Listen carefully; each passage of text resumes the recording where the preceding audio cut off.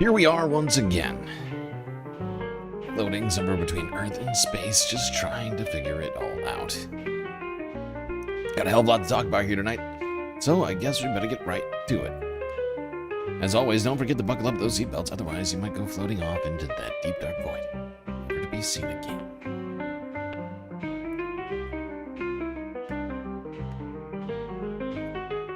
All right.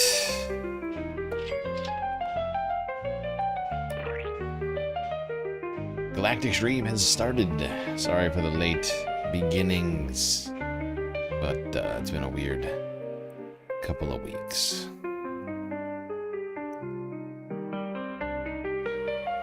A lot to talk about tonight, but first some shout-outs. Joe47771, Fishbone, and Randy Terpstra, 23 in the YouTube chat.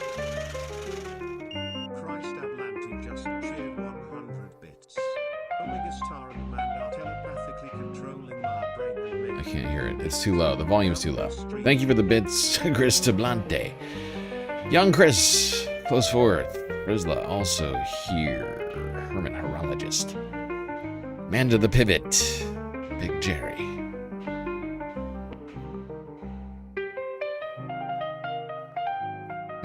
Megastar, CJ from the 6.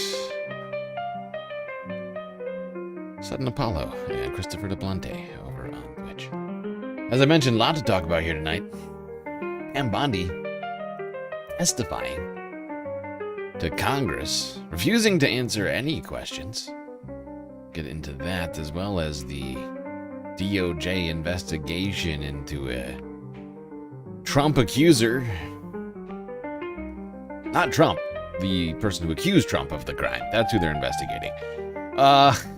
Other sorts of crazy things happening this week. All sorts of stuff, honestly. Good news in the courts. And no deal in Iran yet. Fuck yeah! Let's start here. Are you still talking about Jeffrey Epstein? This guy's been talked about for years.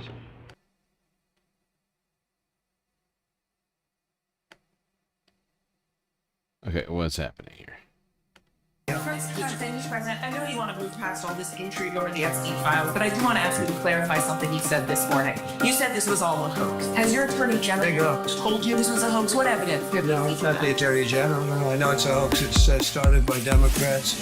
Are you still talking about Jeffrey Epstein? I call it the Epstein hoax. Are people still talking about this guy? This great The Epstein hoax. Jeffrey Epstein? Epstein? I call it the Epstein hoax.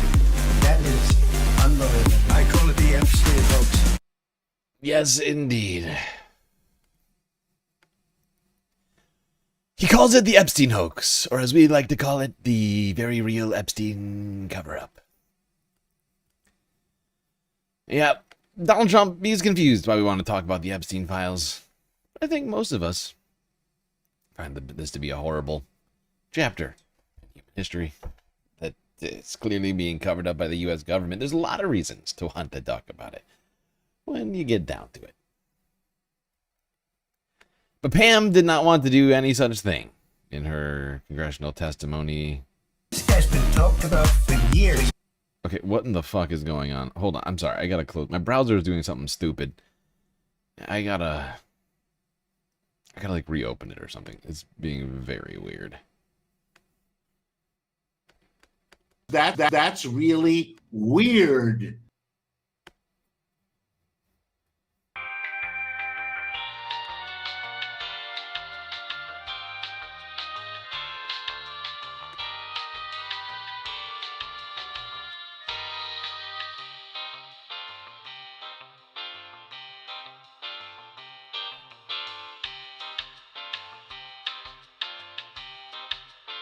Your moral code prevents you from dancing to that bop. And that's perfectly fine. It's really just a way to get us started talking about the Epstein files. And to make fun of Donald Trump for not wanting to talk about them. There's a whole song about how Donald Trump wants us to stop talking about the Epstein files. And what better way to start talking about the Epstein files by reminding us all of how little Trump would like us to talk about them. He started a whole goddamn war in the Middle East. And there was a fascinating display in Congress earlier on Friday. Pam Bondi and a DOJ lawyer appearing before congressional Democrats and one congressional Republican. I'm right outside the room where Pam Bondi, the former Attorney General, was interviewed by House lawmakers who are investigating how the government has handled the Jeffrey Epstein case files. So when Bondi arrived, it was a really chaotic scene in the hallways up here. She was trying to avoid interacting with reporters, as well as several survivors of Epstein's abuse who came up here to confront how she had handled the release of the case files. The interview was behind closed doors, and eventually the committee will release a transcript. Bondi really defended how she has overseen the Department of Justice and how it released the case files, but she also said that Todd Blanche, who was her deputy and is now the acting Attorney General, really was directly responsible for that whole process. Yes, this is one of the fascinating revelations coming out of this testimony from Attorney General Pam Bondi, former Attorney General Pam Bondi, who's claiming she had nothing to do with the file. She had absolutely nothing to do with the files. I mean, it's quite a fascinating claim, you know, from a woman who is in charge. I mean, in theory, you would think in charge of the entire thing, right? She's the Attorney General. She's the head of the Department of Justice. The DOJ was releasing the most high-profile trove of documents, whatever you want to fucking call it. And she's trying to tell us, actually, I really didn't have anything to do with that.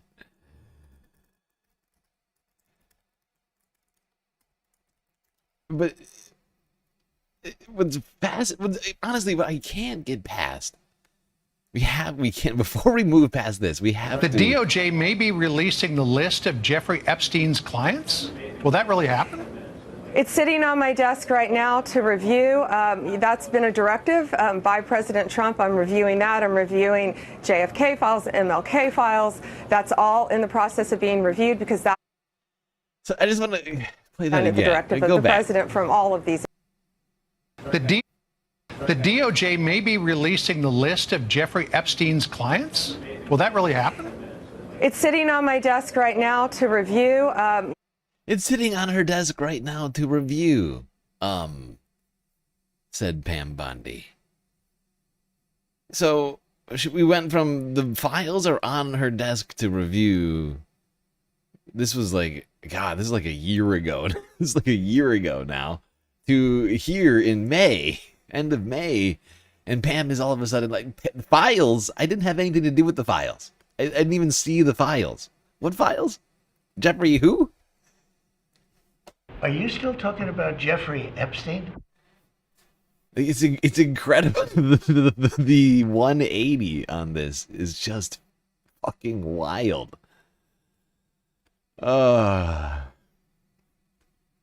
We're about to release the files that are on my desk, which I am personally reviewing too. I had nothing to do with any of this.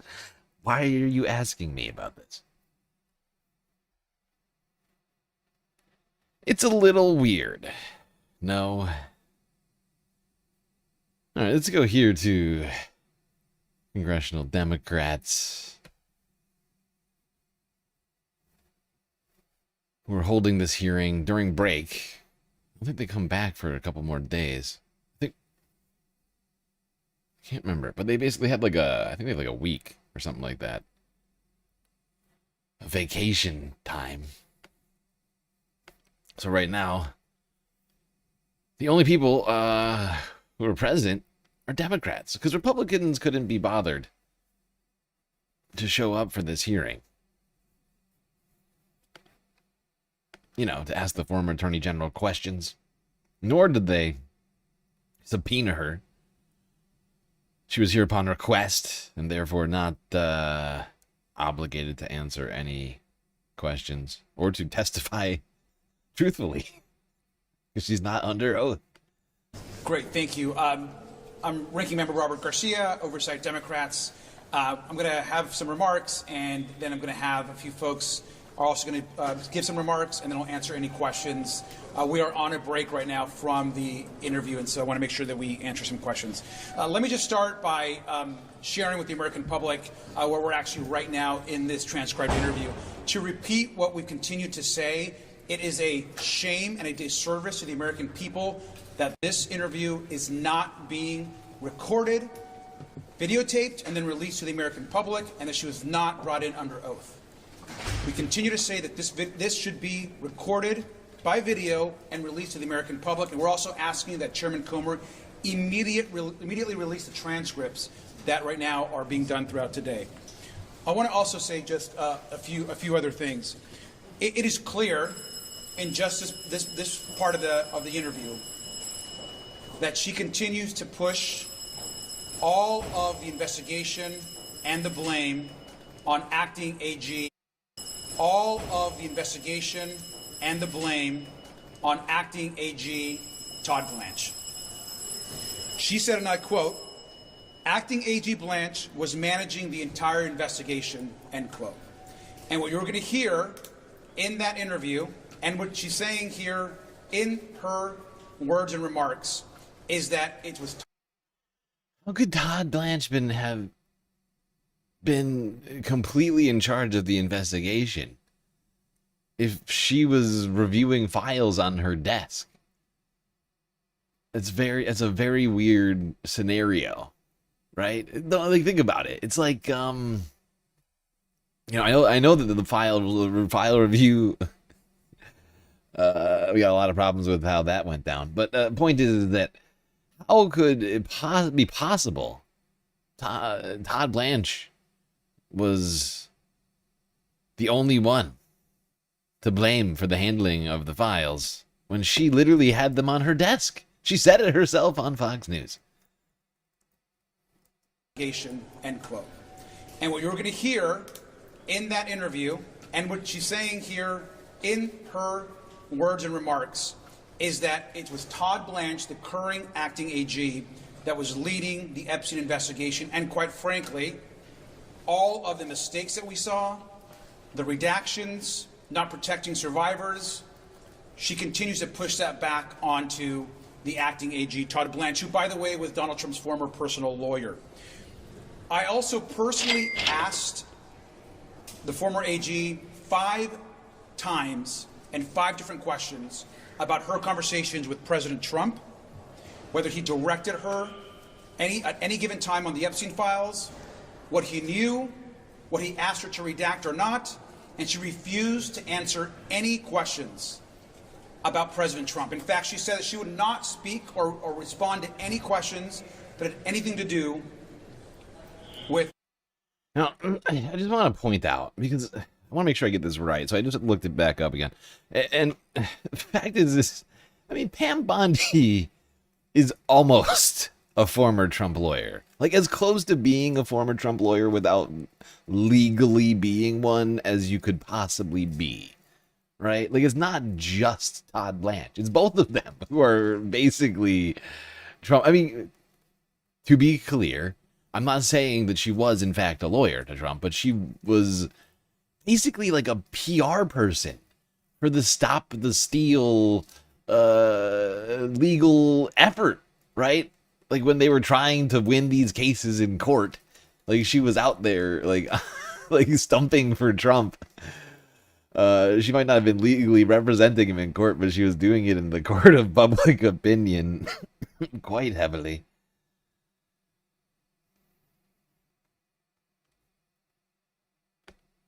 President Trump.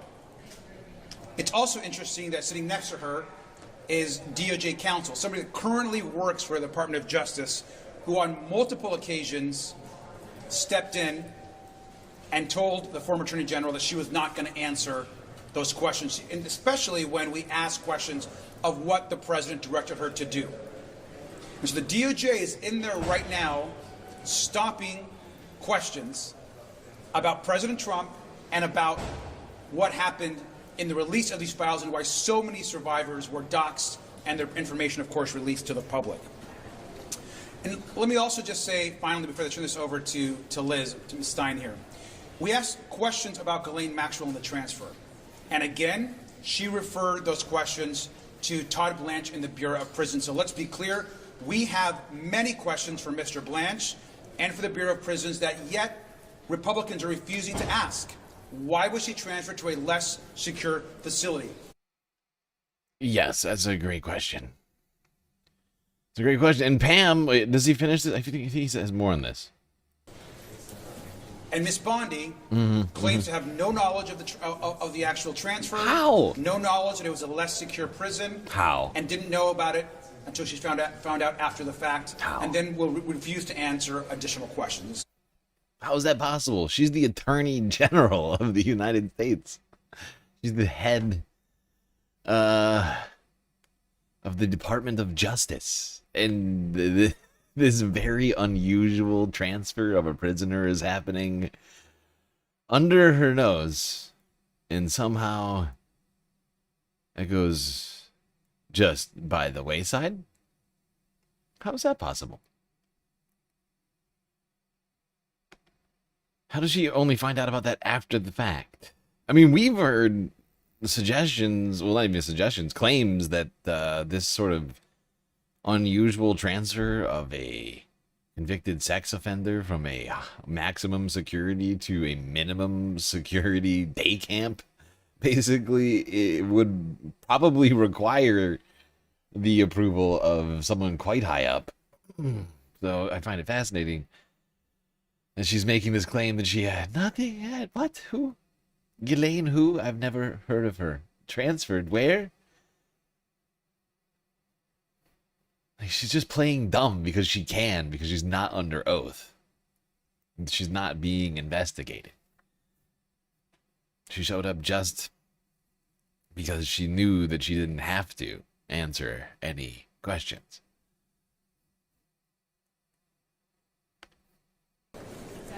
Now we're going to hear from Melanie Stanford. Good afternoon. I'm Melanie Stansbury, and I represent New Mexico's 1st Congressional District. And I want to be clear today that one thing is clear, that this is absolutely a cover-up and a smokescreen to prevent Pam Bondi from having to testify under oath pursuant to a congressional subpoena. Now let me explain a few things about what we have seen in the room. First and foremost, if Pam Bondi was complying with the congressional Christ deposition... Ablanti just cheered 100 bits. Egg. Blank Face Man and Omega Star are amazing and not telepathically controlling my brain, and I donate of my own free will and not due to psychic influence of supernatural leftists. Carrot you woo carrot. Carrot uwu carrot. I love that that's the way that it reads that out. To testify under oath, Department of Justice attorneys would not be intervening and essentially trying to stop her from answering basic questions about her conversations with Donald Trump, with the administration, and trying to claim that she does not have to answer questions. In fact, as the ranking member said, she has been asked multiple times about the Trump administration, about her conversations with the president, about her conversations with other administration officials. And when asked specifically about a conversation with Donald Trump, one of the Department of Justice attorneys intervened and said that she did not have to answer the question because it was a voluntary interview, and said, in fact, quote, "We don't even have to assert privilege because of that," and said, quote, "We refuse to provide answers." So, I just want everybody to have this picture in their minds. But the Attorney General, former Attorney General, who just was fired or resigned again, or was she fired or resigned? I can't remember now. There's been a flurry of exits from the Trump administration in recent weeks. But you have the former attorney general sitting at a congressional testimony, like a hearing, being essentially represented.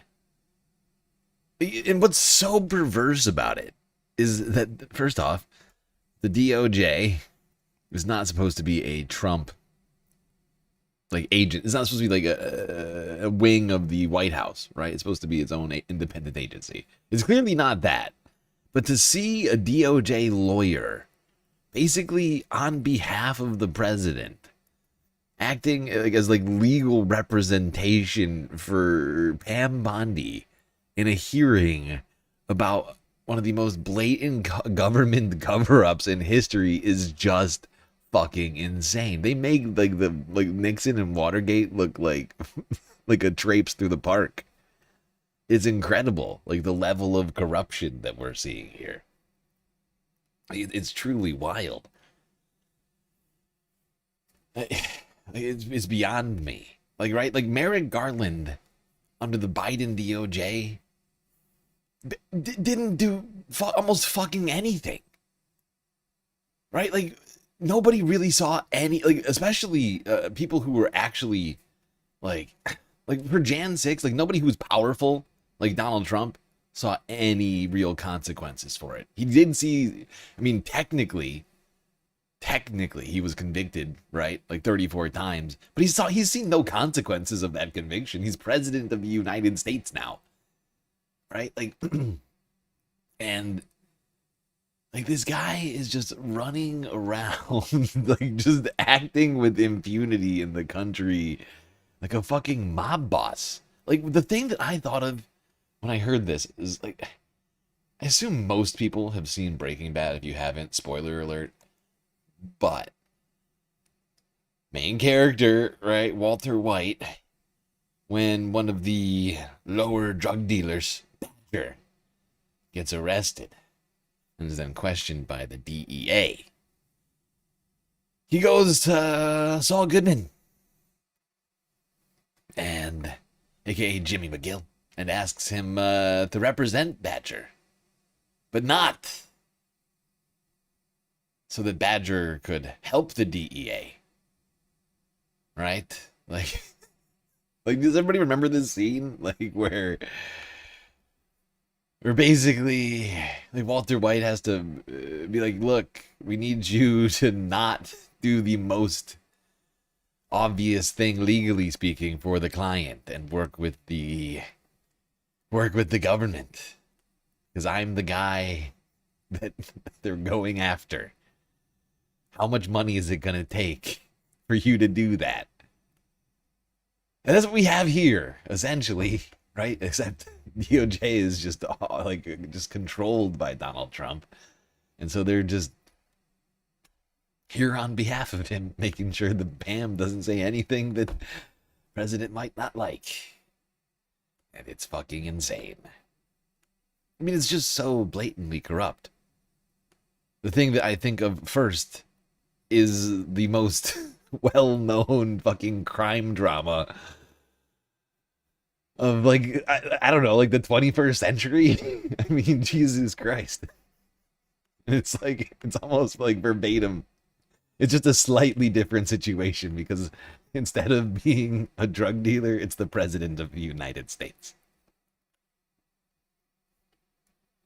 I did everything right and they indicted me. Mr. Maxwell Frost of Florida's 10. Thank you. I'll be really quick.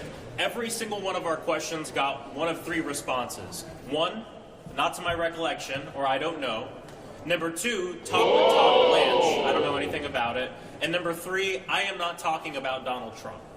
Those are the three answers we're getting to every single question that we ask. This actually really reminds me of our deposition with Alex Acosta, where he obviously didn't know anything about anything going on in his own damn office. It's the same thing with Pam Bondi. Either she doesn't know, or Todd Blanche was running the entire operation. Christ Ablanti just shared 100 we're going to want to talk bits. with Todd Blanche. Off topic, but you triggered a core memory of mine, when the DA came out of a van and ran after me and a crowd of homeless people enveloped me, allowing me to escape.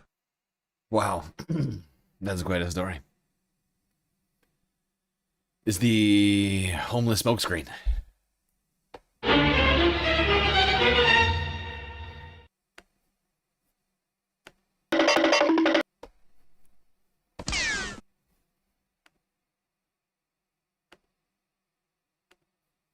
That not just Chairman Comer, but every single Republican on this committee join us in issuing a subpoena to him, because we need to speak with him, because obviously the former Attorney General is in that room placing every single thing on the current Acting Attorney General of the United States.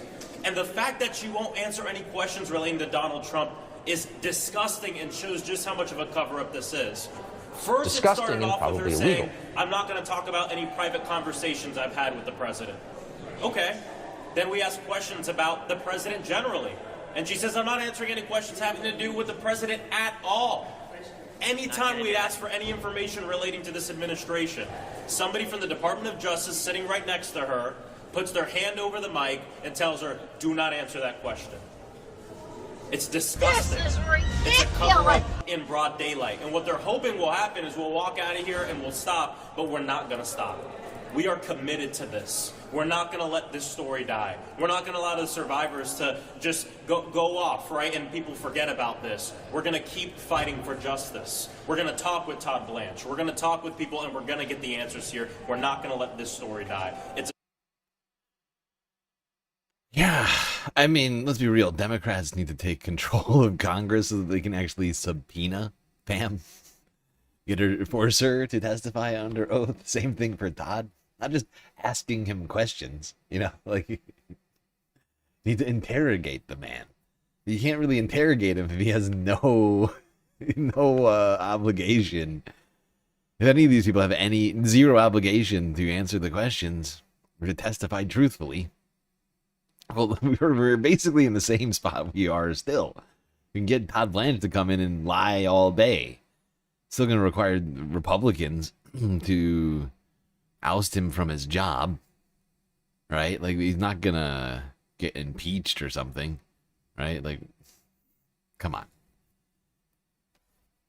And Trump isn't going to fire the guy. I mean, it's still not clear how much money he even owes Todd Blanche. I mean, you got to assume that the AG's job's got to cover most of his debt, but who knows? If you fire the guy from the thing that's supposed to be the payment for the debt, is the debt still paid? That's a question. That's a question going through my mind right now.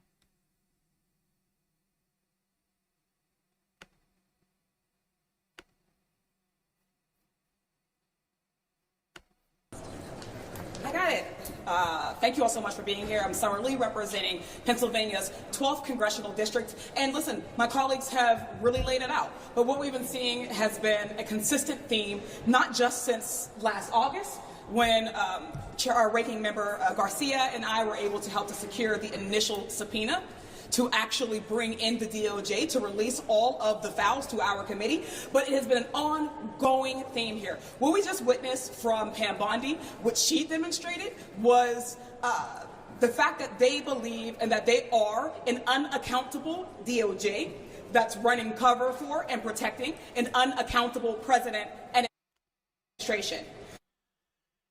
Exactly. They are acting as if they will never see any accountability for any of this stuff.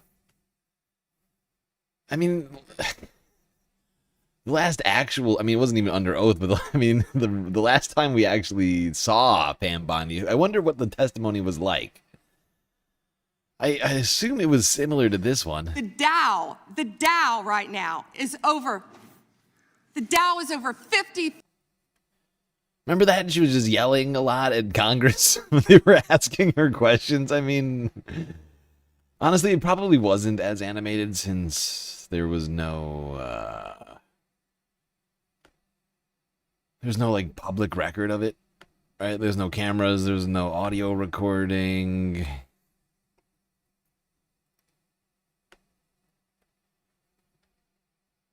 And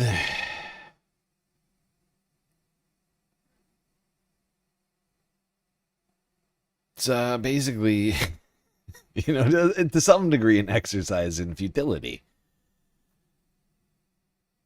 But I think it is important to continue to attempt to get answers from the DOJ, which is not following the law, right? Like, let's not forget, they're not following the law. Wait, who said this? I'm trying to remember. There was like multiple spots during this. I'm trying to remember who said it. But like, apparently during the, I think it might have been, is it Mejia? God, I can't remember her name. I think it's her. But supposedly Pam alluded to the non-released files during this testimony, like suggesting that in fact there were millions more files that hadn't been released.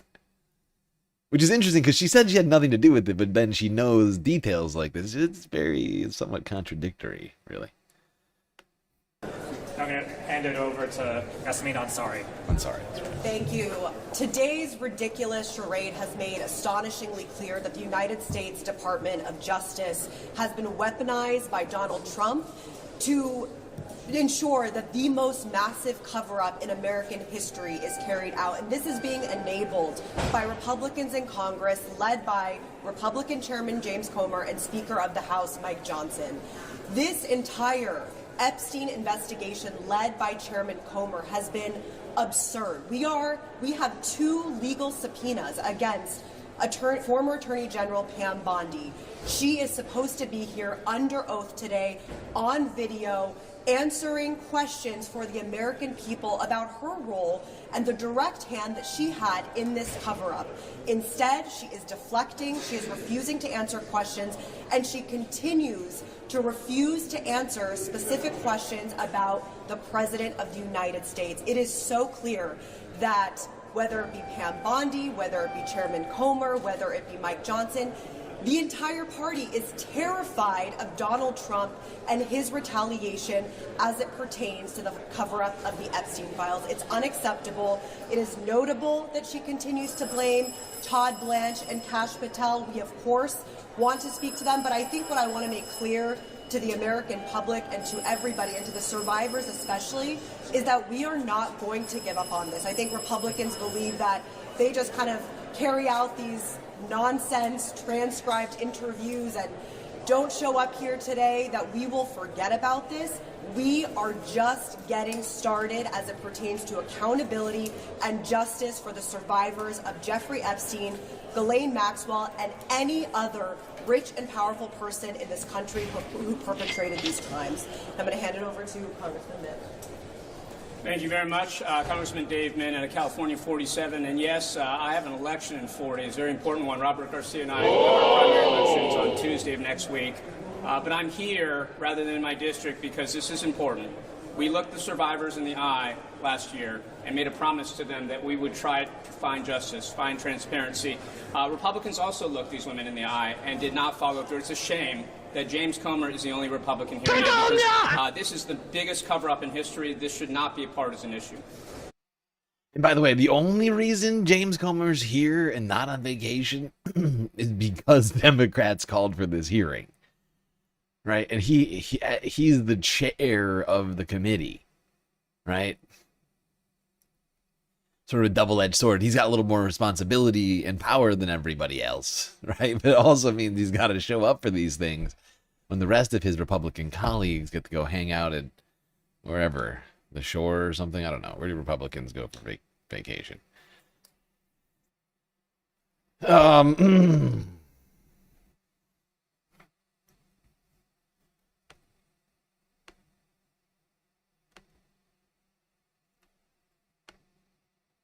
The Labrador Peninsula? I don't know. I can't think.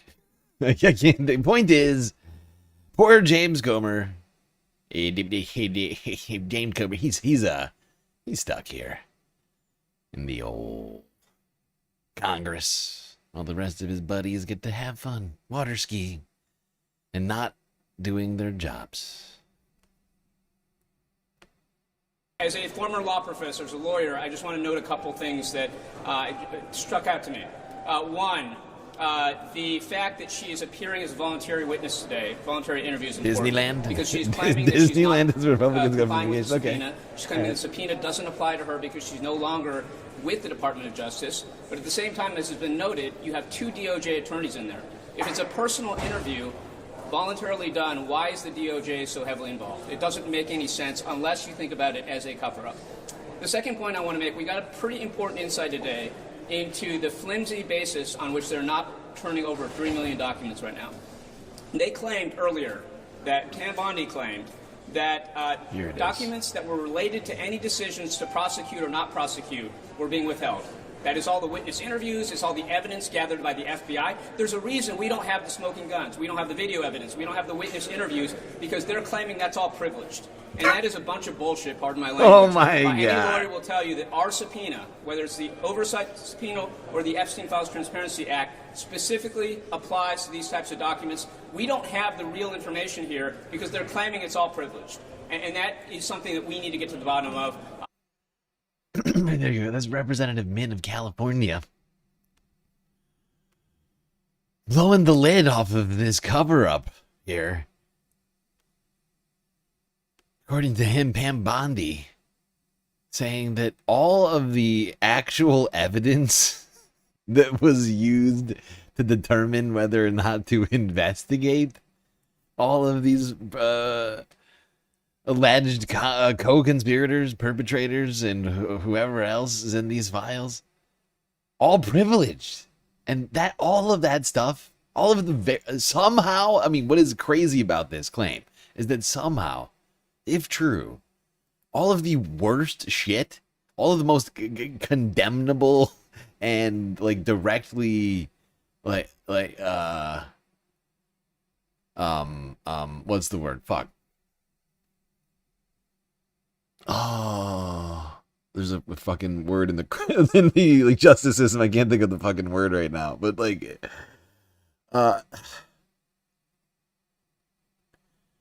like all of the stuff. Like we've seen so much insane stuff, but now that the more I think back to it, it's like, wait, okay, yeah, we've seen a lot of weird and like horrifying accounts.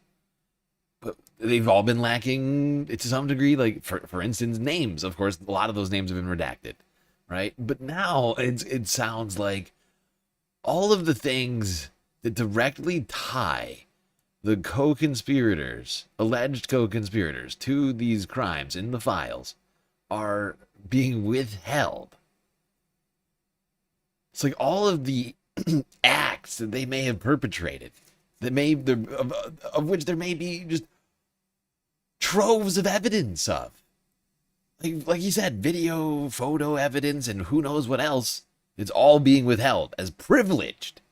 To who? To who? That is the thing about this claim that is so fucking... I mean, dubious is not the word. It is just so bonkers, right? Privileged to who? Because what it basically suggests is that the DOJ represents the co-conspirators in the files, right? Like the my understanding, and feel free if there's any lawyers in the chat to jump in here, but my understanding of the word privilege refers to attorney-client privilege, right? I mean, I don't know if there's other forms of privilege here that I'm missing, but attorney-client privilege is the form of privilege that I'm most familiar with here. And how does that apply to the Department of Justice and the people in the files? The only thing I can think of, which would still be complete nonsense because they do not do this, but is that the DOJ sees itself as representing the President of the United States, whose name appears in the files more than anybody else, aside from Jeffrey Epstein. Like, that's the only thing I can think of. Is that they're basically suggesting that they can't. But here's the other thing: all of the evidence can't possibly be linked to Trump, right? Like there probably some, you would think, but there's just no way, because we know how many co-conspirators are named in these things, right? There's gotta be all sorts. And we know Jeffrey Epstein was a black male aficionado, right? Like that was his whole thing. He's one of his big things. and he had cameras all over his properties, taking photos all the time of people. We know how much he's emailing and texting and seemingly not even slightly concerned about covering his tracks in these communications. So you have to assume that there's got to be some really bad stuff. And with that being said, it's like, oh, so the absolute worst stuff is what we're not seeing. Okay. Okay, good. Good. Glad to have that spelled out with such clarity.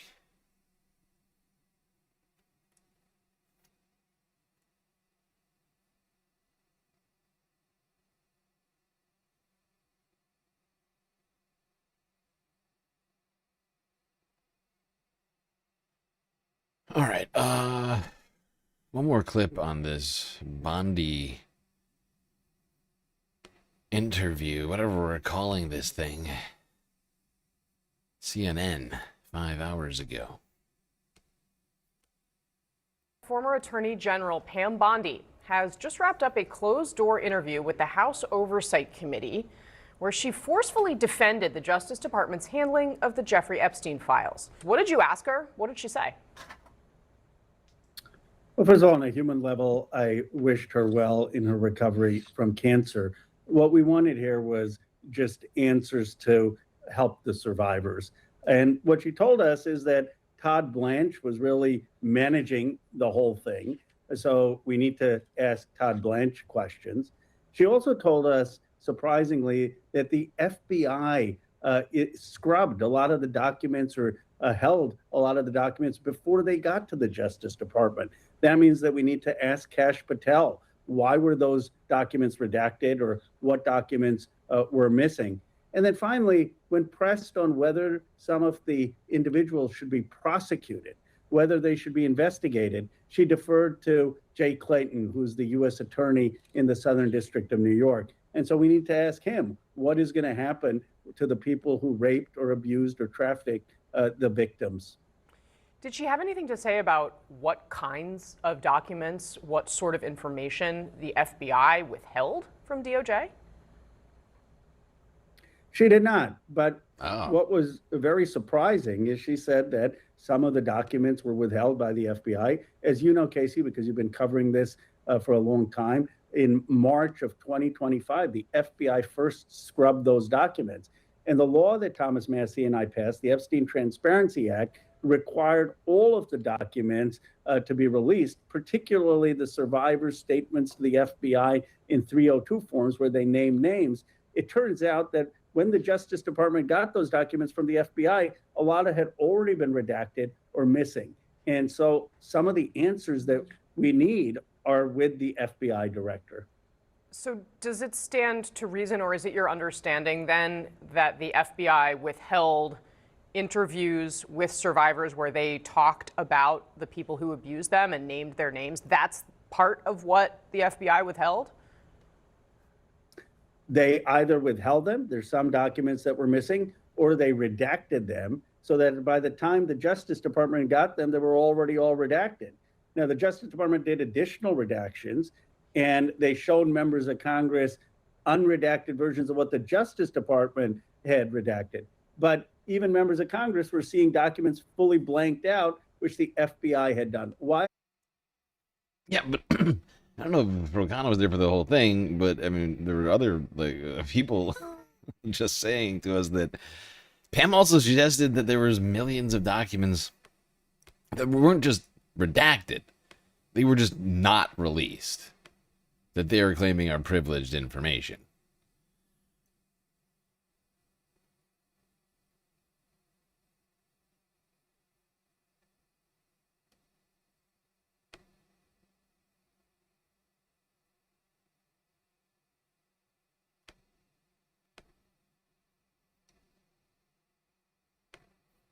Much anticipated appearance by Bondi because she has faced a torrent of criticism for her handling of all things Epstein, from her promise to release a client list that DOJ eventually said didn't exist, to the release of the Epstein files that failed to redact victim names and other sensitive information.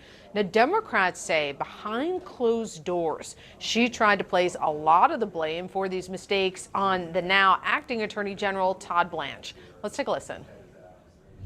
It is clear in just this part of the interview that she continues to push all of the investigation and the blame on acting AG Todd Blanche. Yes. Speaking of Attorney General Todd Blanche, let's talk about what the FBI has been up to lately. The DOJ announced it's opening a criminal investigation, not into anybody in the files, none of the co-conspirators in the files. They are launching an investigation into an accuser of Donald Trump, E. Jean Carroll, who won a civil case, was awarded $90 million by a jury. And the DOJ, rather than investigating the president, they're investigating E. Jean Carroll.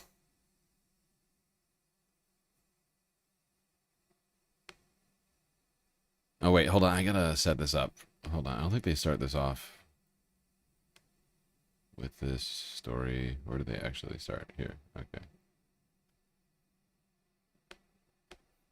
Saying lawsuits are premature since the EO has not been implemented.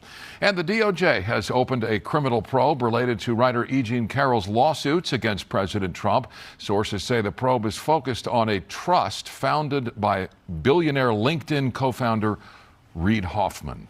And with more on the Carroll probe and more, we are joined again by KTLA law and politics analyst Jessica Levinson. And Jessica, nice to have you here. Let's talk about the probe and sources telling Axios today that the probe is reportedly tied to a nonprofit belonging to, as Micah mentioned, LinkedIn co-founder Reid Hoffman that may have helped pay for Carroll's legal fees. So what's going on here?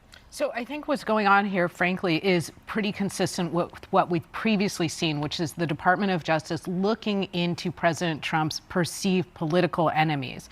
We have a situation where E. Jean Carroll disclosed that there is supposedly the kind of center of this investigation is based on perjury, that she lied in a deposition. She lied about the funding of the that she was obtaining for the case, and that it was actually coming from this nonprofit.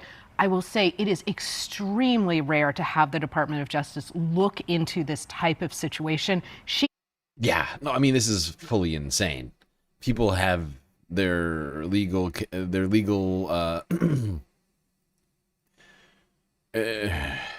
counsel funded by all sorts of means all the fucking time.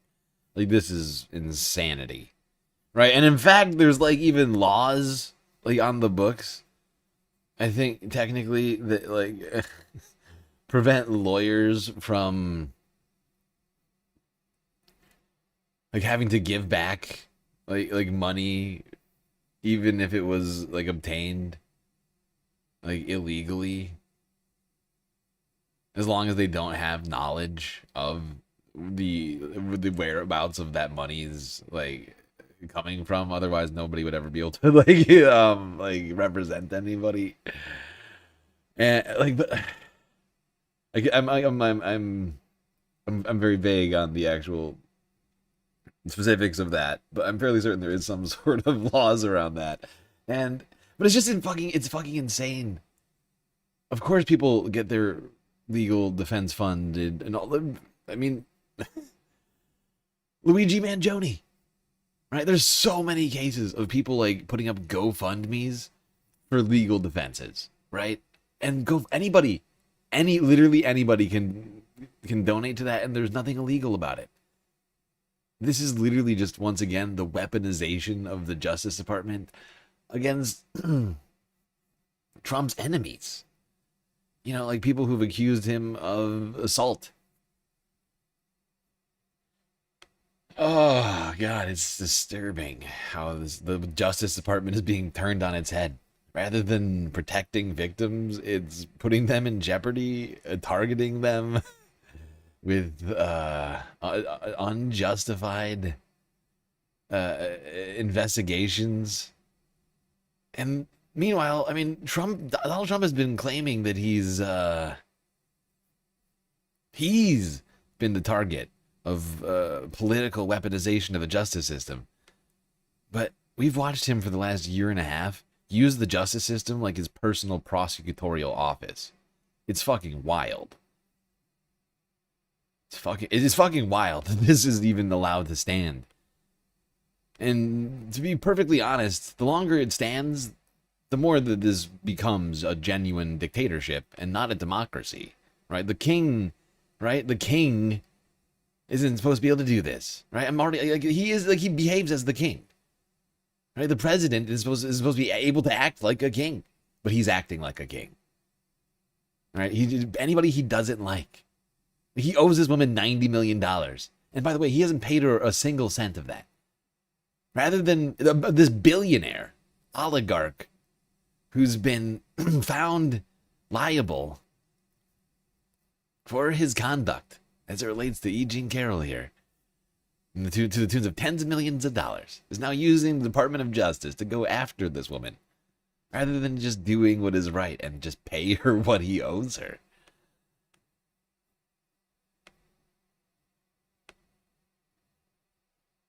Not unwind those verdicts. We're talking about separate investigations, again, that I think are consistent with other investigations we've seen. Think about Letitia James, think about James Comey, but there is nothing in here that would undermine the jury's verdicts in this case. This doesn't go to the defamation allegations that she brought forward. It, frankly, at this point, we're just at investigations. We're not even at criminal complaints. I don't think we're close. Okay, so some have called the Carroll probe lawfare, right? And we've got some 35 former federal judges that have asked the court to reopen the Trump IRS case that led to the creation of that $1.8 billion anti-weaponization fund. So explain their argument here, and is there potential that the Okay, we'll get to that case actually in a little bit, so that's where we're going to leave that clip. One more on this DOJ investigation into E. Jean Carroll. It's time now for today's press review, and I'm joined on set by Emily Boyle. Emily, you're starting us off with the U.S. papers. What do you have for us? Well, one story in particular is getting quite a lot of coverage. Let's have a look in the New York Times. The paper reports here that the Justice Department is reportedly opening a criminal inquiry into E. Jean Carroll over her Trump lawsuits. Now, as a reminder, Carroll accused US President Donald Trump of raping her in the 1990s, and she went on to win nearly $90 million in civil judgments against him, both for defamation and sexual assault. Let's have a look in The Atlantic. It says that the move is brazen. It's evidence once again that Donald Trump has no issue with politicized justice. He just wants it on his side. Now, this inquiry focuses on whether Carroll committed perjury during her testimony related to those lawsuits. This article points out, though, that the move comes only a few days after Trump created a $1.8 billion fund to reward his political allies. Let's have a look at The Independent in the UK here, also talking about this, of course, this morning. It worries that this retribution campaign could risk silencing other accusers. Advocates for survivors of sexual assault argue that this investigation is a striking example of why accusers don't come forward in the first place.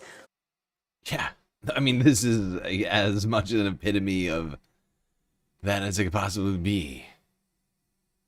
Basically, the world's most powerful man using the entire U.S. government to go after a woman who's accused him of assault.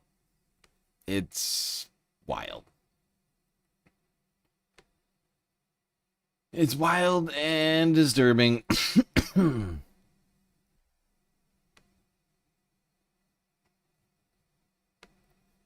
Vox here, the website, also covering the story. It looks at what we can learn from this, and the article says that Trump's war on his enemies keeps running into the same problem, quotes, his incompetent attorneys, the jury system, and the genuine independence of America's lower court judges. The article says that this is an authoritarian abuse of power, but that it might be a less scary situation than everyone is expecting. Definitely a case to follow. Emily, turning here to France next, there's been some controversy.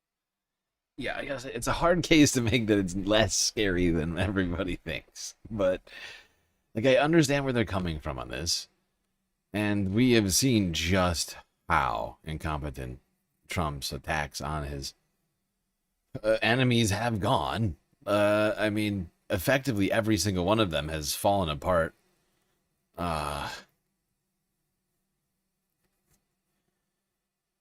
Aside from the ones where people have capitulated, right? And people said that, like, ABC would have won the lawsuit, that what's the name of the law firms? I can't think of the law firms that capitulated earlier last year. But it's like, you know what I mean? Like, all the everybody, all the experts say that these people would have won these cases. And as we've seen, anybody who has just stood their ground against Trump has won. Right? I mean, over and over again. Including, abroad. Like China with the trade war, or Iran and Operation Epstein Fury. Hopefully that's the case with E. Jean Carroll. But it is disturbing to see Donald Trump going after one of his own victims with the full force of the U.S. government.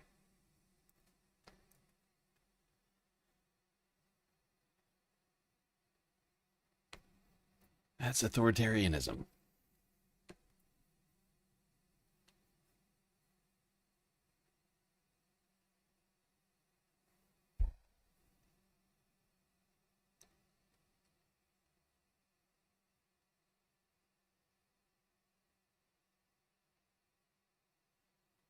I don't know what privilege, but some information can be held as confidential if it's keystone evidence for a case. But the DOJ has already said that there's no cases pending for the Epstein files, right? There's nobody needs to be investigated. So they can't make that claim. They can't make the claim that, like, also 3 million files worth of keystone evidence for other cases that we don't know about. Like, what? No, not possible. No, I think that goes too far.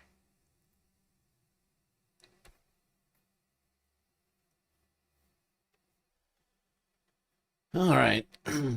Well,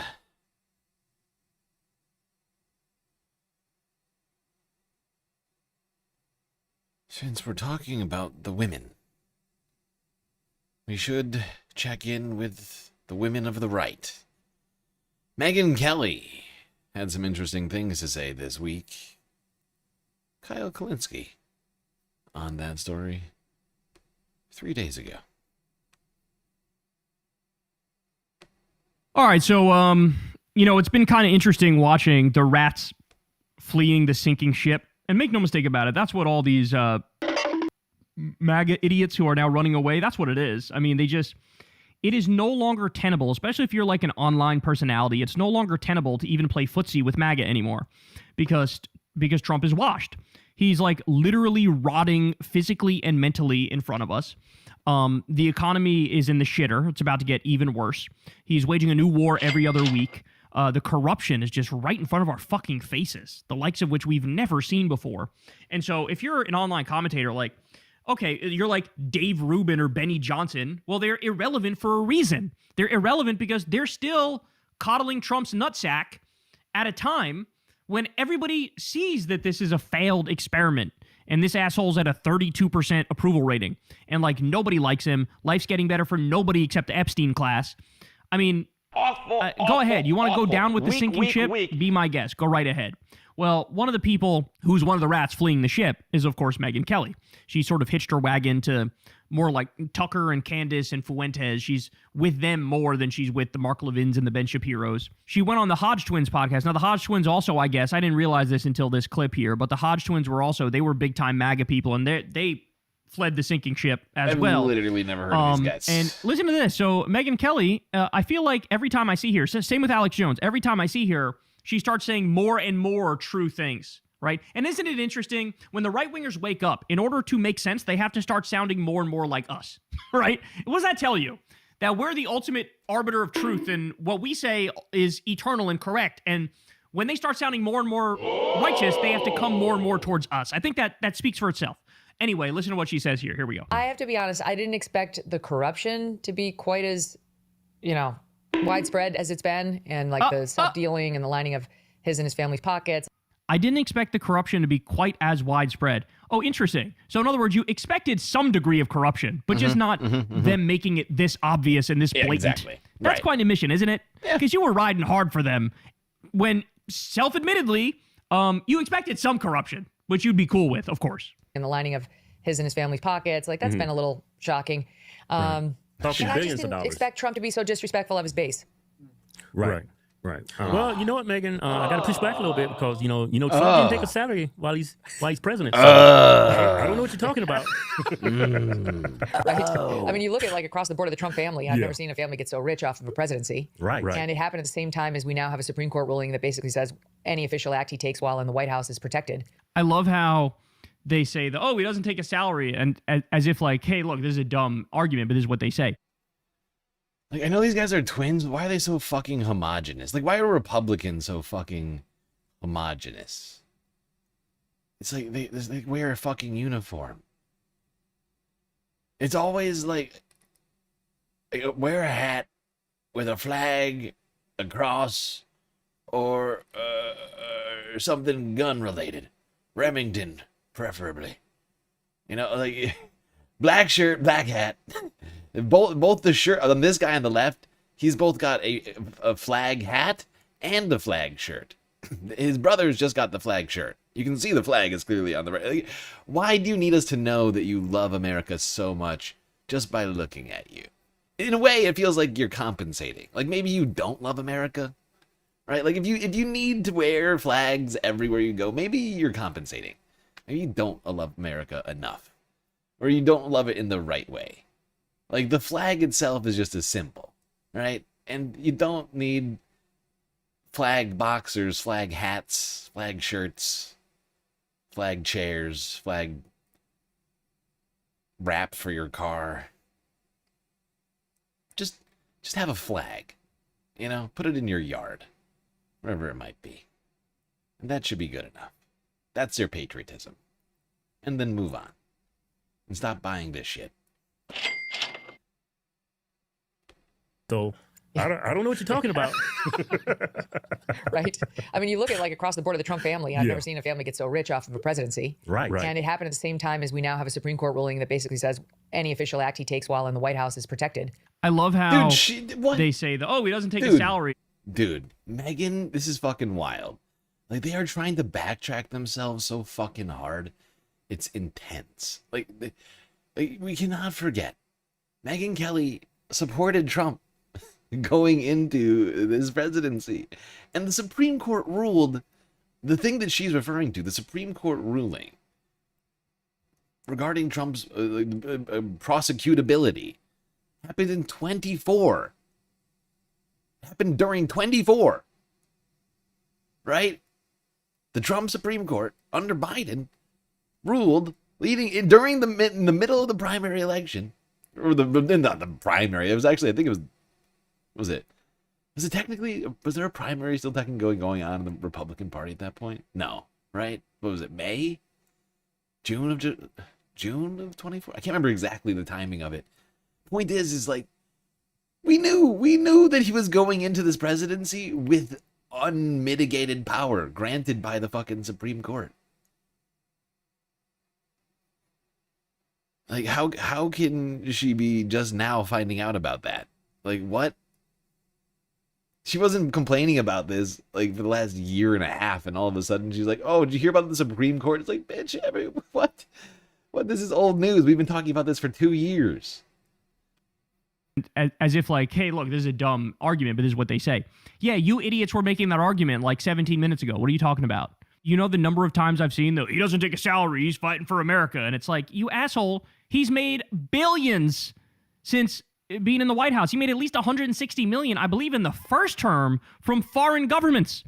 That's the first term. Now it's billions. Now he's got the fucking crypto scam he ran on his own supporters and the $10 billion he took from taxpayers for his board of peace and taking money from Saudi Arabia for Live Golf and Israel and this place and that place. It's insane what we're witnessing. Supreme Court ruling that basically says any official act he takes while in the White House is protected. Right. And those two things are, seem to be giving him some sort of a hall pass that could very much get abused. I don't want to say he's crossed the line legally because I actually haven't taken a close look at that. Oh, please. Not only has he crossed the line legally. She's just goose-stepping over here, She's just trying to play both sides. And it's like, I can't say, I'm not a lawyer. I can't say whether or not you're allowed to have an opinion, as an American citizen. Freedom and all, Freedom!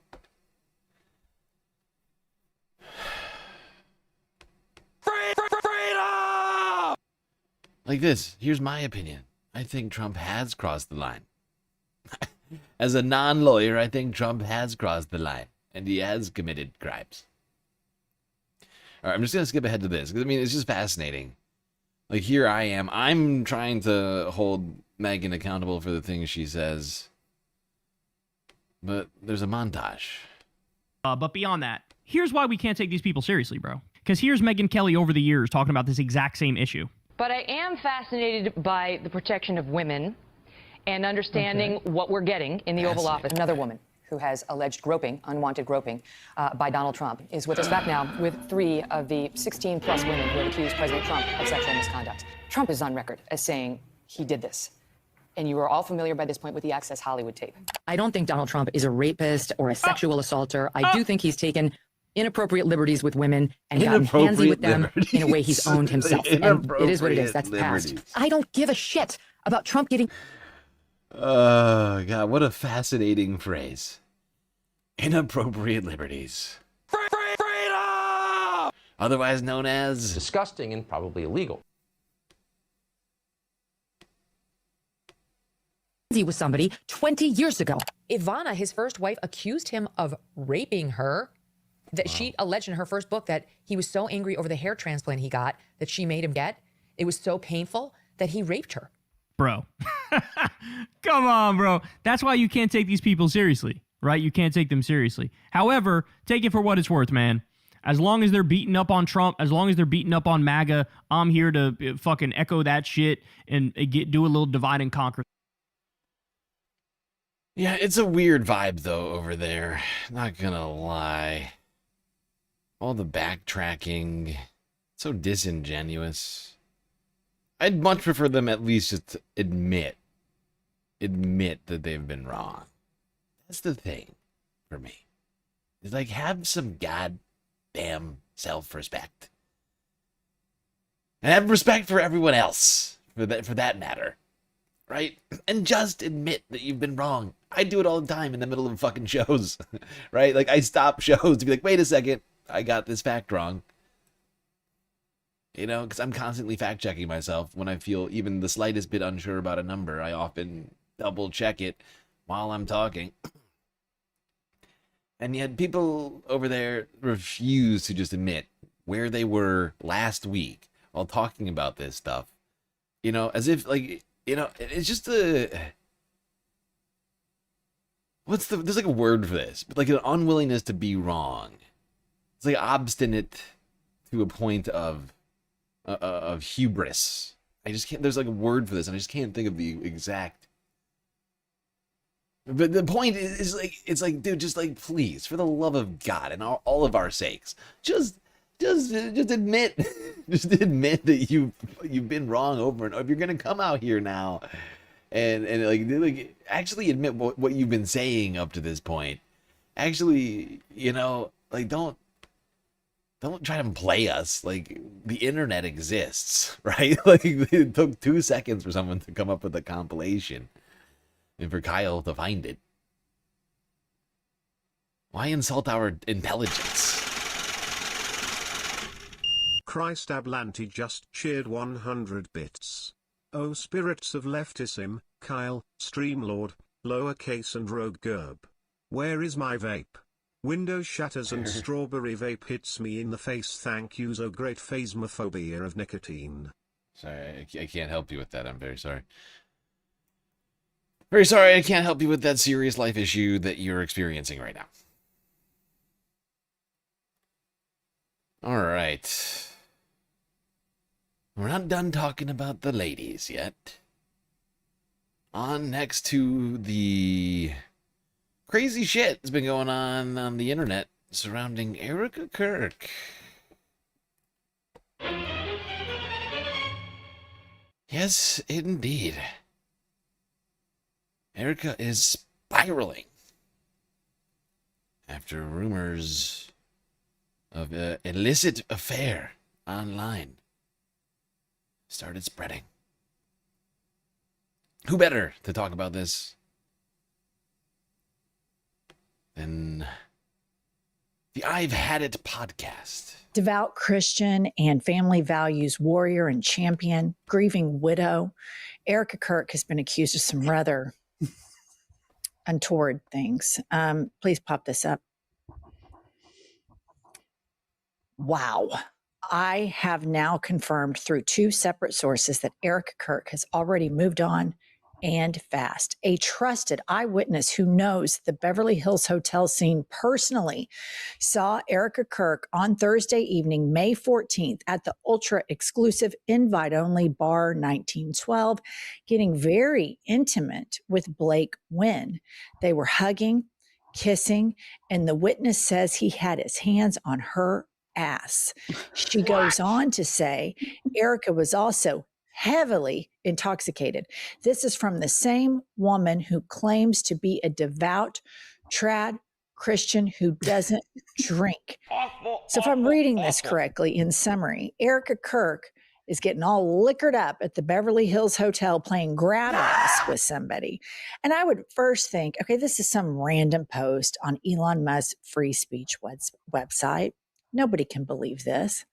Well, I'll be goddamned. Goddamn intentionally used there, Erica. If you didn't put out a tweet denying this, denying it, pop this up. Erica Kirk. Every single word here is a lie. Charlie's love will No, that does protest too much, Erica. Oh boy, here we go. I mean, this woman is dangerous, ladies and gentlemen.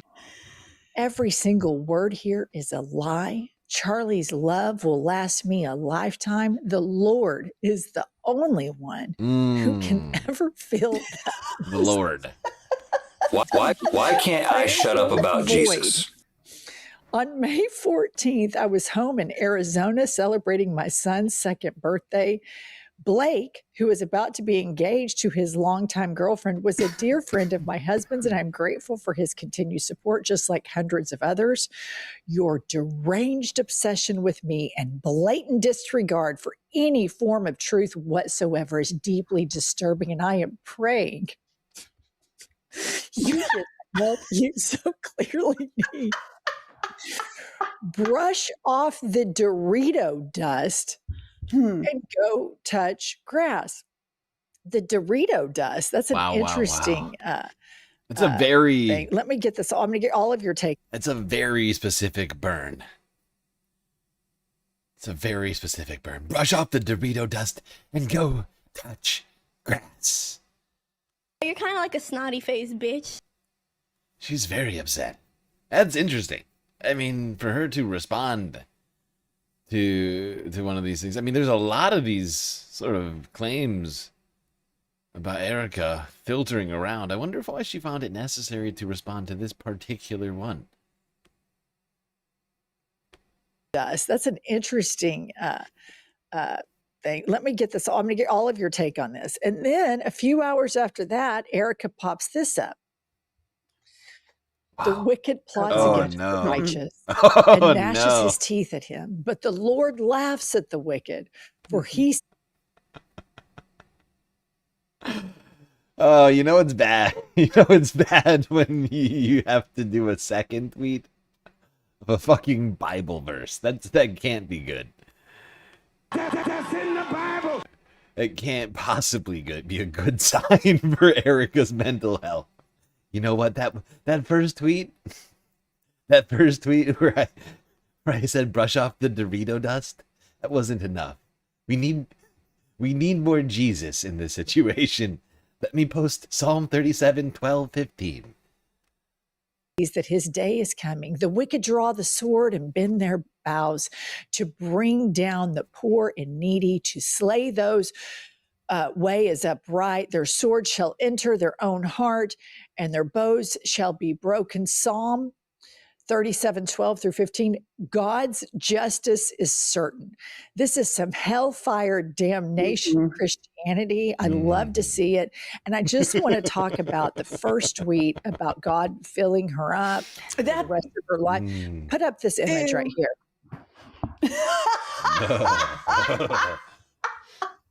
So I at first thought stupid internet rumor. The minute she goes and denies it with details in the denial and then does a hellfire Christ damnation. Atlanta just cheered 100 bits. If Erica just said lol, what are you talking about? People would believe she is innocent. Right. She does, but she doesn't play it like that even slightly.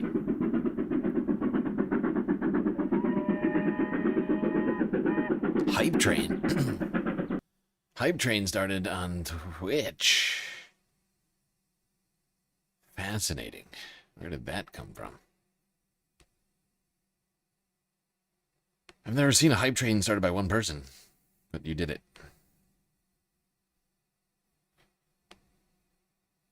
Hold on, I'm going back.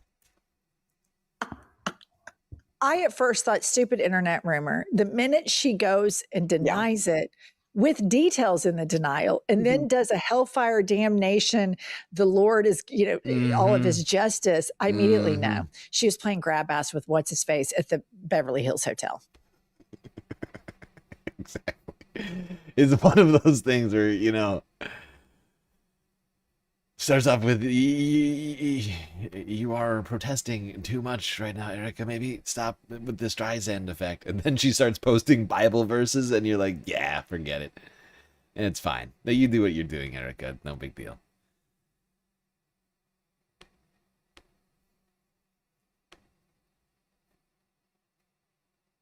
She's having a tough time, okay? She's grieving in the public spotlight, okay? Her husband, a former celebrity, well, political celebrity, is now dead. And she does not have the chops to take the reins, take the wheel. She's got a kid, or two kids. How many kids did Charlie and Erica have? I forget now. She's got at least one child she's got to look after. Kooky just cheered 100 bits. Ducky, thank you for the bits. Much appreciated. Helping us with the galactic content goal, slowly but surely.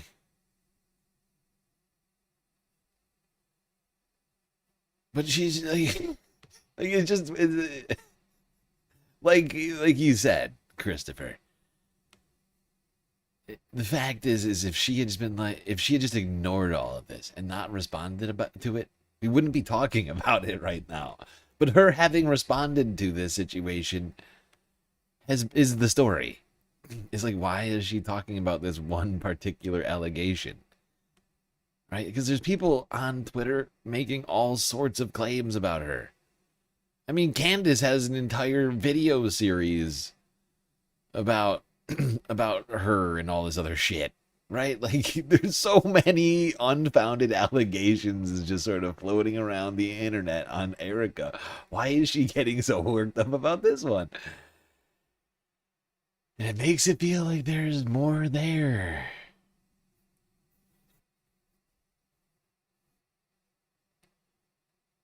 And one might automatically assume.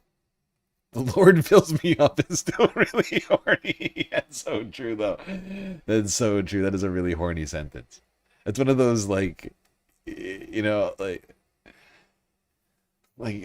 saving it for Jesus type of sentences where it's like you still, like, you got, there's still vibes going on here. but it's all tied up in your weird religious ideology.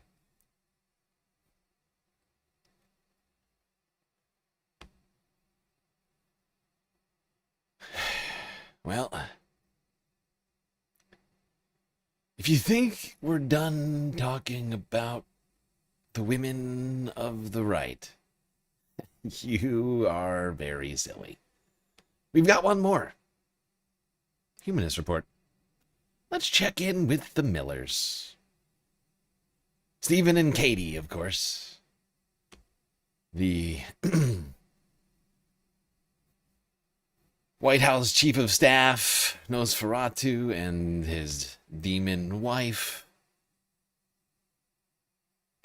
have been having a hard time recently on Twitter with regards the Texas election. Mike Figueredo, get us going, pal.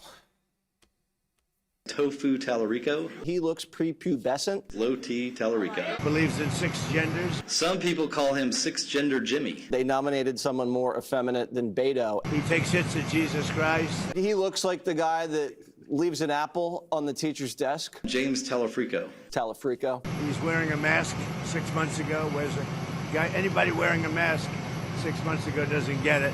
He's also 37 Anybody wearing and a not mask. And Anybody wearing a mask doesn't get it. Write that down. vegan. He's a vegan in Texas, and you can't get elected as a vegan in Texas. Yes, a gay vegan is definitely going to win in Texas. Wow. Is that all they got? You just got a tiny little taste of the Republican Party strategy to sink. Yeah, I gotta say, that's not, I mean, it's a pretty low effort strategy when you think about it. I mean, it's one in which you don't have to list any policies whatsoever. And you just say, this guy, how could he possibly have any good ideas? He's got low T. He's got low T, and he looks like he leaves apples on desks. You got any policy criticisms, or is it just that? Because, like, I mean, that's what it is, though. Republicans have no policies. Like, the fact, because, right, here's where we're at right now. Just to remind everybody of what's happened over the last year and a half. Okay, Republicans swept the House and the Senate and the White House, the presidency, in an election in 2024. You may remember that. They then claimed that they had a a mandate from the masses, an unprecedented historical mandate that they must take advantage of. They then took advantage of that by giving massive tax cuts to the billionaires, unleashing a nearly double military, over $1 trillion military budget, and are now asking for $1.5 trillion. They spent an unprecedented amount of money on ICE so that they could go and terrorize Americans in the streets and murder innocent individuals.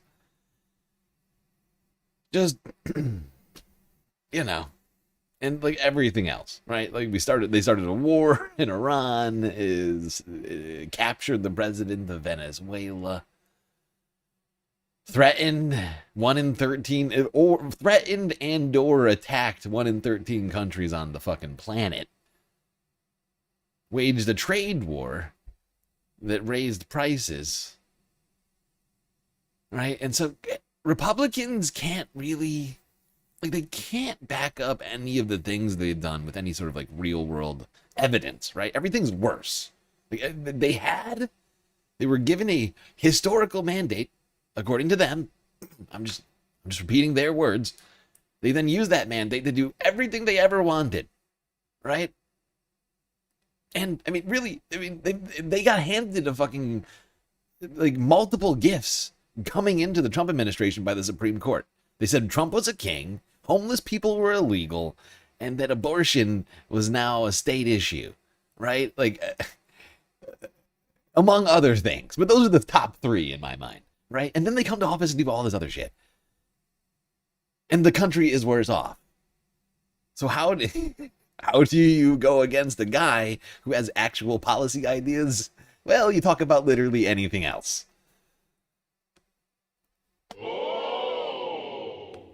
James Tallarico's campaign for the U.S. Senate in Texas, and I promise you, we are barely scratching the surface. The official Republican Party account on Twitter insinuated that James Tallarico is a pedophile, which is incredibly ironic coming from them and especially rich given who their candidate is. And Ted Cruz called him a remarkably strange individual, which is weird because he's Ted Cruz, so I feel like he doesn't get to say that. But he also got in some other digs, saying, "What the hell is he eating? It's not BBQ because Tallarico is passionately anti-weed. It's not a tofu log." What? That truly is a gutbuster, Ted.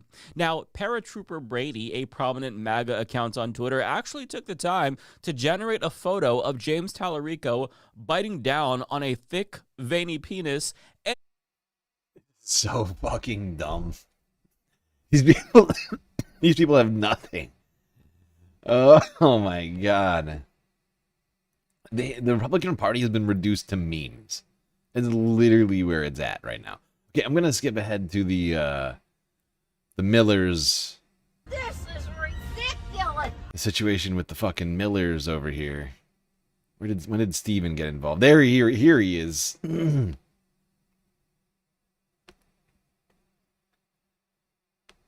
Up in some of their faces, and rather than coming up with clever retorts, they're crying foul. For example, Chief White House Nazi Stephen Miller tried to get in on the dunking by calling James Tallarico transgender, as if that's some sort of an insult. So he shared a picture of him with the caption, "He's transitioning," and another where he says the Democrats made history in Texas by nominating their first transgender Senate candidate.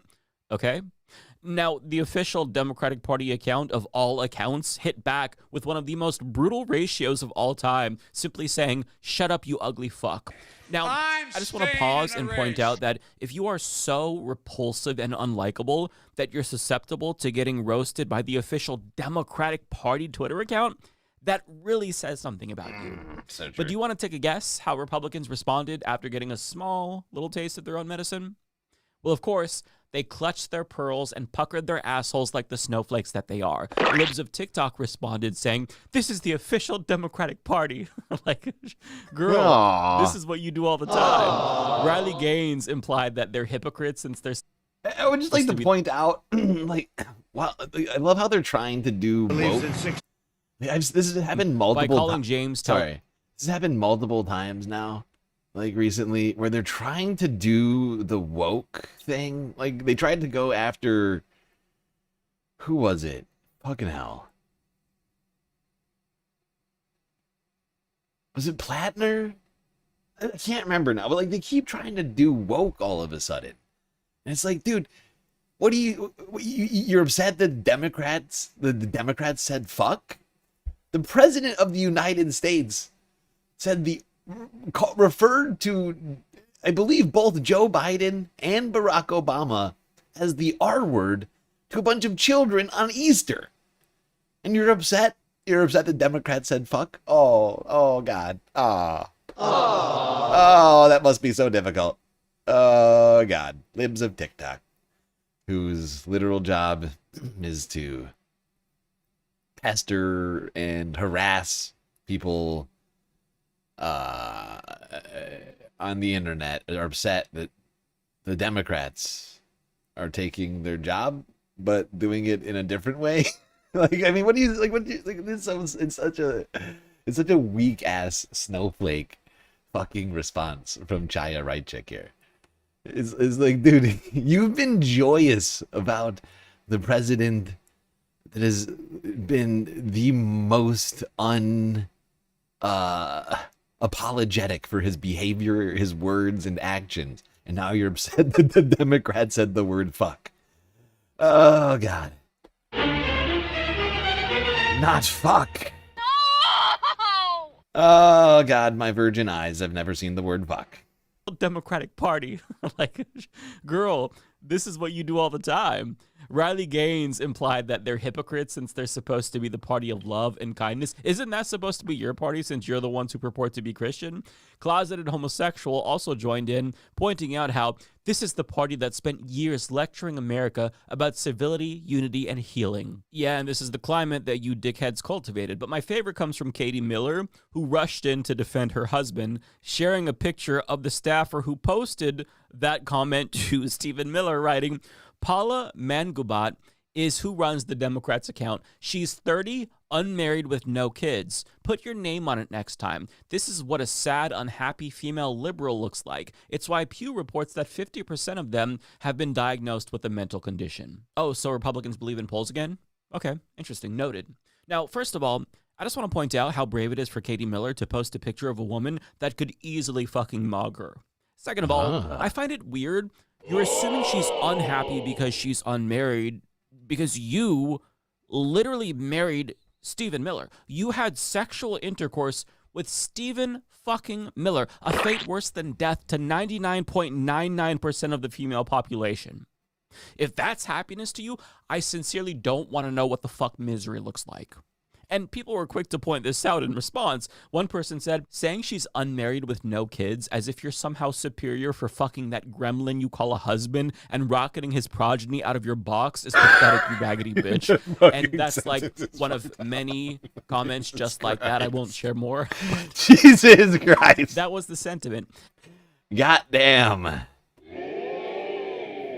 Wow, wow, wow. A fucking bitch.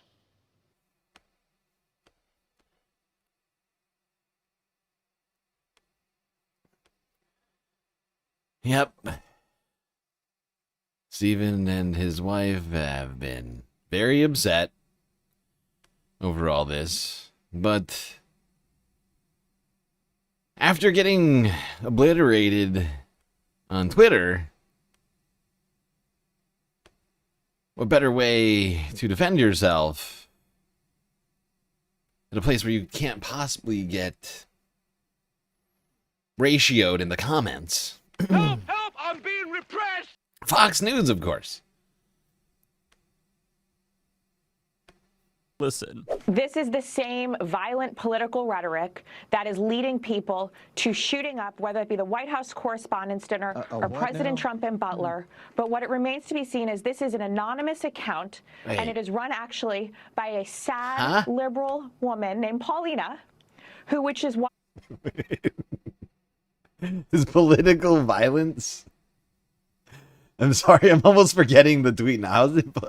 How is it political violence? Wait, we gotta go back for a second. I'm sorry. I have to go back to this tweet. Where the fuck is this thing? Say, but fuck you or something? What was it? It was, shut up, you ugly fuck. This is political violence. Just calling somebody an ugly fuck is political violence. Wow. Violent crime. Wow, wow, wow. Wow.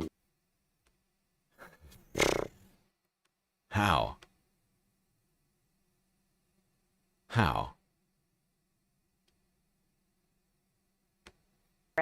That is leading people to shooting up, whether it be the White House Correspondents' Dinner or President Trump and Butler. But what it remains to be seen is this is an anonymous account, and it is run actually by a sad liberal woman named Paulina, which is why Pew says 50% of liberal women at some time have identified that they have a mental health disorder, and she is certainly one of them. What a sad state for the pathetic Democrat Party. Where my unstable girlies at? Pauline. I know that they usually say that beauty is in the eye of the beholder, but I would just like to point something out here. Now, first off, I don't know where she's getting the statistic from, but to be fair, if you're under 30, whatever gender, probably having a bad time. But I would also like to point out, women, I don't know the exact figure. I think it's changed over the years somewhat, but women are like 4 times more likely to seek like therapy or other sorts of like counseling services than men, right? Like men refuse to talk about their fucking problems, bottle it all up, and then explode one day, right? And, you know, like, to be honest, I'm fairly certain if you did an accurate reading on men under 30, they probably have some mental health struggles too. I'd say it might be higher than 50%.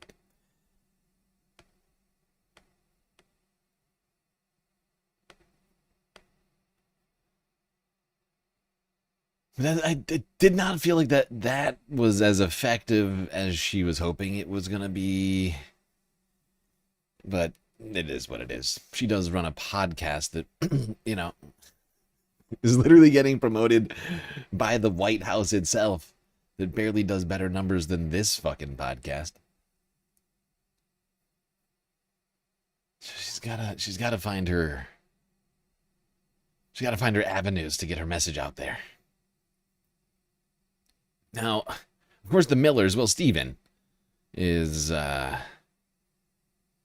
some degree, responsible for the terror show that we've been witnessing on our streets via ICE and other immigrations agents. Stephen loves the secret police, the Gestapo running around America. It's basically his idea to do all of this.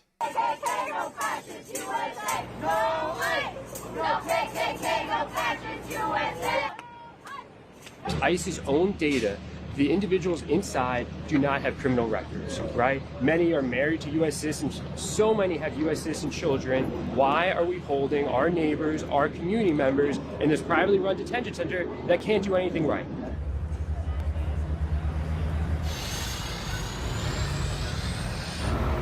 In the last 24 hours, they've tried to shift the focus into what is happening out here because they want to shift the attention away from all the conditions inside them. They don't want the conversation to be, why is our federal government spending billions of dollars holding people with no criminal records here at Delaney Hall and private... Exactly. I thought this was America. Huh? Isn't this America? I'm sorry, I thought this was America. Yeah, I thought this was America. You're supposed to be able to just indefinitely lock people up without any criminal charges.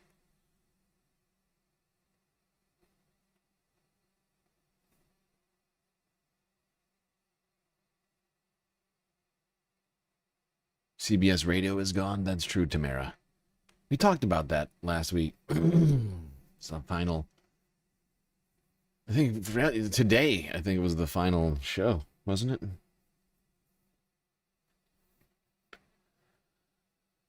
Sorry, I'm not paying attention to you, Vertical Chat. It's my bad. We got 3 streams going here. But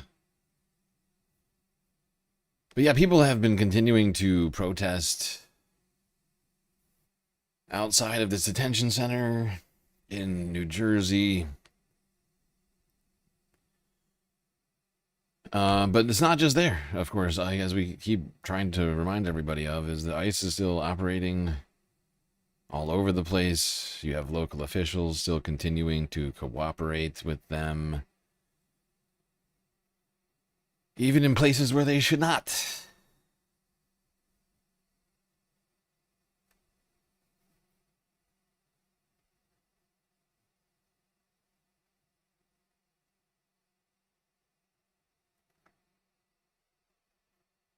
Even in places like sanctuary cities.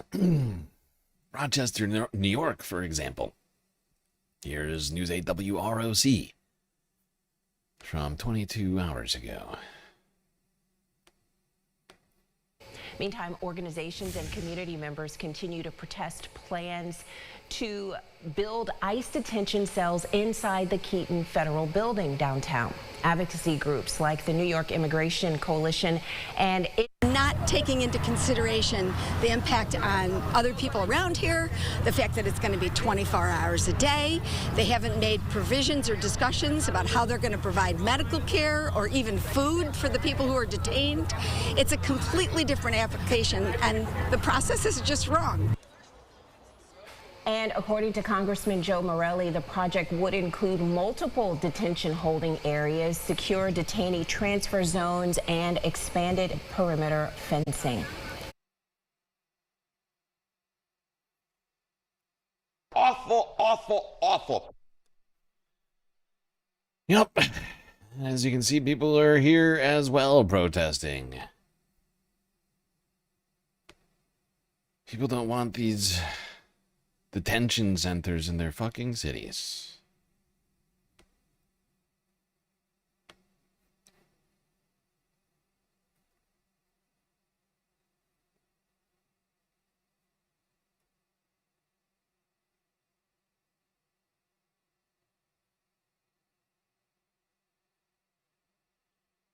Now,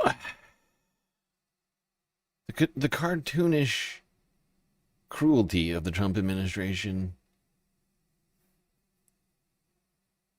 really knows no bounds. And that goes with it their utterly unhinged propaganda.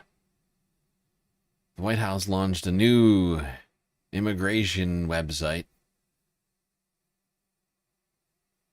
which really bugs me as a spacecaster. This one really pissed me off.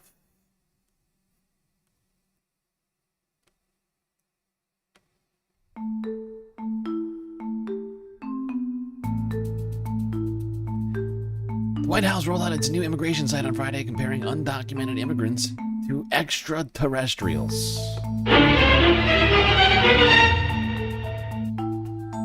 The site, which includes a searchable alien arrest map and ICE tip line, is designed with sci-fi graphics. Quote, if you've witnessed an alien abduction, do not be alarmed. The alien is in good hands and will be returned safely to its place of origin. The White House posted a promotional video to its social media accounts. This is ridiculous! Yep, it is ridiculous. This is fucking unhinged. Oh my fucking god. For them to compare human beings to aliens in this way, for the U.S. government to be engaged in this kind of blatantly racist otherization of all non-white people essentially in America. That's what they're doing, right? They might not say all non-white people. That's absolutely what is intended here, right? It's disgusting.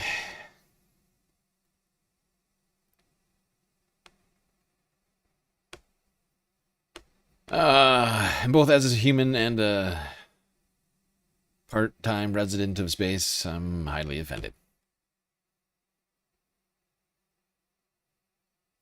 But this is the way in which the Trump administration has been conducting itself this whole time, you know, in a completely unhinged, fucking ludicrous manner. Memeing their way through the presidency.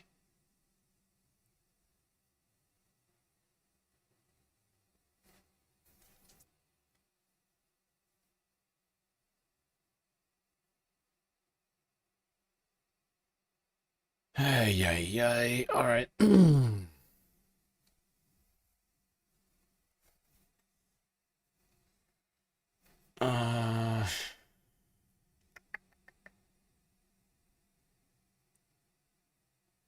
Wait, hold on. How do I... Actually, I should probably put this... This would make more sense in this order, wouldn't it?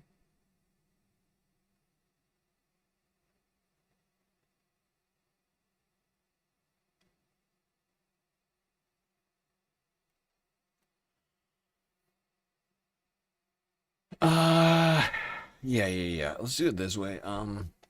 Let's go next to this, this topic. Let's talk about the 1776 weaponized justice, anti-weaponized justice, whatever it's fucking called, the anti-weaponization fund of injustice which Trump created for literally himself and his most ardent supporters, the Jan Sixers. Meanwhile, some critics and targets of President Trump say they may seek compensation from his new anti-weaponization fund. The $1.8 billion fund stems from Trump's settlement with the IRS over a leak of his tax returns. Its purpose is to compensate people who claim they were targeted by the government. Critics call it a slush fund for Trump allies, but the Justice Department says there are no partisan restrictions. So now some of Trump's yes. critics, including fired January 6 investigators and former attorney Michael Cohen, remember him, are considering applying. Some of our Yes, absolutely. And this is what I was saying. I could have sworn I was the first one to be like, you know what, people should try to apply to this thing. You could make the argument that, you know, like pro-Palestinian protesters were targeted under Biden and stuff like that. That has since then expanded as a result of the DOJ claiming this is a nonpartisan fund. And people started to sue Donald Trump over this fund itself as well, before it's actually clearly established. I mean, it may already be established. That in itself would have been a crime if, in fact, the $1.8 billion moved from the Treasury to some account for this purpose. Because Congress would have to appropriate this money, which they did not do.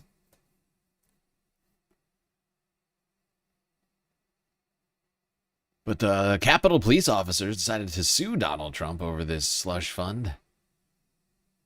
Here's a Democracy Now! From Wednesday.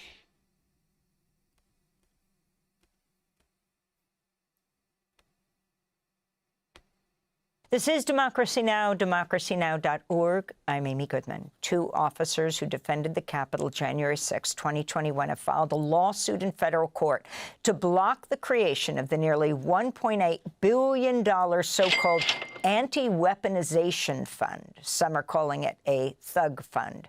The fund was announced by the Department of Justice earlier this month as part of a settlement with President Trump and his family. The president sued his own administration's IRS for $10 billion over the leaking of his tax returns by an employee of a federal contractor. The $1.776 billion fund is intended to make payments to Trump supporters who say they were wrongly investigated or prosecuted by previous administrations. Critics, which include some Republicans in Congress, have accused Trump of creating a slush fund for his allies, including insurrectionists who joined the January 6 riot at the U.S. Capitol. Capitol Police Officer Harry Dunn and Metropolitan Police Officer Daniel Hodges are bringing the lawsuit because the fund could be used to compensate the Capitol rioters who attacked them and put their lives at risk. Both officers say they've faced continuous credible threats ever since. On January 6, 2021, Metropolitan Police Officer Daniel Hodges was nearly crushed to death. In this tape, you hear Officer Hodges as he's pinned against a door by the mob.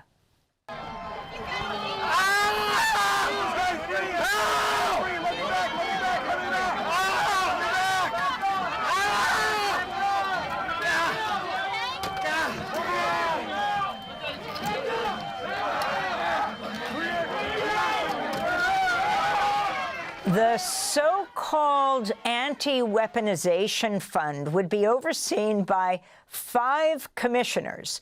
First, it was said 4 of whom would be appointed by the Attorney General, though the Attorney General, Todd Blanche, said he'd appoint all 5 to serve at the pleasure of the president.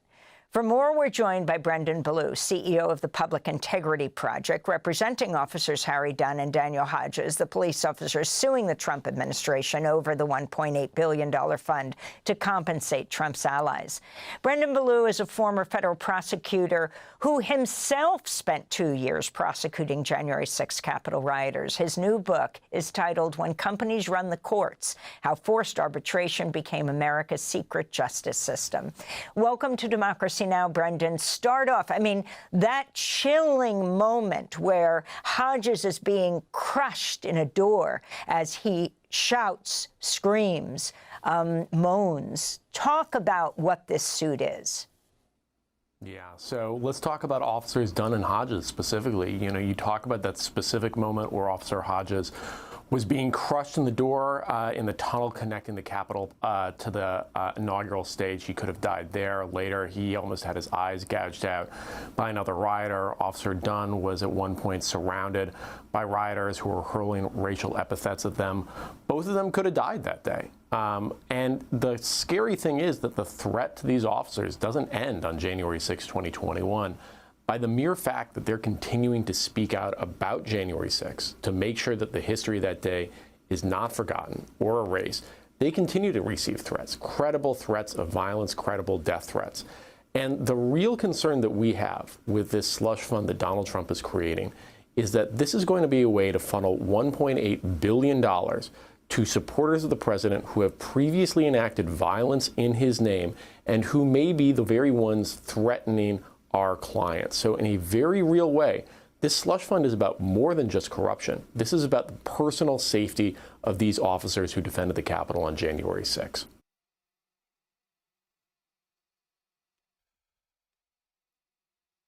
Yeah, it's pretty disturbing.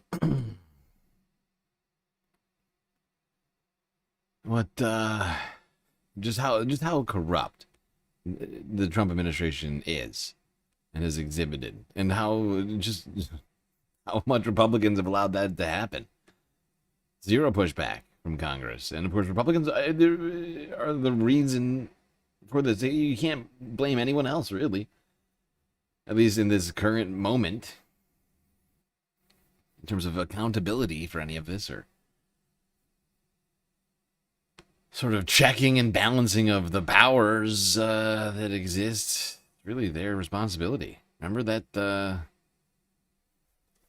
that historical mandate that they had? They won those elections. I mean, they're in charge of Congress right now. It's their job. Officer Hodges. On my left was a man with a clear riot shield stolen during the assault. He slammed it against me and, with all the weight of the bodies pushing behind him, trapped me. My arms were pinned and effectively useless, trapped against either the shield on my left or the door frame on my right. With my posture granting me no functional strength or freedom of movement, I was effectively defenseless and gradually sustaining injury from the increasing pressure of the mob. Directly in front of me, a man seized the opportunity of my vulnerability. He grabbed the front of my gas mask and used it to beat my head against the door. He switched to pulling it off my head, the strap stretching against my skull and straining my neck. He never uttered any words I recognized, but opted instead for guttural screams. I remember him foaming at the mouth. He also put his cell phone in his mouth so that he had both hands free to assault me. Eventually, he succeeded in stripping away my gas mask, and a new rush of exposure to CS and OC spray hit me.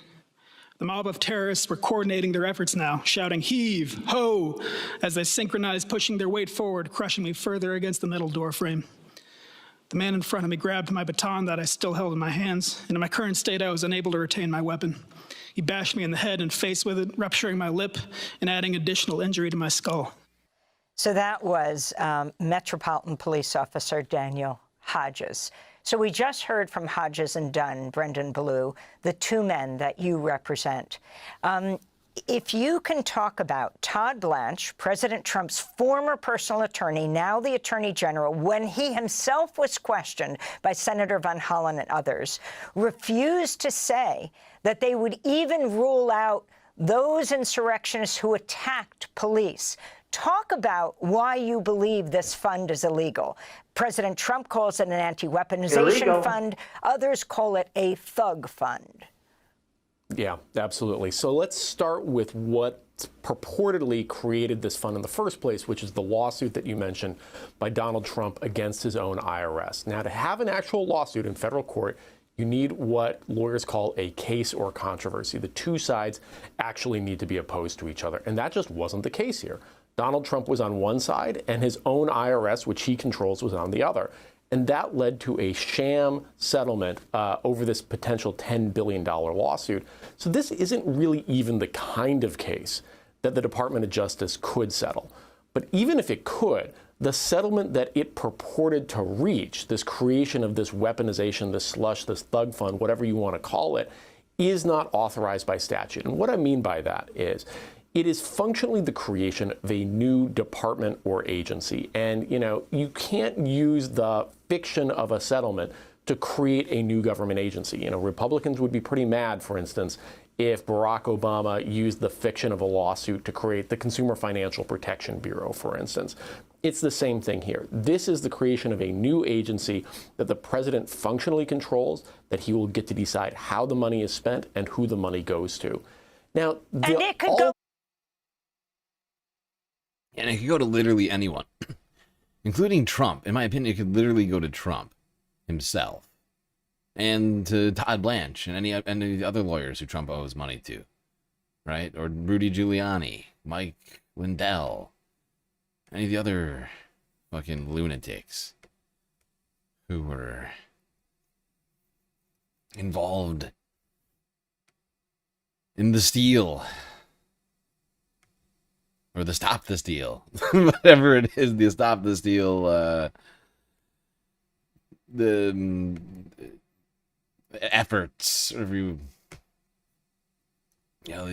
effort to steal the election. Let's be fucking real. He lost the election and pretended to the world that that wasn't true.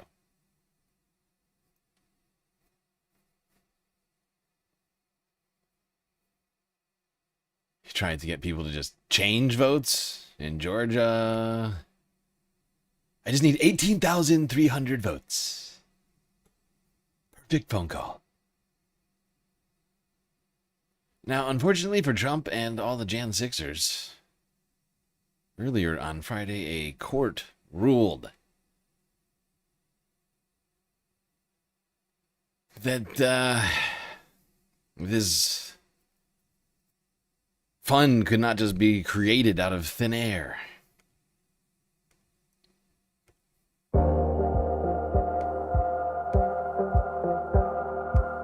Trump's $1.8 billion anti-weaponization fund blocked in court, at least for now. A federal judge halted the Trump administration's creation of a $1.8 billion anti-weaponization fund on Friday, established as part of President Donald Trump's settlement with the IRS, blocking the government from giving any money to those who apply for funds while litigation moves forward, though it's still possible the fund could be created.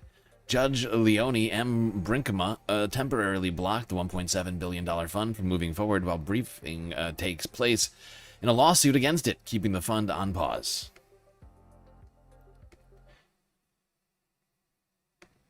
The government is barred from taking any further action regarding the fund, including transferring money to it, considering any claims for relief, and giving out any money through the fund. The ruling was in response to a lawsuit brought by a coalition of parties who claimed that they were wronged by Trump's Justice Department, including multiple left-wing organizations, a former DOJ prosecutor, an immigration advocate who was arrested by the Trump administration in the city of New Haven, Connecticut, who all argued the fund was created unlawfully and discriminates against them by only allowing claims against Democratic presidential administrations. Now, Todd Blanche, in a press conference, said it was nonpartisan, but it would seem the smart people went through it and have determined, in fact, no, this is specific to Democratic administrations, which makes it a completely political agency intended to benefit Trump's own, as we all can clearly see, Trump's own friends and supporters.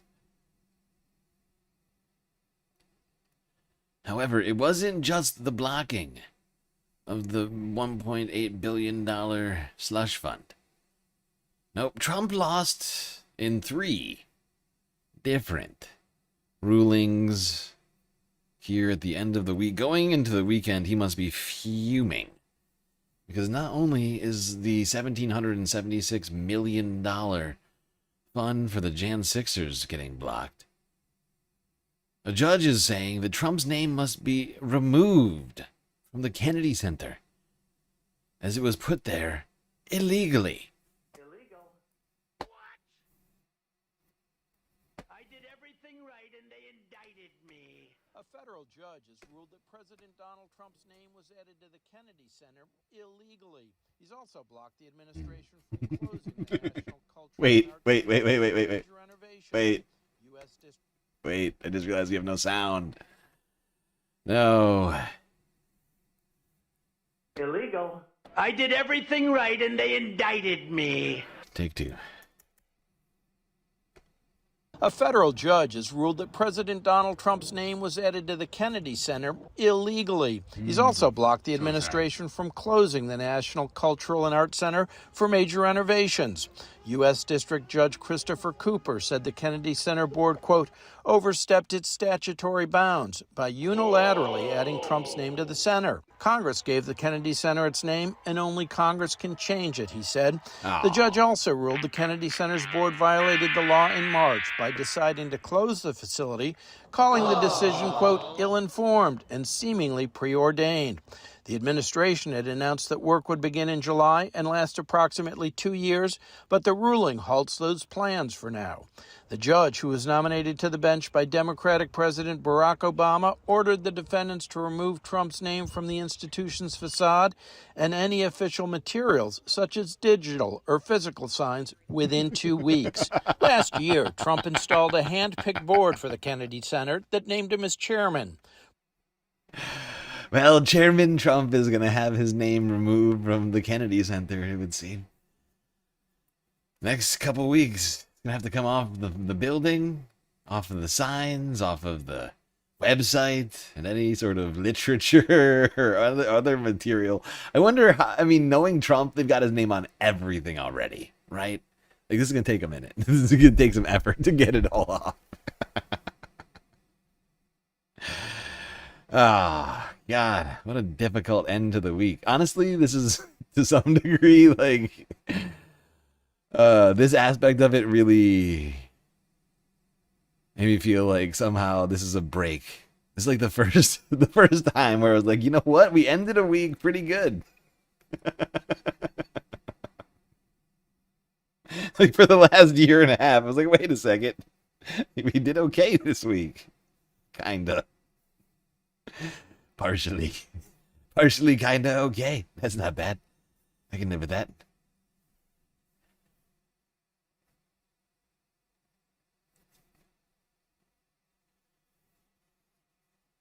But you might be asking yourself, you're missing one. Yep.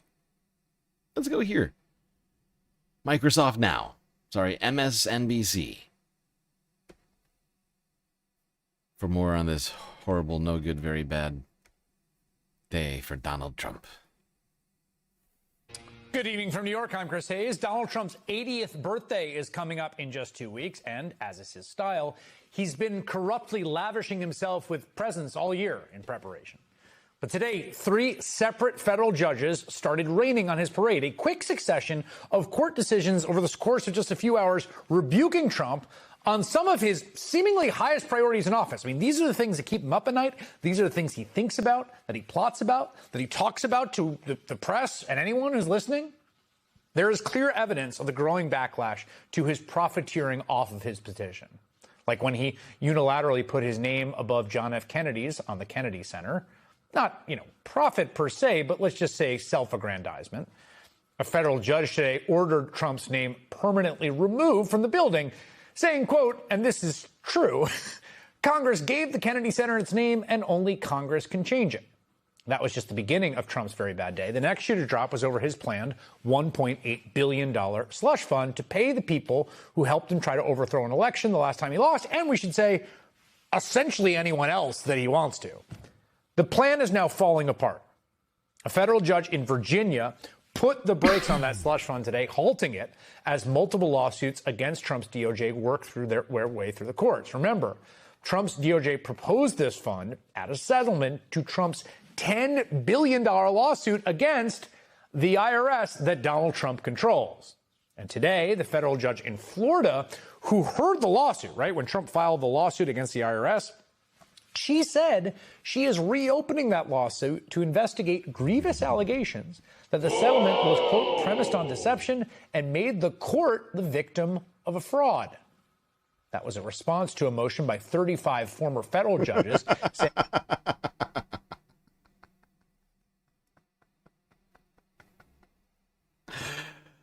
Oh, this one is fucking hilarious to me. It's like, actually, case not closed. Not settled. I love that for Trump. Actually, could you... I know you reached a settlement, but could you substantiate these claims of fraud? Oh, that should be fun. That did not go well. I would point out that did not go well in 2024. Trump wound up being convicted 34 times. Remember that? And he still had a bunch of pending litigation, which was canceled since he's president again. But I don't see it as being very likely that Trump could actually prove any grievous fraud in a court of law. Maybe to his dumbest supporters, perhaps. But that's awkward. That's awkward. Now he's got to go back to court and explain himself? That's gonna be rough. the Trump administration might have defrauded the court with its settlement. The settlement seems like a product of collusion, not a good faith process between two parties in a lawsuit who are, crucially, adversarial to each other in a controversy, as the Constitution describes. Oh, wait, I'm just realizing I didn't understand. I just realized I didn't understand that. It's basically the same premise. It's basically the exact. I mean,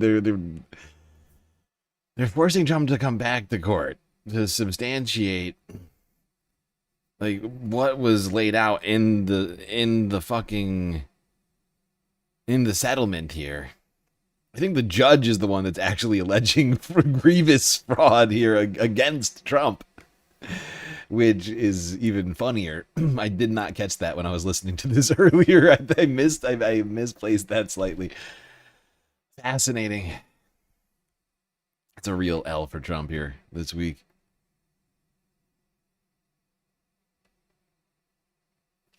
It's a lot of L's going into this, as well as the fact that Operation Epstein Fury is going super bad right now, I would point out. You know, and the ceasefire, like the peace talks, it's not looking great. It's not looking great. If he actually wants peace, he's going to have to give Iran a great deal of concessions which he's been saying he would never give to Iran on things like nuclear weapons and or dust, among other things. Now, let's quickly talk a couple of election situations, since, of course, a lot of this stuff, a lot of these things are related to the election, of course. I mean, the entire Jan 6 fund is related to the elections. Now,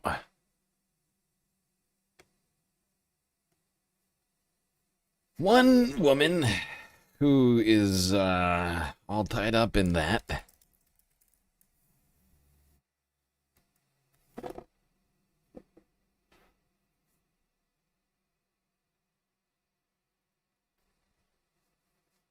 is named Tina Peters. You may remember her. She's the ex-Mesa County Clerk of Colorado who attempted to overturn the election for Donald Trump. Was convicted and then pardoned by Donald Trump, even though it was a state crime, then pardoned by the governor, I believe, of the state. I think Jared Polis. I can't remember who. Is it Jared? Is that his name?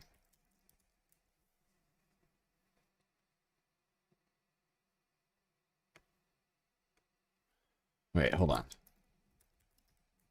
Let me make sure I have this right.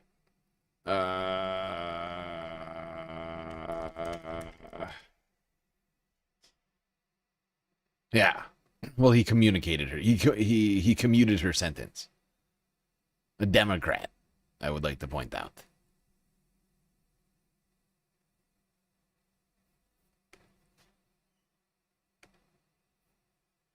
And she's going to be walking free in a couple of days, according to Denver 7. This could be Tina Peters' last weekend behind bars.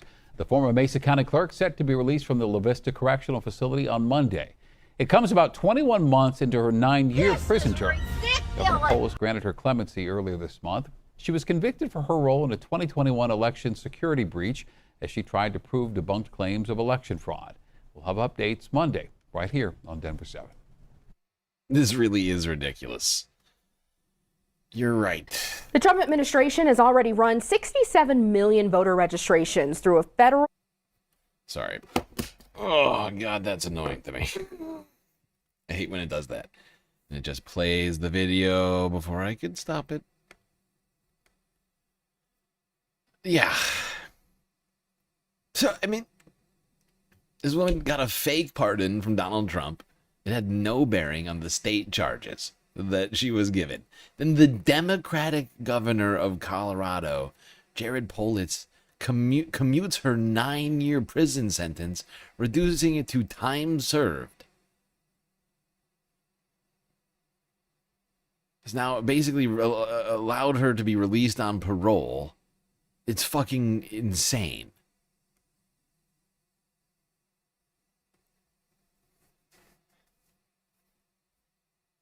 I don't know if that guy's up for election. We gotta look into Colorado's fucking primaries over this shit. Like, that's idiotic. Gotta be one of the dumbest things. It's definitely dumber than Abigail Spanberger's decision to not push back on the state Supreme Court's decision on those fucking election maps. Somehow, somehow dumber. Meanwhile, red states all across the country have been handing over voter information to the Trump administration, and they have in turn been running it through an AI voter registration verification program. Staying with Denver 7.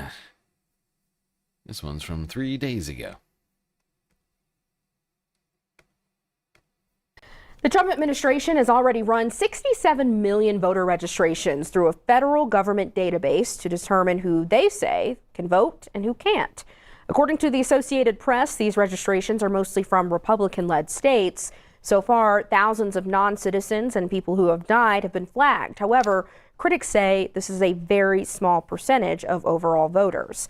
President Trump wants to require voters to have certain identification, among other things. But according to the U.S. Constitution, states should run elections. I talked to Allie Belknap, the executive director of the nonprofit. That's true. Yeah, the federal government continues to meddle in the elections, even though it's supposed to be run by the states, according to the Constitution. You know, the law. Colorado Common Cause, and Denver clerk and recorder Paul Lopez about the Trump administration moving forward with this plan. What do you say to voters who say it's not a bad thing to require an ID in order to cast a ballot? Trump would like it so that the only people who can vote. You know, she's got a fair point, but you know what? This is my response to people who say that. Here, I'll let her ask the question one more time. Please go ahead. What do you say to voters who say it's not a bad thing to require an ID in order to cast a ballot? I say you're a moron. You're a moron. You have a mental health problem. And you have a mental health problem. Don't be creepy. Yeah. Not everybody has the ID necessary that is being asked for by the federal government. Another thing that they literally cannot do, I would like to point out, they cannot do this. but they're doing it anyway. It's a poll tax. Christ Ablanti just cheered 100 bits. They say in politics to be wary of blaming stupidity for what can explained with corruption and malice. This is true. This is true, Chris. Thank you. Helping to try and complete the galactic content goal 100 bits at a time. Just a reminder, everybody, we still got a galactic content goal going that we need to complete. Otherwise, the show might end suddenly. And we're less than 25% of the way through it, unfortunately. Whoopsies, I just fucked that up. Motherfucker. I'm just going to have to keep track of that now in my head. Actually, no, I'm going to have to restart the goal. I'm going to forget. And I'm going to have to recalculate that. And that's going to annoy me. 3,300. There we go. All right, I restarted it. Thankfully, we still have 2 hours left to complete the galactic content goal. A lot of great ways out there for you to show your support. Twitch, Cash App, PayPal, and Patreon. All valid ways to help keep the stream alive here tonight. Moving it along from election talk to quickly talking about this disturbing story. It just, I mean, like, we've been talking about the sort of epic downfall, this downward slide of journalism in this country. But even though a judge ruled that the Trump administration has to restore funding to NPR, or the Corporation for Public Broadcasting, they still haven't received all that money yet, and the NPR is laying off dozens of staffers now. Here's WWL-TV Louisiana from yesterday.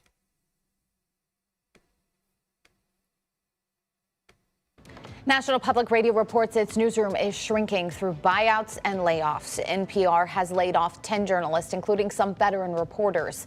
In addition, at least 18 staffers have voluntarily accepted buyout offers to leave, and the network plans to not fill those 8 empty positions. NPR reports it's an attempt to save money and reorganize its newsroom, as we have seen so many do across the country. It's part of NPR's efforts to deal with the economic fallout of the congressional vote last summer to eliminate public media federal subsidies. In a note to staff, NPR's editor-in-chief said he wanted to acknowledge how difficult it is to say goodbye to their colleagues, and he pledged the network would maintain its high standards.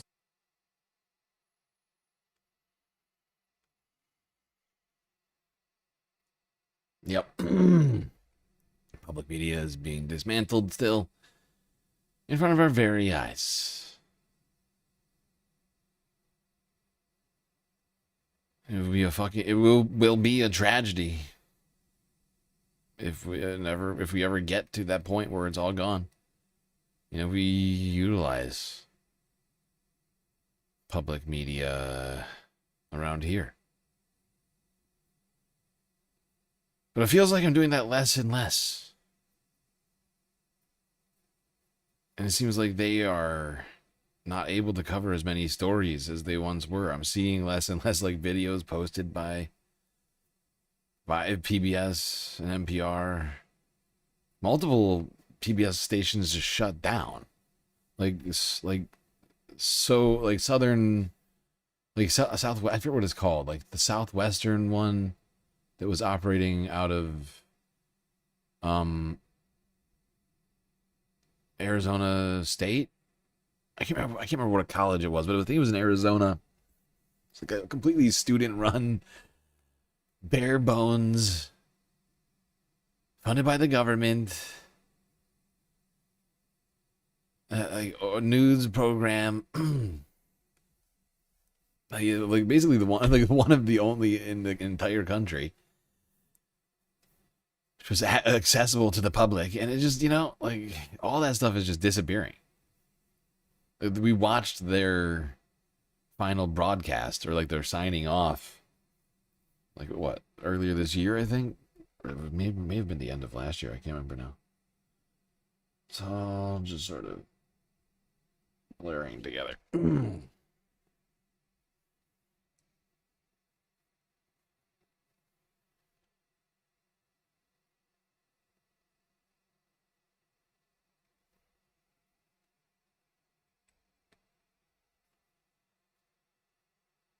Yeah, but while organizations like NPR lose their funding,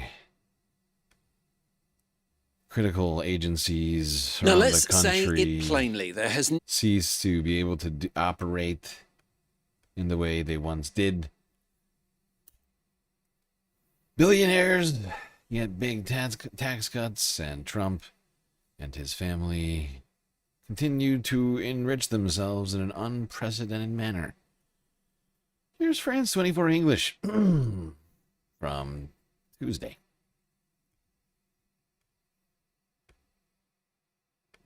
a president as corrupt as Donald Trump. There is no close second in our history.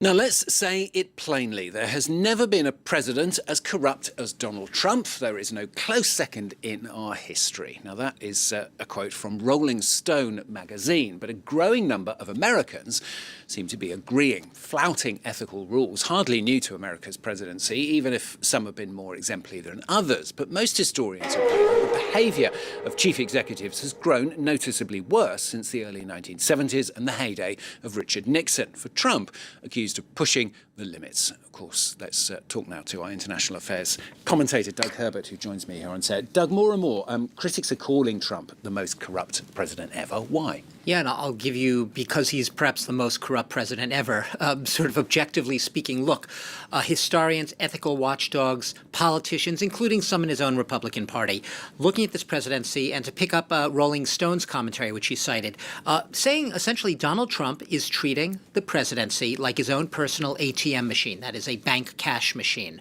using it to both line his own pockets, enrich himself and his family members, and to offer all sorts of things, from pardons, making policy decisions, offering government appointments, you name it. In return, if you have enough to pay for the privilege, you can get just about anything from this administration. That is more and more the perception based in the actual acts. The American Bar Association, otherwise known as reality. I don't want reality. Yeah, we've seen it over and over and over again now at this point. Just pay-to-play pardons. Like, there's been like dozens of people who have avoided high-profile investigations, who contributed money to Trump's campaign or bought a bunch of World Liberty financial tokens, right? Which is basically just like giving Trump a massive loan, right? Because the World Liberty financial tokens were created completely out of thin air by Trump, right? You give him a bunch of money and you hold those tokens. It's just a loan.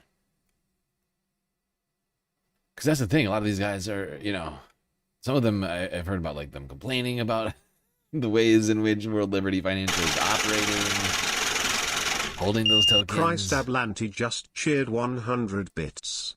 See this man. Despite having similar look of Stephen Miller, you can see the humanity in his eyes, the life in his face. He isn't Miller evil levels that makes him an First but just a regular bald dude.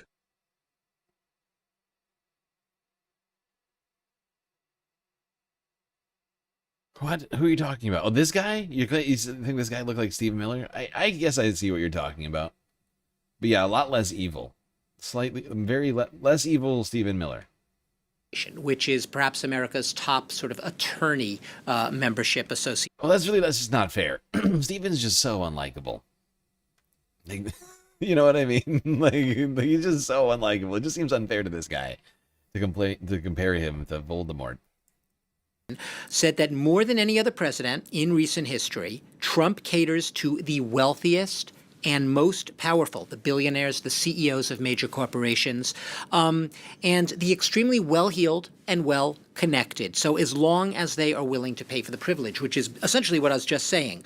So all of these things, it is self-dealing.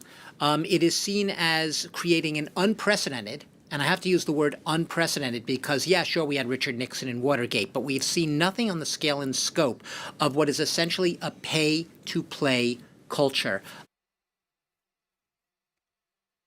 Yep. I mean, it's historical now. the level at which Trump's enriched himself, Republicans will never be able to complain about corruption ever again. Like, it's just, Trump has ushered in an age of unprecedented corruption, of which no amount of backtracking can possibly ever get you out of. For decades, it will just be like, remember President Trump? Remember how you let him enrich himself to the tune of like $4 billion in a year and a half? And you whinged and cried about fucking Hunter Biden and that laptop and Burisma. Oh, God. Oh, God. Never want to hear the word Burisma ever again. And I'm actually starting to think we won't. Certainly not from Republicans.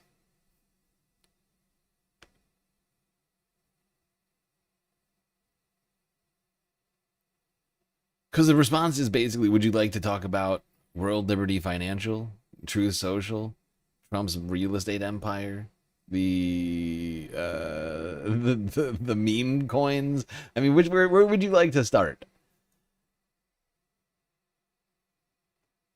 The Trump boys' military industrial contractor, like they created like a drone company or something. Like, what do you think they're engineers now or something?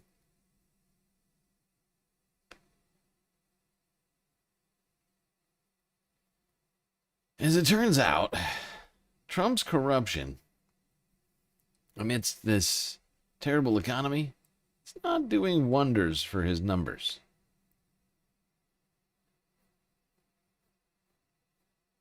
And the MAGA base is abandoning the president a little bit. Like a tiny little bit. Just on the economy. For reasons. The Donald Trump that is here today has been the same person. Like, this is not, maybe the grift is different, and maybe it's a little more polished, and maybe it's more well executed, but he has been a grifter and a corrupt person his whole life. And so it's hard for me to believe in hearing them that this isn't another part of the scam. Like, oh, let me get off this train now because I see that he's a total train wreck. But you knew this before. There was plenty of reasons you didn't have to support him in 2024, and the same with Joe Rogan. Exactly. That's what I keep saying to everybody. It's like, you don't come in here telling me that this is a fucking revelation to you. The guy was corrupt before he was ever president the first time. Like, you can't... You literally cannot... you cannot, like, look into Trump's life pre-presidency and not find a bunch of fairly corrupt shit.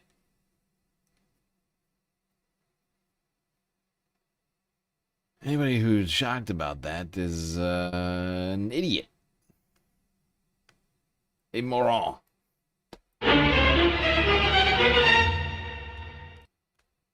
You're a moron.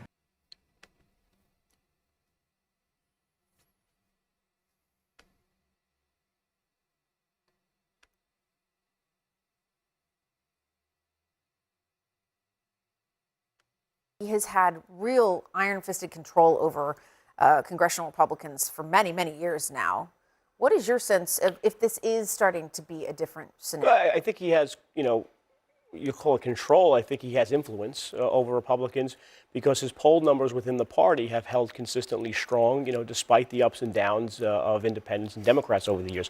And we've seen his numbers really hold steady, even at times when he's been tested by other voters.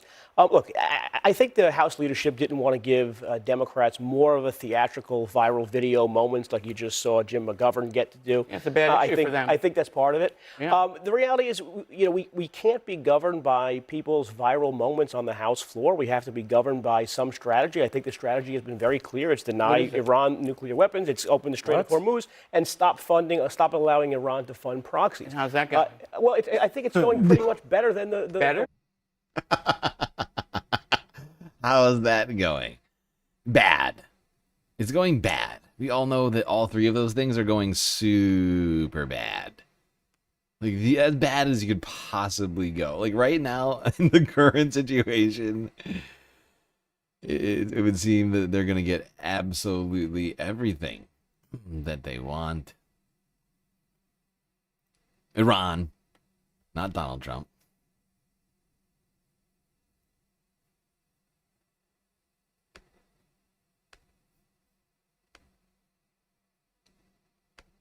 In this mess. I do not support the weaponization fund as it has been described. I just don't know how this puppy dog will work.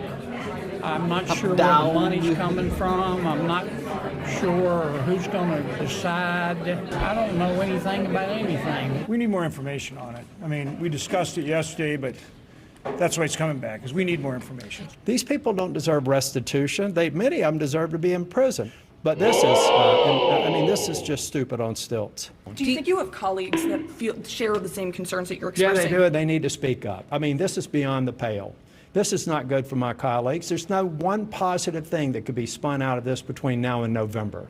This is bad policy, it's bad timing, and it's bad politics. Do you think he's losing some of the very tight grip he's had for a very long time? I think he's lost people he didn't endorse, which is, welcome to politics. And I think he's trying to make sure he's got a better team moving into the next 2 years of his term. I think that's the reason why he decided to, for example, endorse Ken Paxton in Texas, where I'm from, and to say, look, guys that aren't really fighting hard right now, who are establishment, I'm not going to back you. Cassie in Louisiana is the same example of that. Yes, Ken Paxton, not fighting hard right now. I don't know what fighting hard means.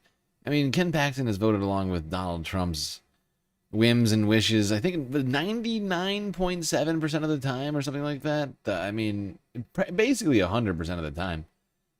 And it's just fascinating that Republicans like Ben Ferguson over here are like, dude, Republican Party, it's a cult, okay? And if you don't do what the Supreme Leader wants you to do, then you don't belong in the cult. Which is great, I'm sure, for elections, right?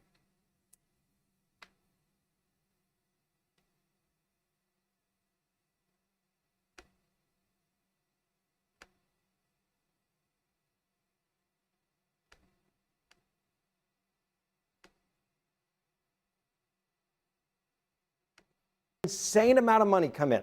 Cornyn's a great example of this. The amount of money they wasted in D.C. with the elites there to try to save him, it's been a disaster. He won't be going back to Washington, D.C., and I think he even knows it. Look, it's a Shakespearean story, like from the famous line from Hamlet, he's being hoisted on his own petard. He was so eager to punish them for even the most minor deviations from loyalty to him that he has made them all angry. Yes, I agree. I would like for them not to just show courage and conviction when they're on their way out the door. I want them to show courage and conviction when they're in the room, when they're on their way into the door. But it seems like, spines are like flickering lights in the Republican. Spines are like flickering. That's not courage. Spines are like flickering lights in the Republican Party. That's absolutely right. It's 100, and even he knows it. He's like, yeah, that's true. It's just mushy spines everywhere in the Republican Party. You see it, and just as soon as you see it, it goes away. I remember these same Republicans standing up after J6 and saying, oh, this is a horrible day. This is a horrible thing. And some of this blame lays at the feet of the president. And then for the next 4 years, they call amnesia, right? Because they don't believe, there's no conviction. The spine melted, and everybody fell in line. Dude, that would be you guys.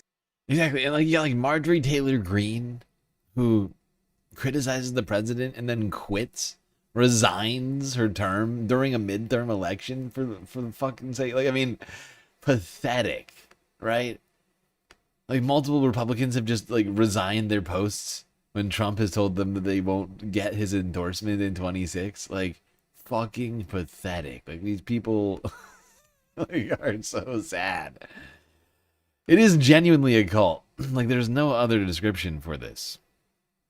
It's cult-like behavior.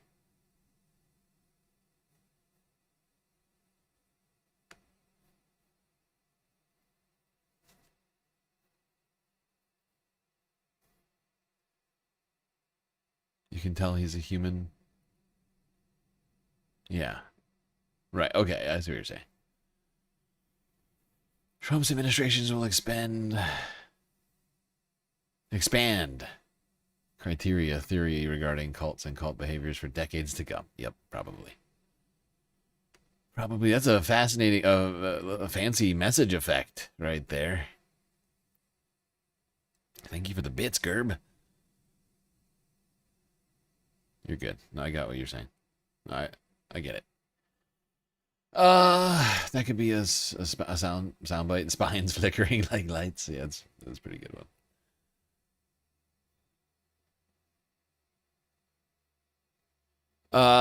Meanwhile, while everybody is getting more and more upset about Trump's corrupt behavior, about the rising gas prices, the war in Iran, and everything else, it seems like the perfect time to put your name, your face, on money.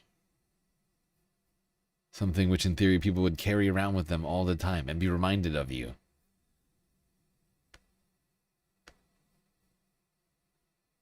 Now, of course, no living president has ever been on a bill, or any currency for that matter. It's a law. But Scott Bessent, Trump's Treasury Secretary, he's got a plan. Thank you, Dr. Bessent. Yep. How long until we see your signature next to President Trump's face on a $250 bill? Well, again, as Treasury Secretary, I have two mandates for U.S. currency. At present, no living person can be on U.S. currency, and the currency must say, "In God we trust." So right now there is proposed legislation in front of the House, in front of the Senate, to change the first requirement so that a living person, Donald J. Trump, could be on a $250 bill. So it's all in the hands of the, it's all up on Capitol Hill. So at Treasury, we prepare things in advance. So we have prepared in advance that if the legislation is passed, but we will stick to the law. Do you think politically it's a good idea to put his face on a $250 bill when people are struggling to afford gas and groceries?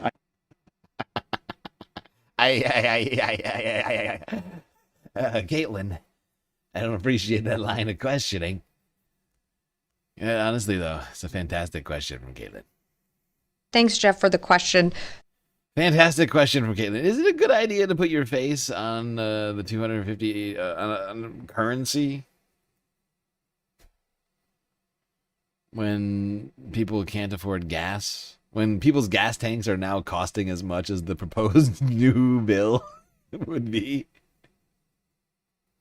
Like, by the time this thing comes out, everybody's going to be paying like $250 a tank. So you just pay a Trump for every fucking tank of gas. Is that good? Is that good? Is it a good idea to put, I don't know, your mug shot on that bill? Remind everybody of the fact that you're a convicted criminal? I don't know. I don't know, but he wants to. Just like with everything else, Trump wants to put his fucking name and or face all over it. Basically, everything that Trump can't put his name and or face on is useless to him, right? Like, which is why trees and, like, you know, like endangered bird species are completely, like, meaningless to him. He's like, I can't put my name on it. Very useless. Burn it down.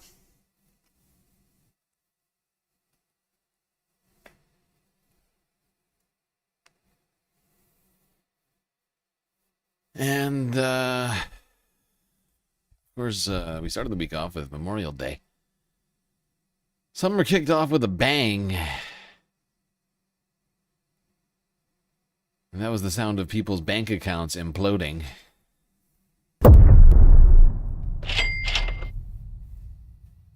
With gas and grocery prices both up to start off the summer. The Memorial Day weekend is the symbolic start of summer, and a lot of Americans are on the move. But this year, traveling will cost you more. CBS's Chanel Call is in New York City with all the details. Chanel, good evening. Jerika, it's an expensive start to the summer travel season, with everything from gas to groceries costing you more this year. Many Americans will be forced to make some tough choices. Families stocking up for Memorial Day barbecues this weekend are feeling the heat. All of the prices shock me, just that they seem to go up every single time I go to the grocery store. Americans now paying 20% more for food than 4 years ago. Inflation rose nearly 1% this month, mainly due to higher gas prices. I don't even fill it up all the way anymore. Yeah, just because prices are so expensive. The war with Iran has raised the cost of fuel by 41%. The highest price in California, an average of $6.11 a. Yep, everything's getting more expensive. Unfortunately, you go through all the numbers, and it's not just gas. Vast majority of Americans say their income is not keeping up with inflation, and that's just because their income is not keeping up with inflation. We've seen the numbers, and in fact, those two things inverted earlier this year, with inflation outpacing wage gains across America. It's bad. It's a double whammy. Everything is, in fact, getting more expensive. People are not making enough to keep up with it, and the U.S. government is doing nothing to make it better. In fact, seemingly, the U.S. government is doing everything to make it worse. Like this war, or canceling solar and wind energy projects by paying energy companies billions of dollars to just cancel their plans. Private enterprise receiving government handouts to not help with the energy crisis. Maybe one of the most absurd things I can imagine.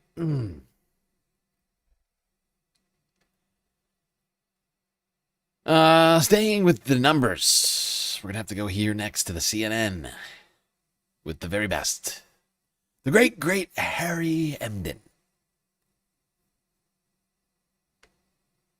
Donald Trump has been struggling on inflation basically for well over a year now. It was, of course, what got him reelected back in 2024, the fact that Americans dislike Joe Biden's handling of inflation. But the Iran war has taken it to a whole new historic level. I want you to just take a look here. Okay, Trump's net approval on inflation. Pre the Iran war, according to Fox News polling, he was 30 points underwater.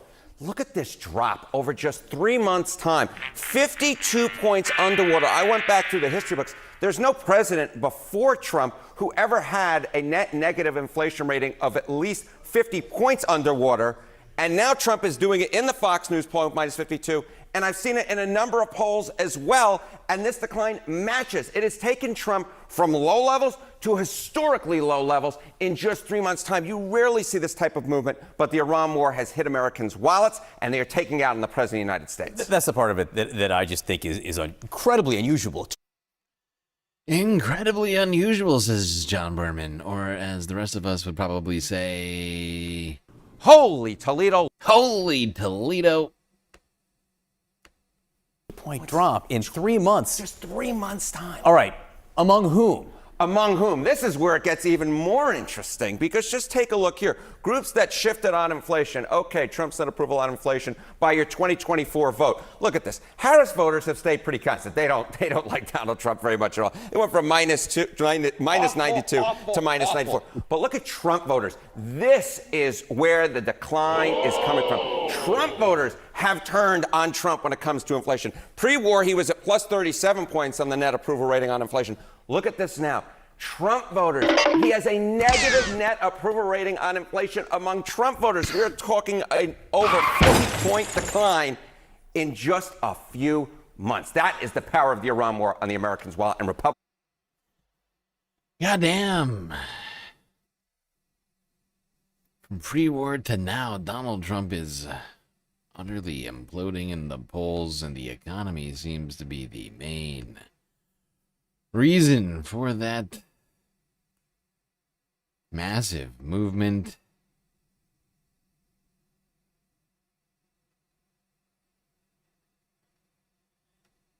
And this is now showing up in the polls in Congress, too, on party line. Republicans, once the trusted party on inflation, are voters now switching their preference. Coming, because here's a reality check for you. Okay, party trusted more in inflation midterm cycles. You go back to the last midterm cycle, look at this. Republicans were trusted more about this point by 19 points in inflation. Look at this now. Democrats, that's an over 25-point switcheroo in the Democrats' direction when it comes to inflation. And then I'll just note, look, you were talking about PCE earlier. What about this? Chance May's CPI, a different measure of inflation, is above April's 3.8%. Look at this, 96% chance per the Kalshi prediction. Okay, settle down on your Kalshi predictions over here. There, pal.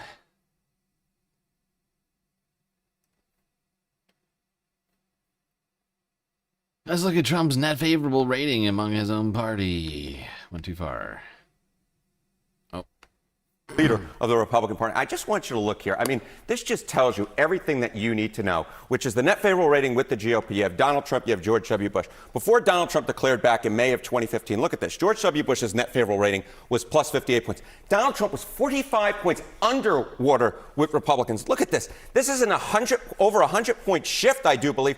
Donald Trump is now at plus 61. That's an over 100-point shift in the positive direction for Trump. And look at what happened to George W. Bush. He dropped by 40 points from plus 58 to plus 17. So George W. Bush has fallen through the floor since Donald Trump, of course, first really appeared on the political scene, first ran for president for the Republican nomination back in 2015, declaring in June of 2015, while George W. Bush simply put, as I said, his Republican Party is dead. Republican voters are very lukewarm on him. Yeah, this does show the shift in the base over the last 10 years, right? From the neocons to the MAGAs, right? It's been taken over by the MAGA party. That much we know. Like, it is the MAGA party. That's what we call it now. But I would point something out. This plus 61 is terrible. Awful, awful, awful. Weak. Just awful and bad.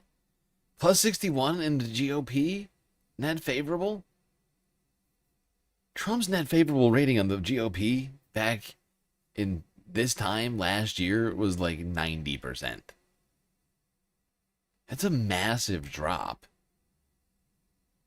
It was like, remember, it was like 87. It was some stupidly high number. It was some just dumb fucking number. And that's a significant drawback, if you will, or no, well, pullback, I guess, really. Here from GOP voters being pulled in this YouGov poll.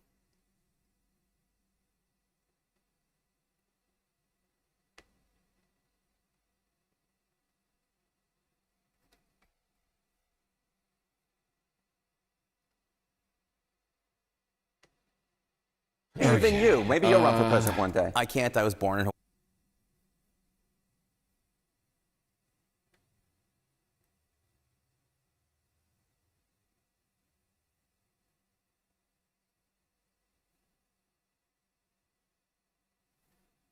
Okay.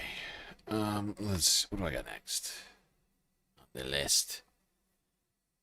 What do we have here? Yes. Let's go here next. The majority report.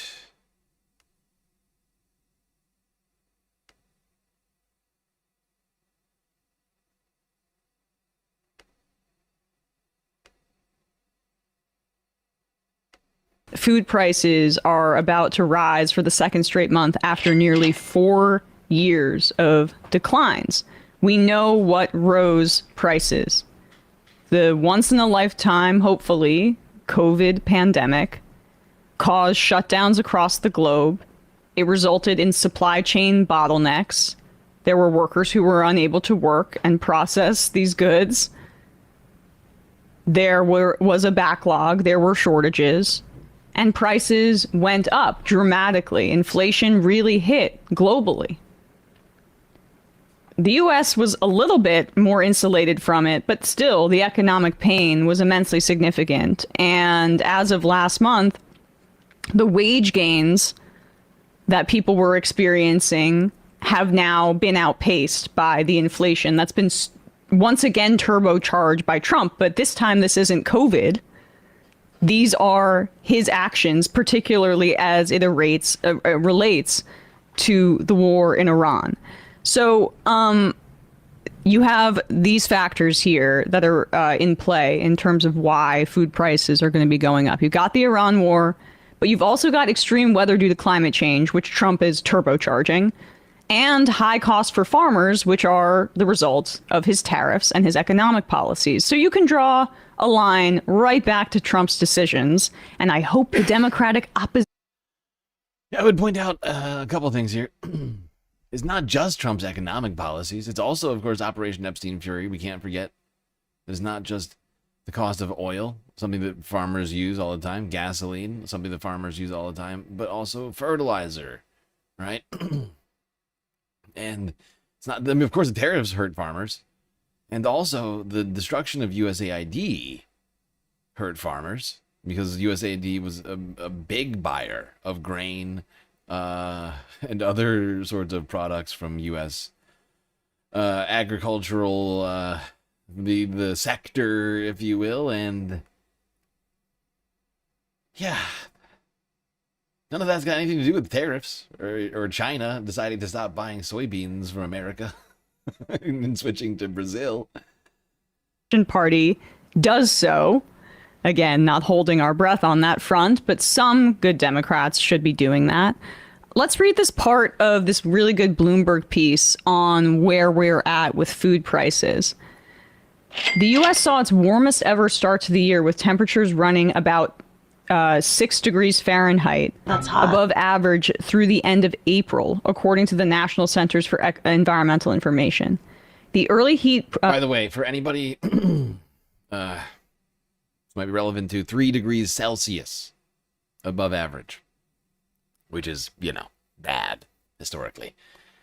Climate changey wise, just figured I would help anybody who doesn't do freedom units. I know we have a couple.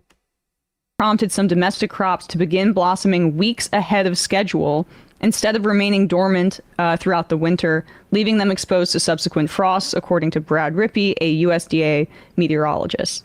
Beef prices, among the most politically sensitive in the U.S., rose to a record in April thanks to the smallest cattle herd in 75 years, squeezed by drought and high production costs. And you can see this chart if we can scroll down slightly. Look at how high U.S. beef prices are. As I said, 75-year high. And the higher costs on ranchers and farmers are the result of the tariffs. But in this instance, with beef specifically, this drought has been a major problem. And we're still going to be experiencing El Nino soon, which is going to make the climate change related extreme weather even worse. Tomato prices, meanwhile, surged 33% over the last 2 months after 2 winter storms brought widespread damage during the peak of the growing season in Florida, while shipments from Mexico were declining following the Trump administration's imposition of duties on imports. If we could scroll down slightly.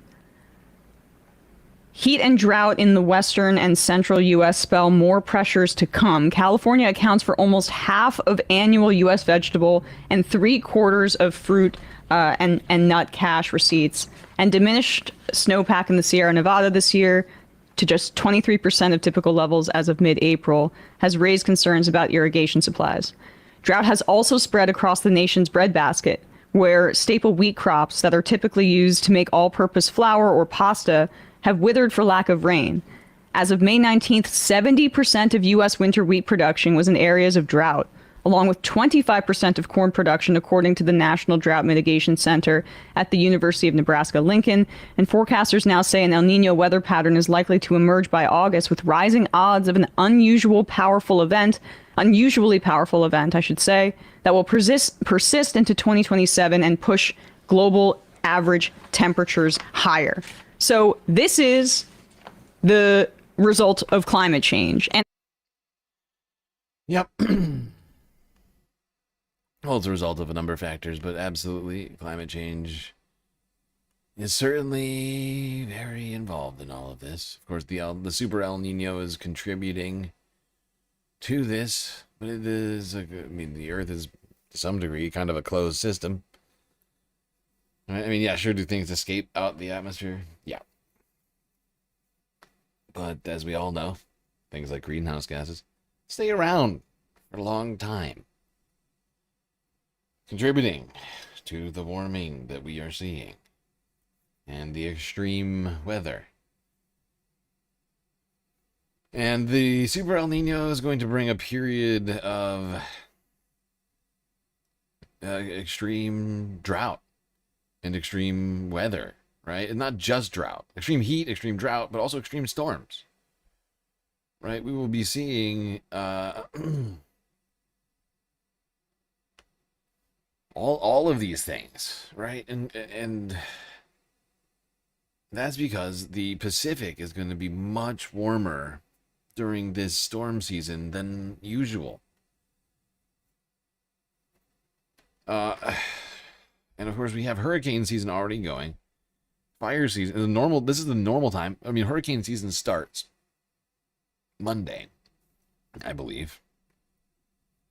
And tornado season's already started. Fire season's already started. We've seen the explosive start to that.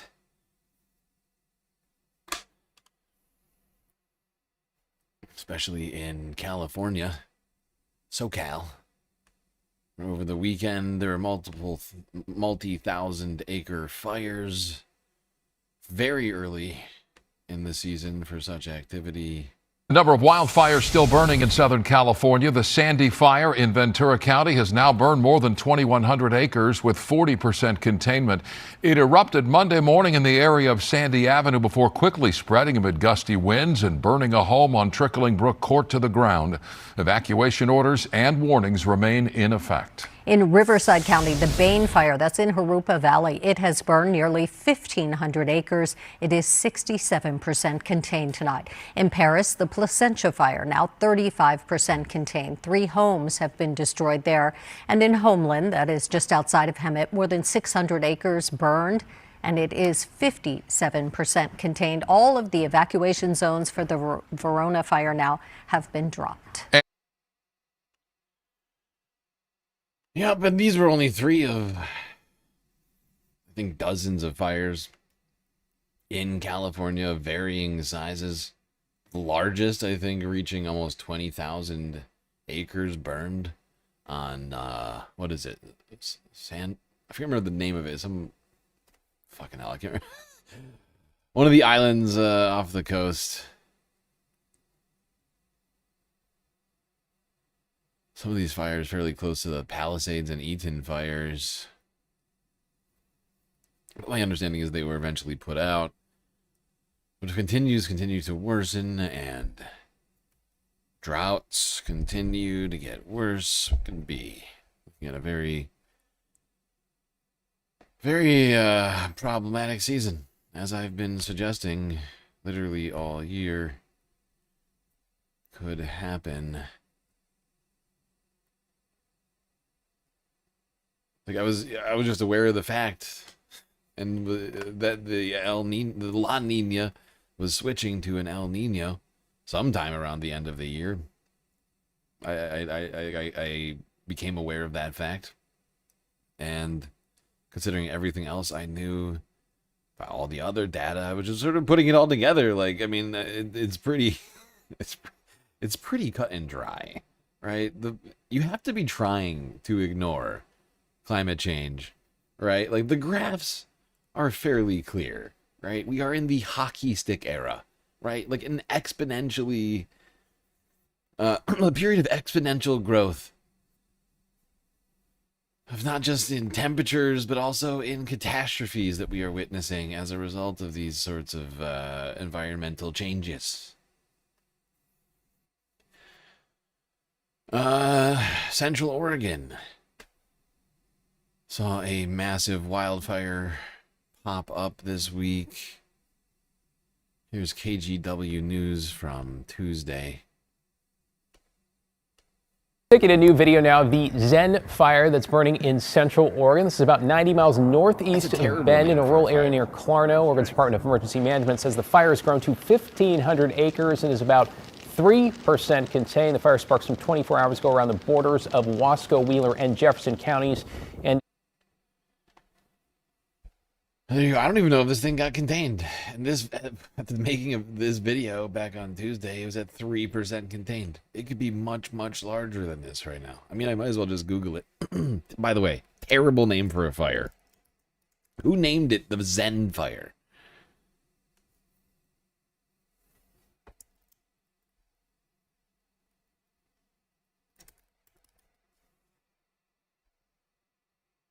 $1,500 acres, according to the Daily Dispatch 14 hours ago. So yeah, it's 50% larger than it was on Tuesday. Which is a fairly slow growth curve, actually. Could be worse. I mean, the LA fires of 2025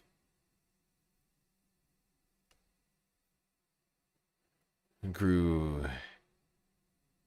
like 100%, like every few hours because of how fast the wind was moving.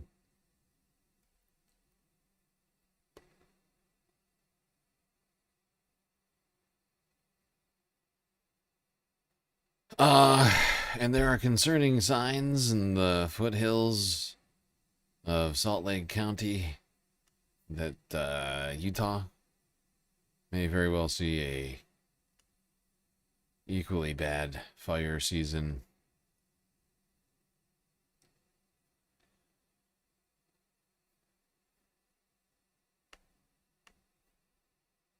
Firefighters will often tell you that wildfire danger is high, but they don't always show you exactly what that means. It's true. Tonight, news specialist Andrew Adams went out with a wildland crew for a vivid look at conditions and the scenario they do not want to see in the weeks ahead. Andrew?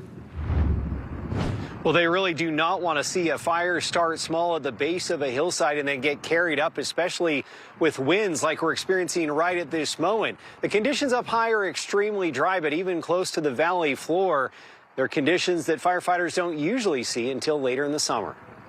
This is kind of an example of what we are up against in a dry wildland season. At the base of Butterfield Canyon, it's a hazard that lurks close to the ground. So these grasses here, this is called cheatgrass. This is really the culprit. Firefighters say the cheatgrass has already made a concerning transformation. You can see how some of the parts are like green and then other parts are purple. When it's purple, that means it's cured and it's kind of drying and it's ready to burn. Crews are used to seeing the purple here in June or July. It's still only May, and they fear a bad chain of events could touch off at any time now. You hear that? So firefighters are seeing a very concerning trend that as a result of the climate, right? As a result of increased temperatures, these grasses are growing and then drying very fast and look like it's the middle of July rather than the end of May. And this is from earlier this week on, I think, Wednesday. It's just not good. It's the bad sign. And there's all sorts of them all over the place.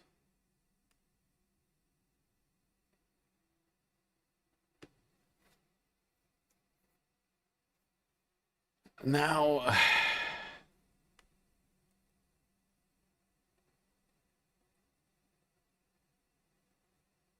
I just want to go back in time because we never cover this story. So let's just go back 2 months ago. Talk about this fucking fire that happened in Nebraska. Since we're talking about fires right now and fire season potentially being very bad, I'd like to present to you Exhibit A. Something that we somehow missed, probably because 2 months ago was when the invasion of Iran started. Actually, it kind of makes sense now that I'm thinking about it. We were kind of focused on only that. But Nebraska saw its largest wildfire in history. burning nearly, or I'm sorry, more than a 500,000 acres. Residents near Lake McConaughey continue to monitor their homes after being forced to evacuate overnight as the massive Morrill fire swept across parts of western Nebraska. The wildfire, which began Thursday in Morrill County, northeast of Bridgeport, Do you know has what we're now here burned for? 453,299.5 acres across Morrill, Garden, Arthur, and Keith counties. That's according to an updated perimeter data uploaded to the National Interagency Fire Center. One fatality in Arthur County has been reported. Despite the fire's rapid spread, officials said homes in the lakeside community of Lemoyne have not been damaged. Yeah, somehow we missed a 500,000 acre fire because of Operation Epstein Fury here in Nebraska. As you can see, fire season has gotten off to a fucking terrible start this year, an explosive and very worrying start with a lot of evidence to suggest that we are going to have that's just going to continue and possibly get worse as things get hotter and drier, right? We're just barely leaving spring right now, you know? And you got shit like this going down. Doreen Foster of Lemoyne was among the residents forced to leave Thursday night after receiving an emergency evacuation alert on her phone. I was getting ready. I was watching the hockey game, getting ready to go to bed, and there was an alert on my phone. And I thought first it was an Amber Alert, but it said evacuate now. And I am so thankful that that was there and available to me. And I had time to put on my shoes and grab a couple of things, and out the door I went. Foster said firefighters also went door to door in Lemoyne, warning residents about the approaching fire. Many evacuees gathered at the Lake McConaughey Visitor Center, which was opened as a temporary shelter Thursday night. Keith County Sheriff's deputies visited the center regularly to keep residents updated on the fire's progress, Foster said. Ogallala Hotels also provided discounted rooms for residents displaced by the evacuation. Foster said the fire itself was not visible from her home at first, but the glow became clear as she left the area.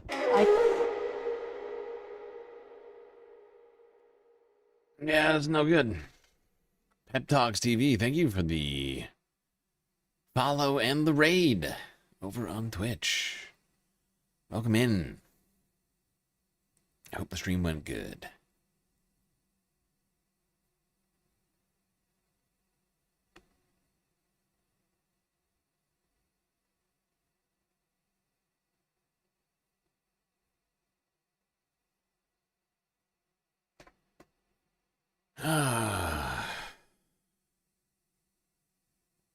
Since we no longer have a timer. Rogue Gerb gifted a tier 1 subscription to Pep Talks. Thank you, Rogue Gerb. Thank you, Gerb, for the gifted sub. Very generous of you.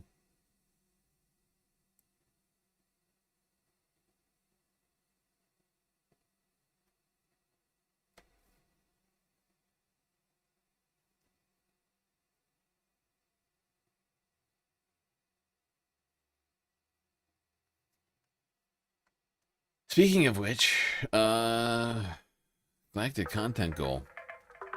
Still got progress we need to make on that.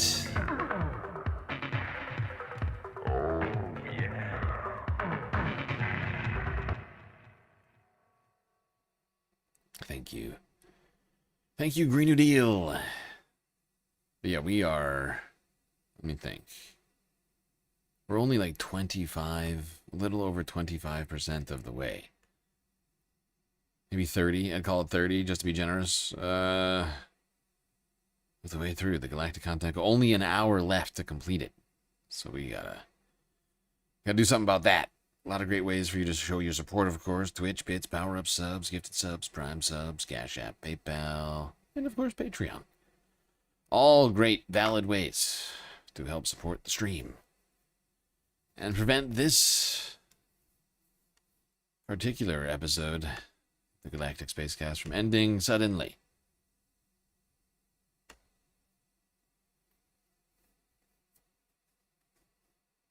Not sure it's ever happened, but it could be today.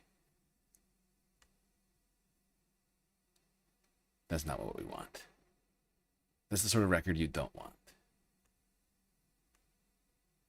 Every dollar counts.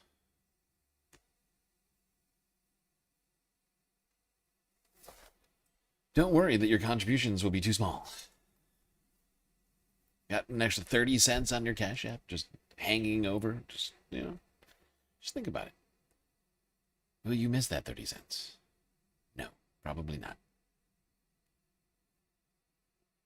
I could be wrong, though. Maybe you are holding on to that 30 cents for dear life, and if so, do not give it to me. Okay? Just want that to be clear. All right, moving it on now across the planet.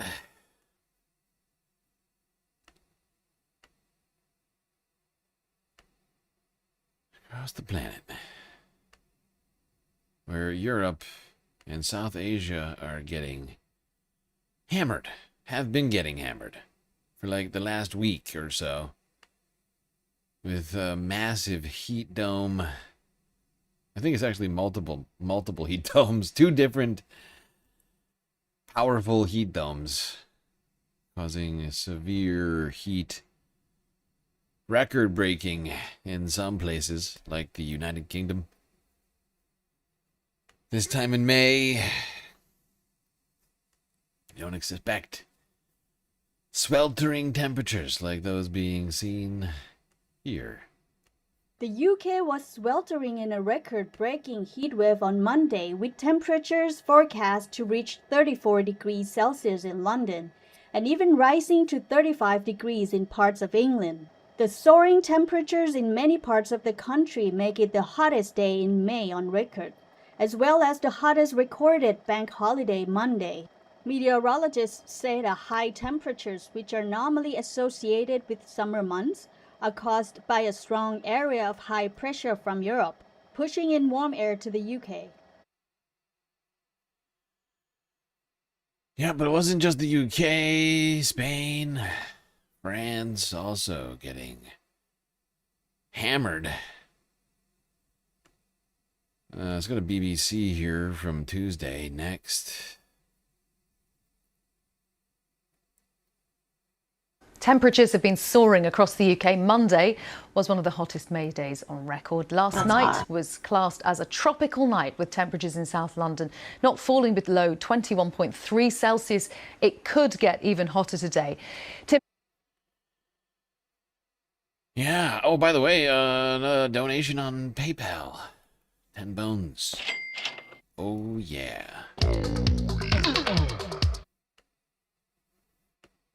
It looks at how people coped with Monday's soaring temperatures. For once, getting cold and wet on a bank holiday was very tempting. At Thorpe Park in Surrey, and so many other places, temperatures soared. Records were broken.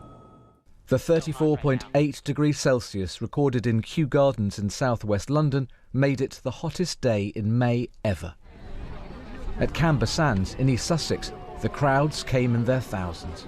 The weather is lovely, beautiful. Not too hot for you? No, this is perfect. Perfect. It's too much. I can't take it. I can't handle it. Not an island in the Mediterranean, but Jersey in the English Channel. The beach may well be a great place to enjoy the sun, but the extreme heat has brought with it renewed health warnings. Enjoy the sun. I mean, it is a great, great thing. I mean, let's just enjoy it, but be careful and look out for those people around you. So look after yourself, make sure you've got water, make sure you plan your day accordingly so you're not out in the midday sun. If you Now, unfortunately, not everybody can make such plans and avoid the sun.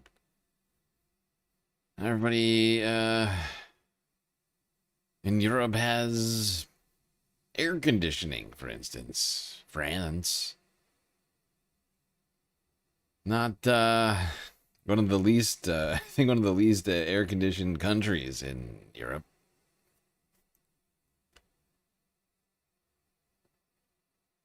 I'm not sure what the numbers are in the United Kingdom.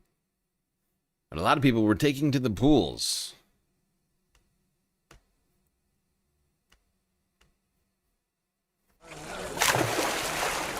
It started a lot earlier.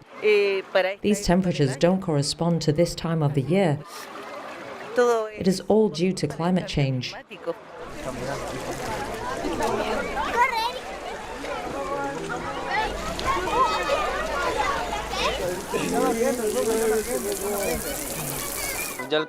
I can't stand the heat. I really don't like it. I prefer winter, but it's good. It's the first day we've come to the swimming pool. We are happy. Trying to.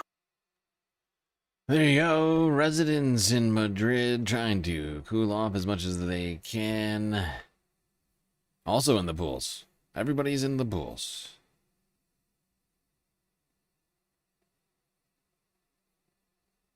However, as I mentioned, France, not a lot of air conditioning. 7 people. As of Wednesday, died as a result of this unprecedented heat wave. This spring scorcher, if you will.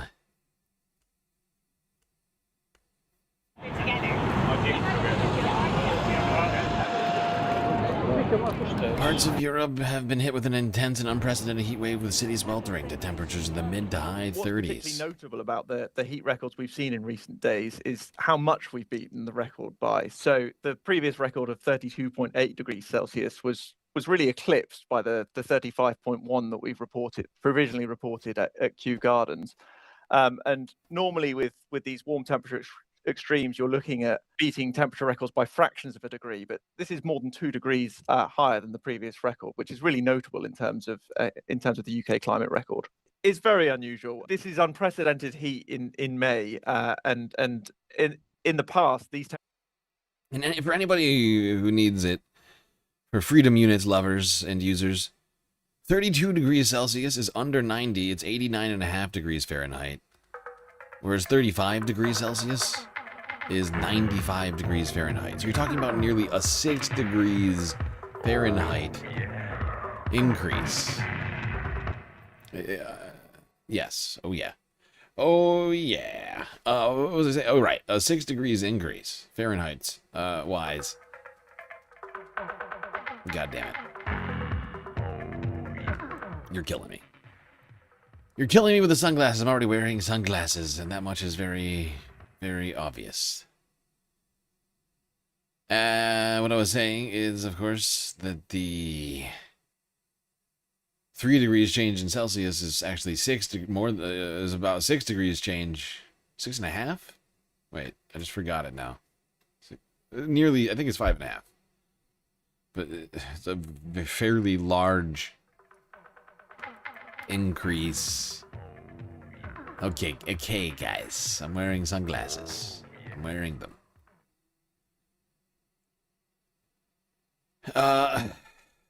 It's quite sizable.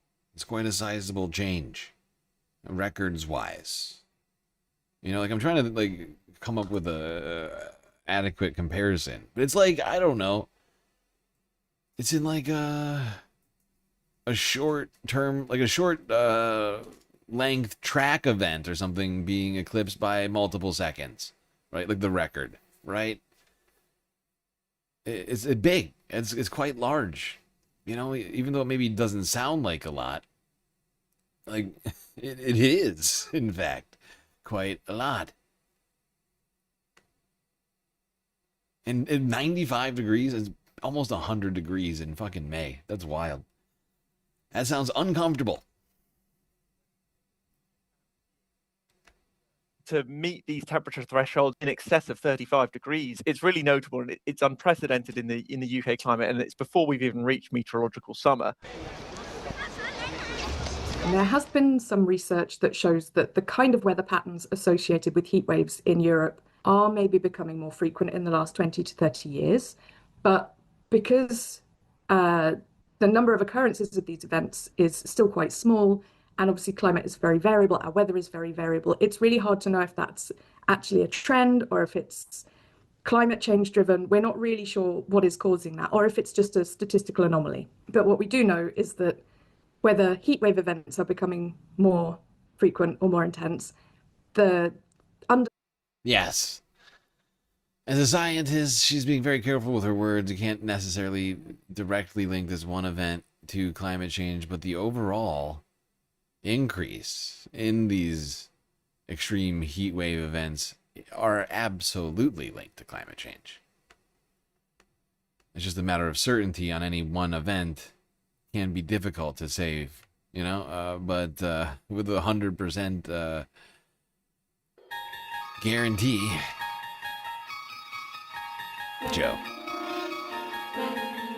Joe, as you very well know, I'm already wearing a tinfoil hat as well. You guys over there on Twitch are always paying for sunglasses and tinfoil hats with your hard-earned space bucks. Could be using them for all sorts of things. Instead, you pay for these things when I already am wearing them. And it makes no sense. And it makes no sense.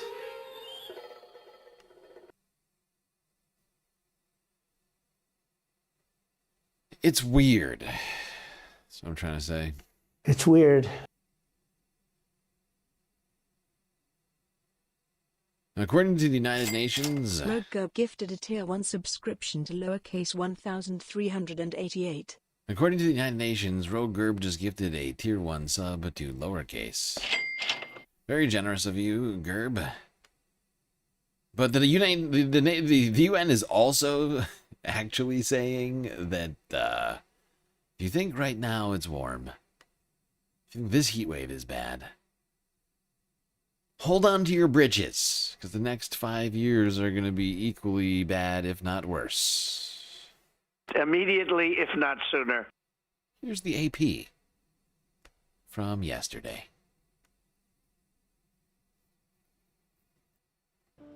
So the next 5 years, we're expecting temperatures to be above average basically everywhere in the world, especially over the northern hemisphere and over land as well.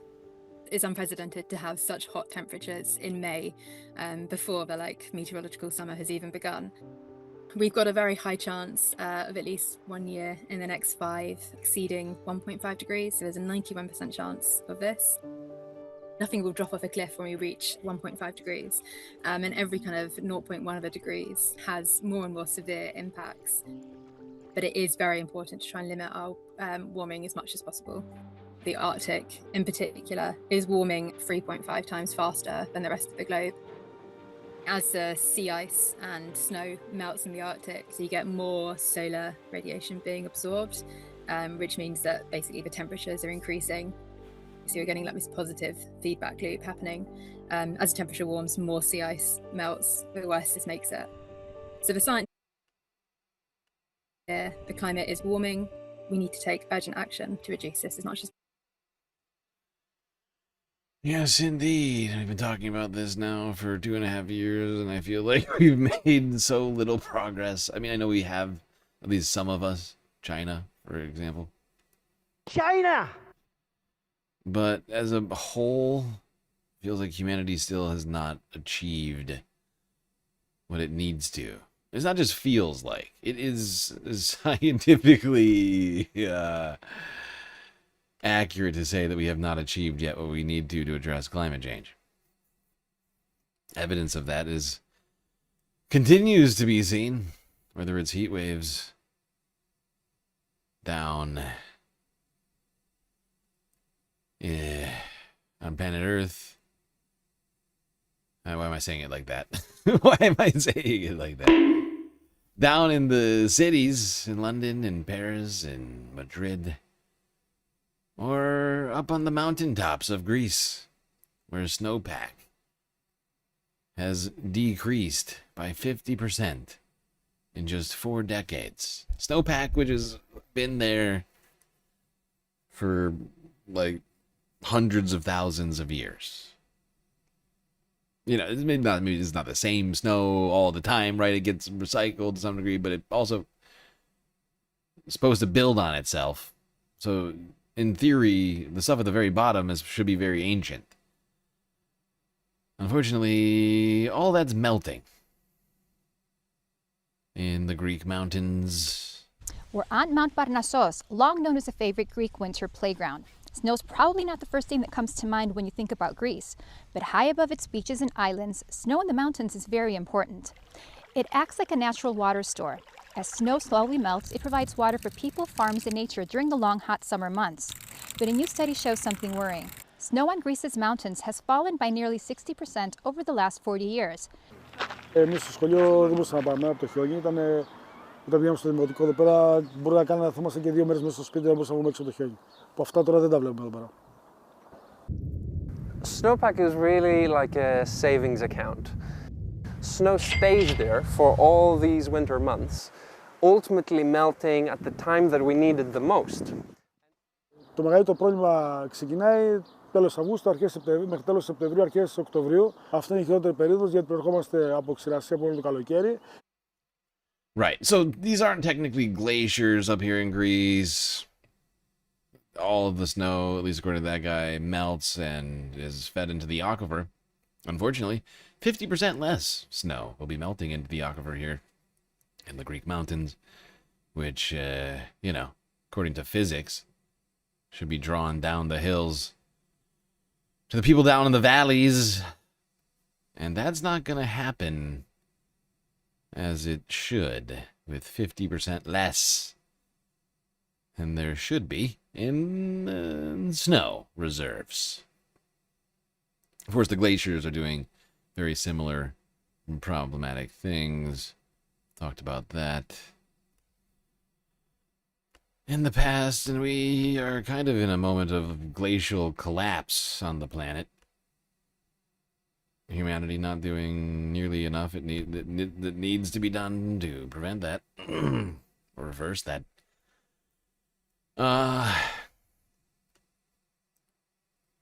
Meanwhile, in India, another heat wave is decimating crops there. From one continent to the next. Do you like mangoes? Well, too bad. India's prized Alfonso mango crop was ruined by the El Nino heat in the Pacific.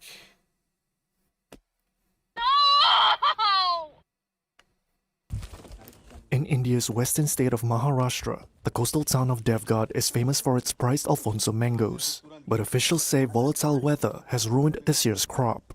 Longtime mango farmer Kakadoke is seeing his orchard struggle to turn a profit for the first time. My garden used to produce 7,000 to 8,000 boxes of goods every year. These are all our gardens. These belong to our own house, and from all these parts we used to produce 7,000 to 8,000 boxes of our own goods. This year we could only make 600 to 700 boxes. Oh. Fellow mango farmer Komal Walke is facing the same problem. She's struggling to fill online. Okay, the first time I heard it, and somehow the second time is just as bad. That number is fucking ridiculous. 90% from 7,000 to 600 or 700? That's insanity. That's basically all of the mangoes, right? Like, I mean, that's basic. Most of the mangoes are now gone. This is ridiculous! Reorders because her family's orchards produced almost no Alfonso mangoes this year.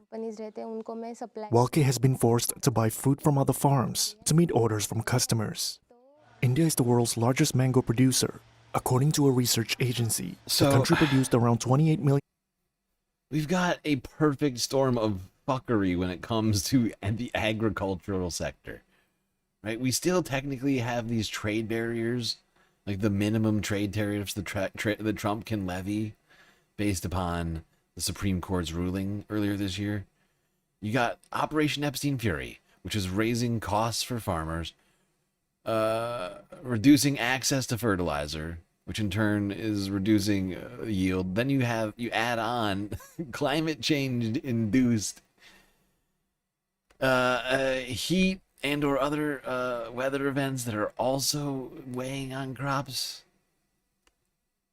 It's gonna be a bad harvest season for everybody.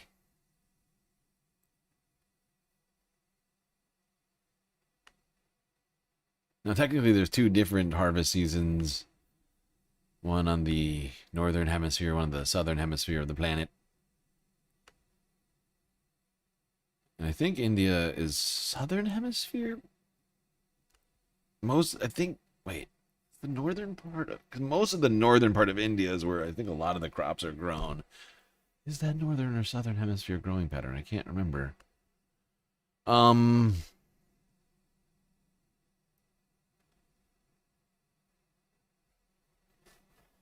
Let's go to Wyong News now from yesterday. Keep talking about this heat wave that's been affecting India. France is not the only one with a deadly heat wave on its hands. Dozens have died in India as a result of this one.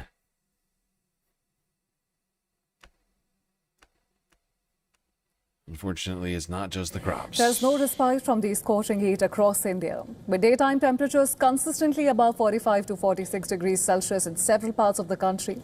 In Maharashtra's Nagpur, at least 26 people have been reported dead over the past 3 days.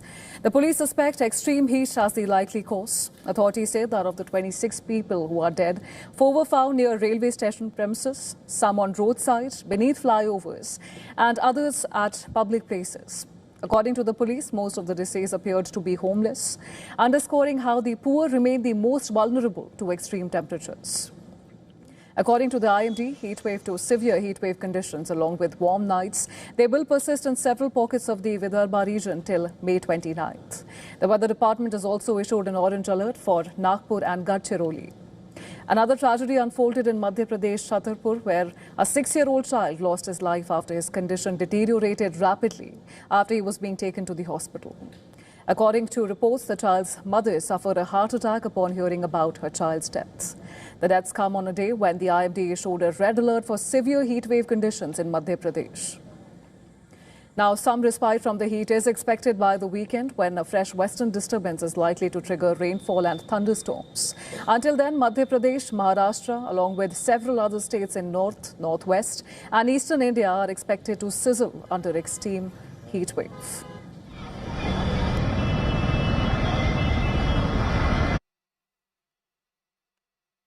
Yeah, not shocking, I think, to many people that the most impoverished, the least privileged in society, are the ones to be affected most. Least likely to have access to, any sorts of human comforts. Or the bare necessities.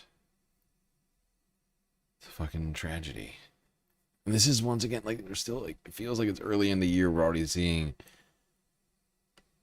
just such devastation. It's only going to get worse, right? It's just going to get hotter and hotter. What's it going to be like by the time August gets here?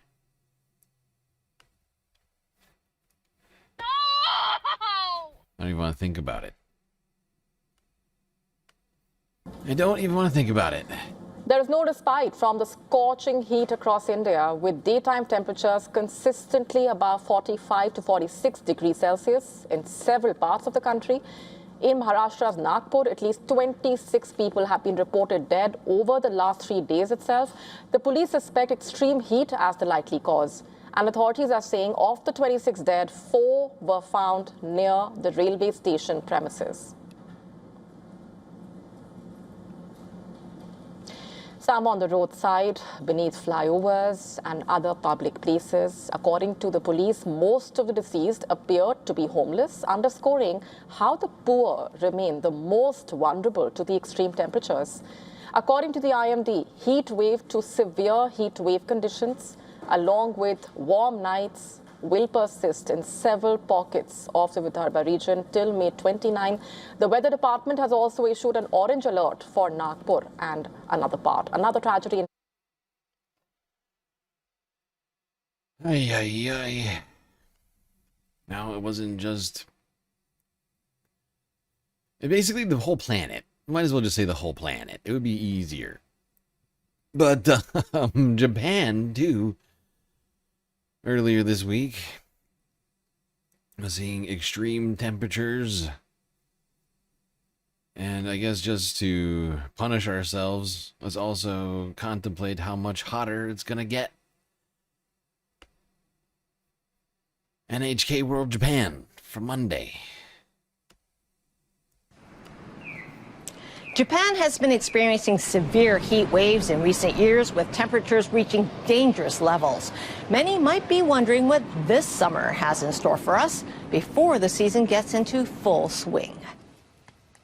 And we are joined now by our meteorologist, Jonathan O, to give us the outlook and some tips to survive this heat. So, Jonathan, it is still May, but we're already seeing summer-like conditions, aren't we? My goodness. I mean, we're talking about seeing temperatures that are unprecedented here in Japan. I mean, these are temperatures from a week ago on May 18th, where Hita saw a high of 30. These are fascinating numbers. So you had 35, 35, and 34 degrees. Now, 35.3 degrees is over 95 degrees Celsius, just for context. This is the May record for Toyooka. Unprecedented heat for Hita. I don't know if this is actually what this means. I want to believe it's not, but if in case this is the truth, if this is in fact what this word is doing what it's intended to, this means that this is heat that has never been seen, that you're seeing in the middle of May. And in Kyoto, seeing temperatures typical for the month of July. 0.3 degrees. There's a story we've been hearing all stream now. See average temperatures that high any time in the year, and so this was particularly hot. Over in Toyooka, we saw also 35.3 degrees, which was a record for the month of May. Kyoto seeing temperatures typical for July, and these are just some of the highlights. What you don't see on this map is the fact that we have more of the country. Right, everybody else is above hot. average at this time of year. I mean, I think that as much is pretty clear. It's not that big of a geographical region. You figure if these 3 points on the map are hot as this, everything in between it is probably also similarly hot. That we have more of the country seeing temperatures way above average at this time of year. And the reason why we're seeing that heat is because of the fact that we had a couple of high pressure systems that are over the area that really pumped in a lot of southerly flow along with the dry pattern. And with that combination together, it was really pushing up the mercury. And yeah, it looks like that we may not be seeing a break from this anytime soon. Though oddly enough, I do want to mention one thing, that toward the end of last week, we had a huge cold plunge taking place. We had the switcheroo taking place. Yes. But once that moves out, we're seeing the temperatures rising back up again. Okay, so then what can we expect in the coming months? Well, according to the Japan Meteorological Agency, they put out a 3-month forecast about the likelihood of seeing above average temperatures. And when you see these colors of purple, red, and orange, that's not good news. Because that's not good news. Thank you, NHK World Japan. That's not good news. He sounds so chipper about it. He's right. That's not good news. From somewhere between 70% to 50% more likely to see above average temperatures for the rest of summer.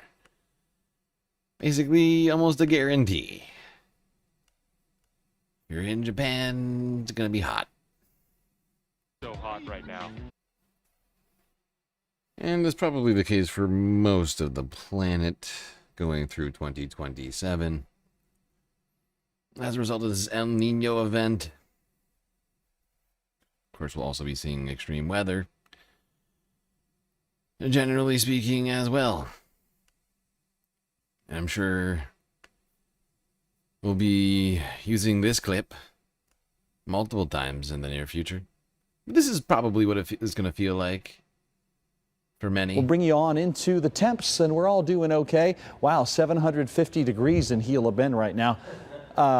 And 1,270 in Ahwatukee. Now, I'm not authorized to evacuate Ahwatukee, but this temperature seems pretty high. Cave Creek is really... Yeah, Cave Creek, Fountain Hills, they don't look good either. And frankly, Wickenburg is a total loss.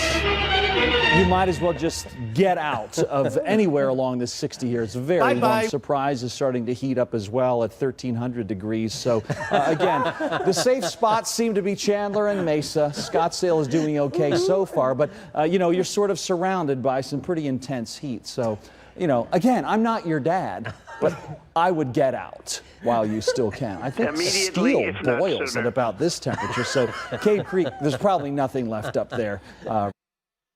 Yeah, that's true. Actually, I think it's a little lower than that. I think it's like 2,500 degrees. Yeah. Yeah. The melting point of steel.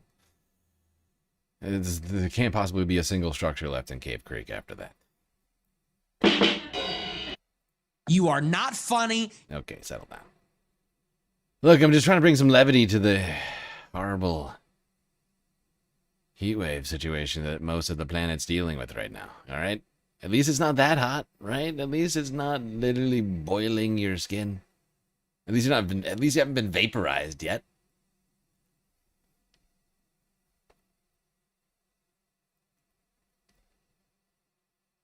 Silver linings. All right, Space Fams.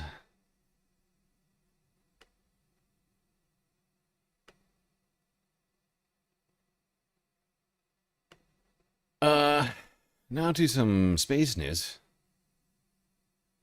Yesterday we talked about a number of different space news related things, like the failure of the SpaceX rocket that fell. Well, is the rocket booster itself falling in the Gulf of Mexico, rather than coming back down and landing as it's supposed to.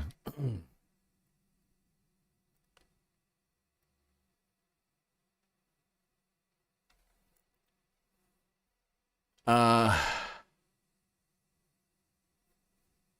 we got another news item relating to a different momentary space blunder, I guess you might call it.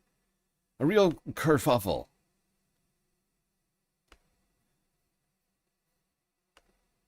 I guess you might call it a galactic catastrophe. Really, I'm being too kind. I mean, an utter...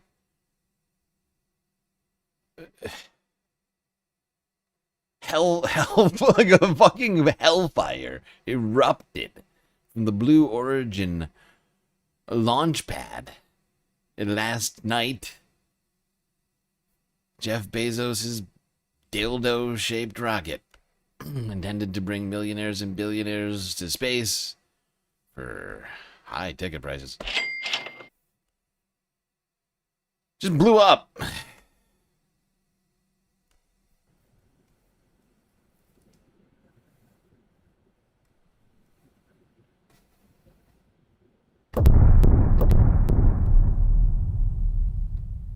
Look at the fucking mushroom cloud from this thing. Jesus Christ. It is wild. Look at it. It looks like a fucking nuclear bomb just went off. Am I wrong? Is that, please watch it with me one more goddamn time and tell me that's not what that looks like. Maybe a small one, but still, I mean, it's fucking enormous. Look at the size of this fucking explosion.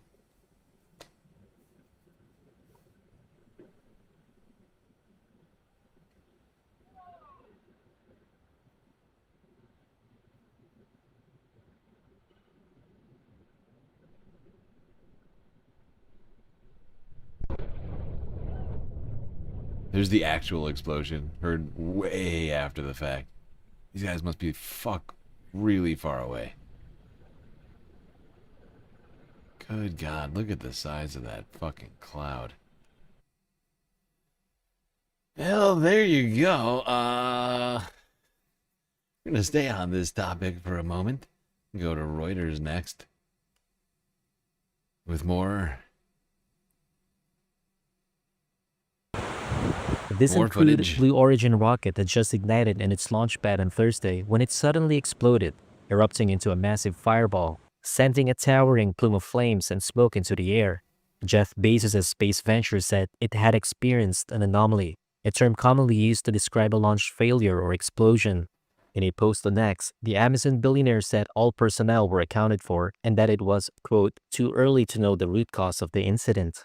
NASA Administrator Jared Isaacman said the agency would work with partners to support an investigation, adding that NASA would provide information on any impact to its Artemis and moon-based programs.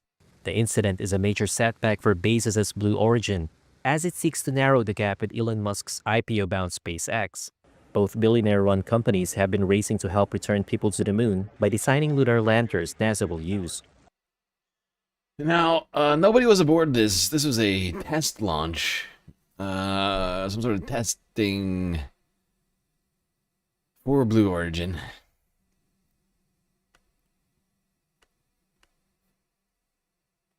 So, no billionaires were aboard this rocket when it exploded. So you can all rest easily.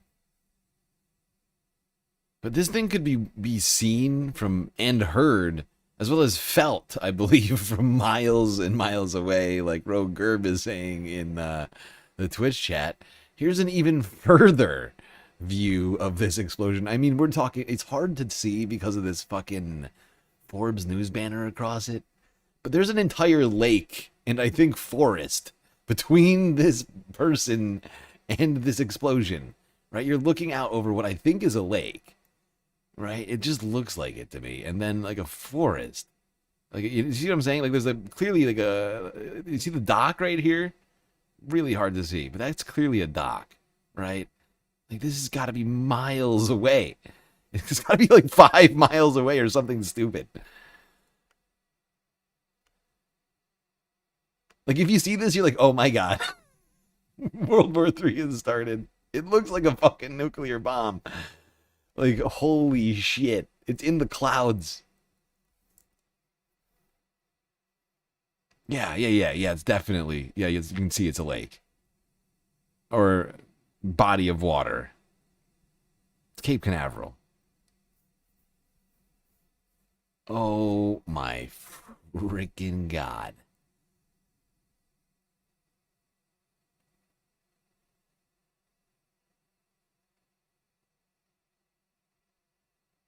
Good God. Okay, that's just a replay of the same footage. Oh my God, look at the fireball.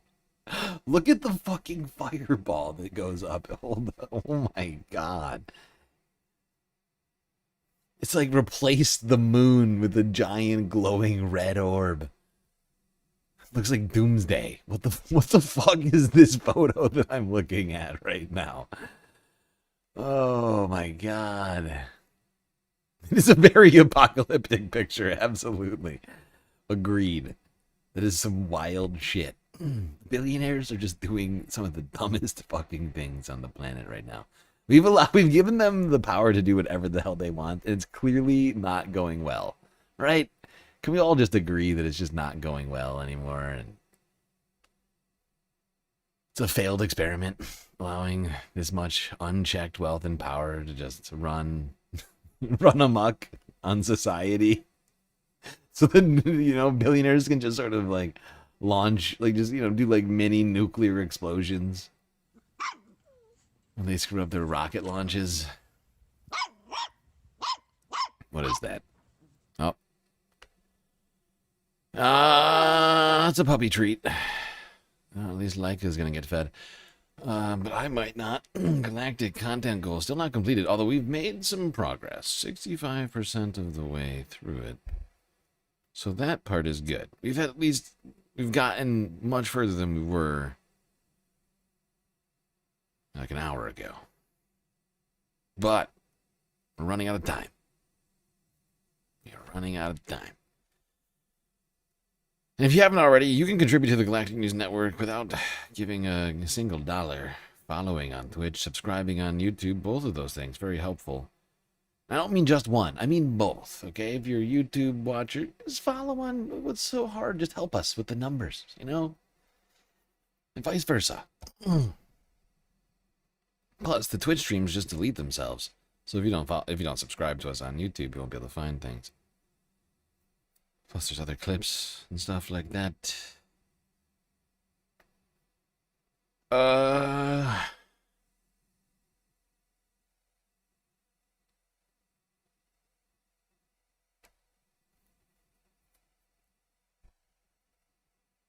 One last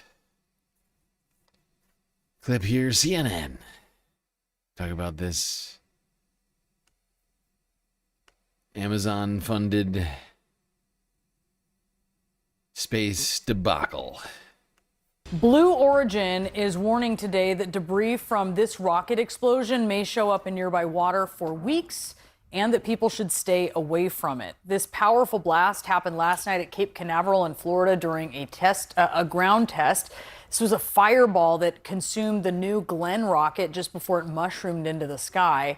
Thankfully, Blue Origin founder Jeff Bezos says no one was hurt in this. We have CNN aviation correspondent Pete Muntean here with the latest. This was incredible to watch, this blast. Yeah, and they're calling this an anomaly in space terms. Doing a lot of work with that one single term because this is a significant setback. The New Glenn is one of the largest rockets in the world, stands about 30 stories tall, designed to launch some of the biggest and most valuable payloads into orbit. Blue Origin was finally beginning to build momentum in what are... Yeah, it's a fairly large anomaly, a 30-story tall anomaly. and most valuable payloads into orbit. Blue Origin was finally beginning to build momentum in what are called heavy launches, and the company's starting to look like a true competitor to SpaceX until now. This happened during what's known as a hot fire test. That's when the rocket's engines are ignited on the ground. You can see them there while the vehicle remains at the launch pad. I will give them this much. That is an accurate description of what we witnessed here. I think they really nailed it with the name. Hot fire test. Yeah. Hell yeah. Success. That's hot. That's hot. That is one hot fire. Mission success, everybody.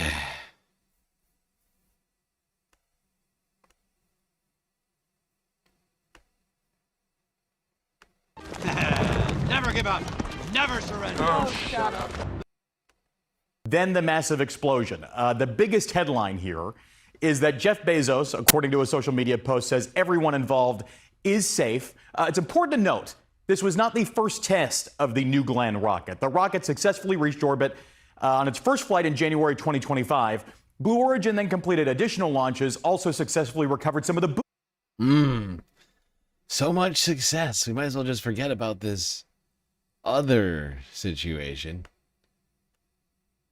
This hot launch, what was it called? Hot fire test. A very hot fire was created. So when you think about it, really great job. Oh, the environment and wildlife are harmed. Yeah, that could be said about most of these launches, including all the SpaceX launches.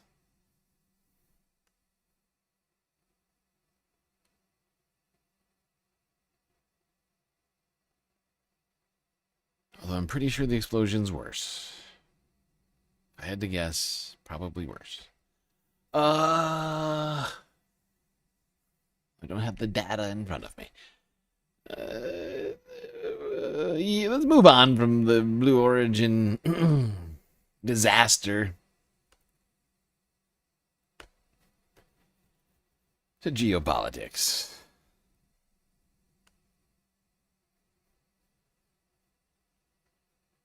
Now, we watched this one yesterday, but I figure we should start this weekending report off with, or the,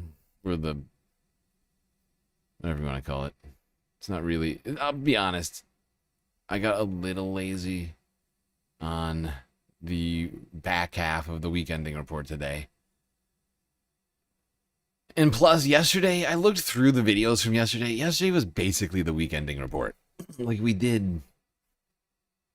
covered basically the whole week from, from South America, Cuba, to Ebola in Africa, to Russia, Ukraine, everything that happened in the Middle East. It was a fairly extensive stream yesterday, so tonight's weekending report for the Earth half is going to be mostly for the last 24, 48 hours. Just for my own sanity.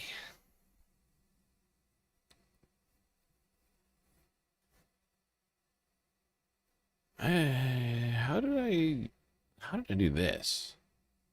Well, this is very odd. 20. 40. Really? Is that possible? Really? No way.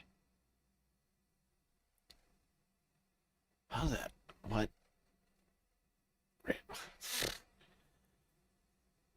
I'm making crazy. I should slow down. You know what I think we're going to do? We're going to take a galactic content goal break. We're 4 hours into the stream. I've already blasted through like more than half of the content. Slightly more. I'm just doing the math. It's like 55%? 60%? Colombiarican_9505 just cheered 100 bits. Service announcement, a moment of silence for the ducks and alligators harmed by Jeff Bezos' Tamer rocket explosion. So hot right now. Thank you, Christopher DeMonte, for that very respectful moment of silence.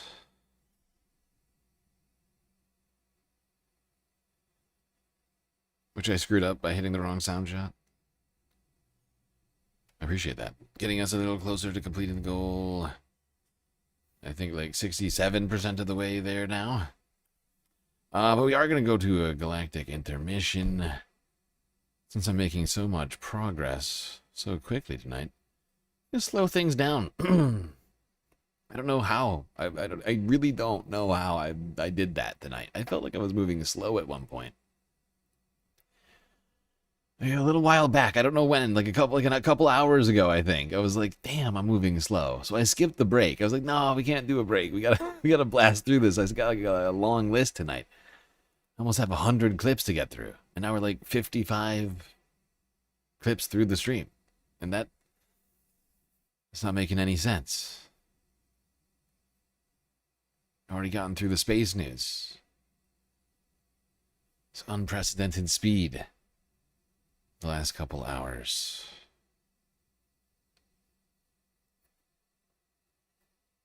Yeah. Quick galactic intermission. We will be right back after these brief messages.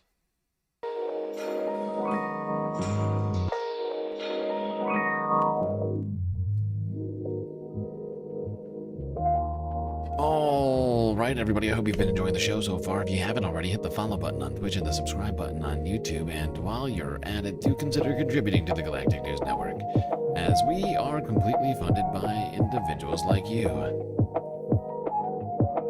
A lot of great ways out there for you to show your support. Twitch, bits, power-up subs, gifted subs, prime subs, Cash App, and PayPal. Throne for physical donations. And of course, the very best way to get the most space benefits for your earned dollars, Patreon. Where for the low price of $3 a month, you can get access to a myriad space benefits unseen by the rest of the goddamn Milky Way galaxy. Alright, everybody, enjoy the break, grab yourselves a drink, maybe a snack, and I will be right back.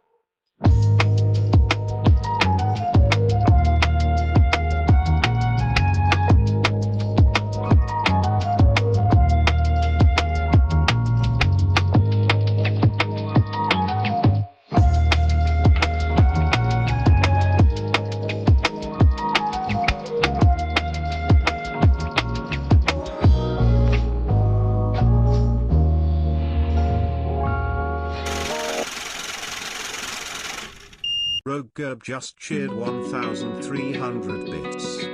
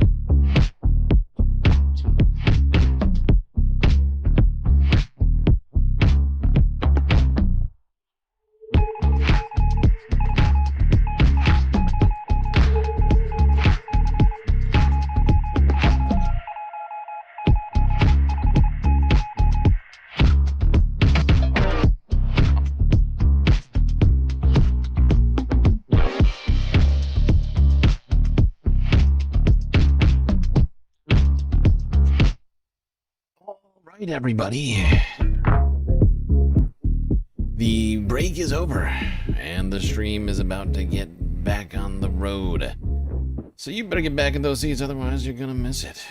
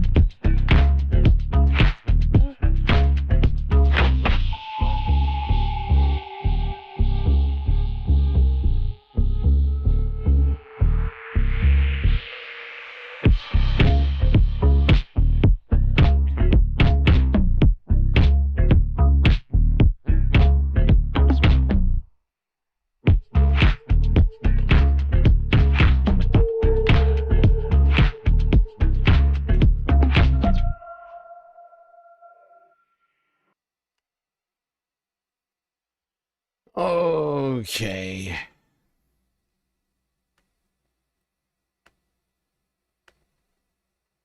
We're back.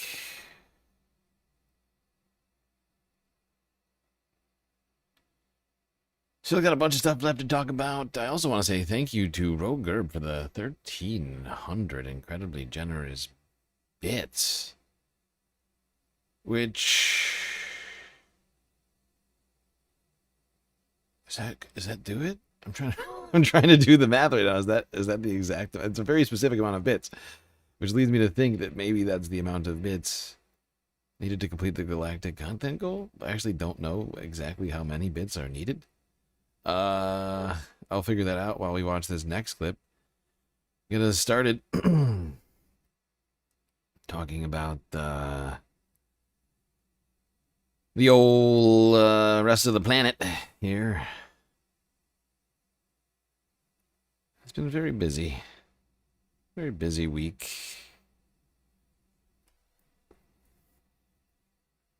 I do have a sneaking suspicion, though, that it is in fact, if not the exact amount needed, very close to the exact amount needed. CNN. Get us started off here. Aaron Burnett. Talk about Trump's threats against the rest of the planet. Yep.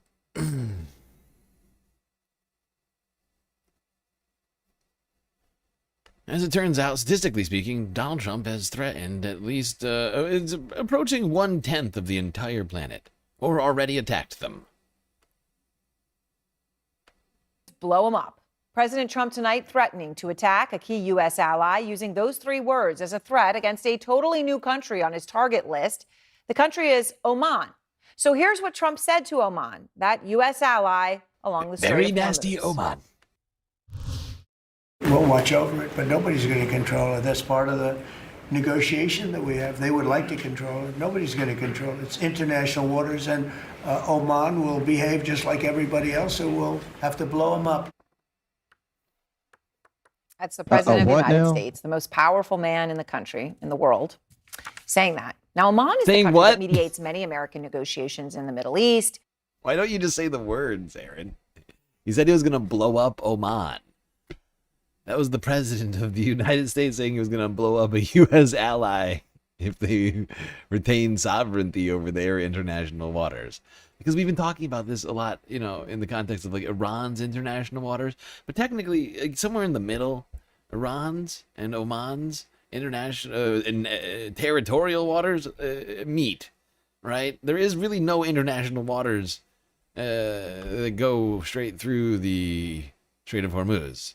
It's all either Omanian, is it Omanian? Whatever the word is, and or Iranian territorial waters. But I don't think Trump understands the concept of international waters. I mean, he's exhibited that fairly clearly over the last couple of years, you know, murdering fishermen in the Pacific and in the Caribbean.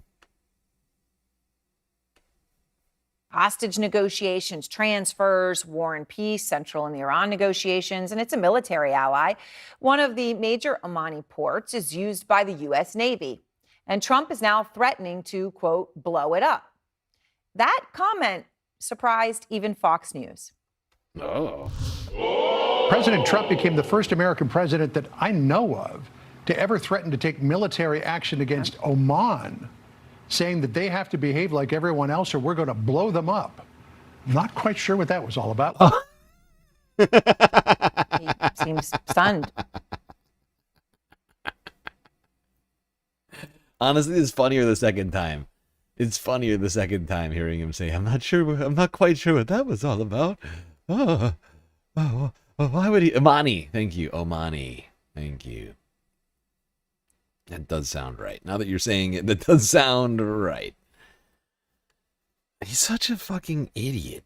Like, we have a demented, unintelligent person running the United States of America. And even Fox News over here can't keep the propaganda train running at full speed. They gotta take a stop at what the fuck did the president just say just now? Before they go back to the glazing his ass. Sorry, I do actually kind of want that sound shot a little bit. American president that I know of to ever threaten to take military action against Oman, saying that they have to behave like everyone else or we're going to blow them up. Not quite sure what that was all about. He seems stunned, appropriately so. The thing is, though, Oman now joins a long list of countries Trump has threatened to blow up, as President Trump has now talked about attacking or seizing 1 out of 13 countries on the planet, according to analysis by our own Aaron Blake. This is just a small sample.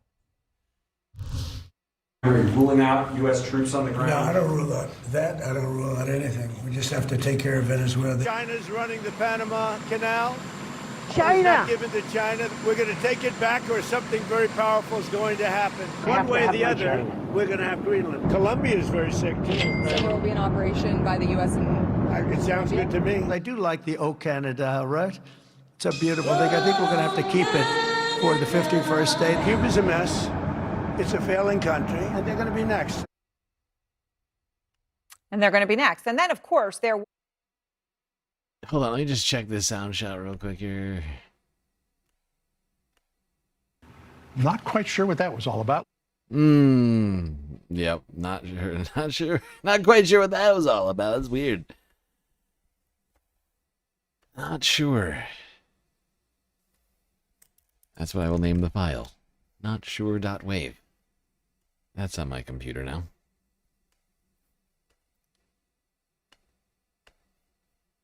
The threat that stunned the whole world on Easter Sunday against the people of Iran in April when Trump posted, quote, a whole civilization will die tonight, never to be brought back again.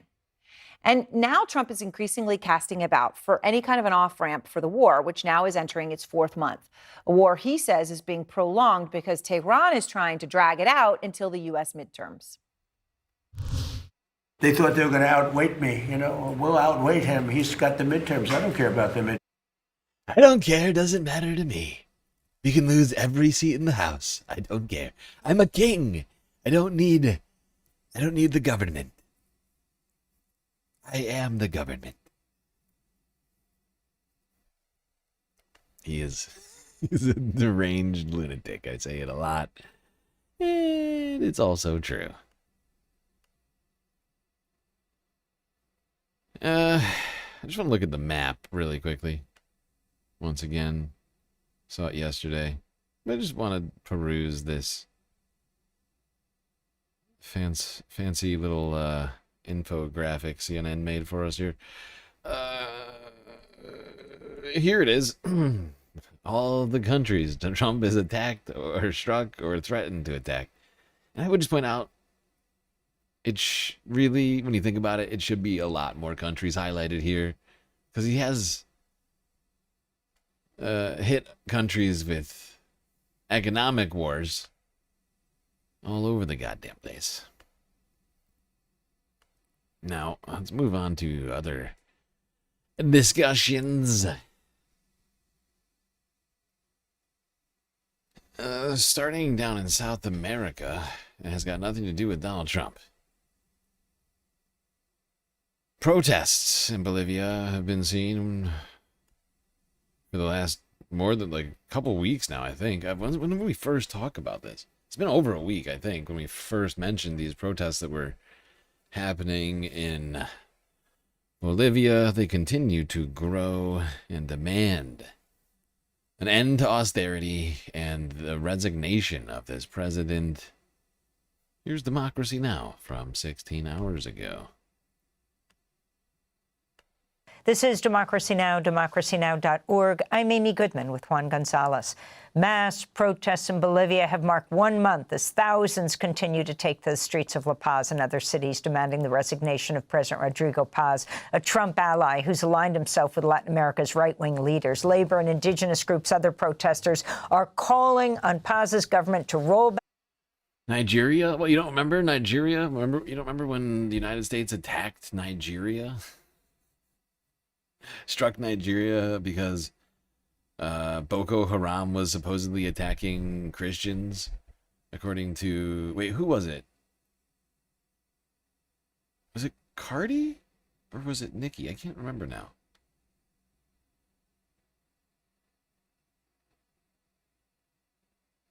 My brain just broke. It was Cardi. Okay, okay.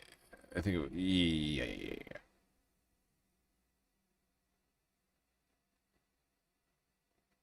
Right? Wait, no.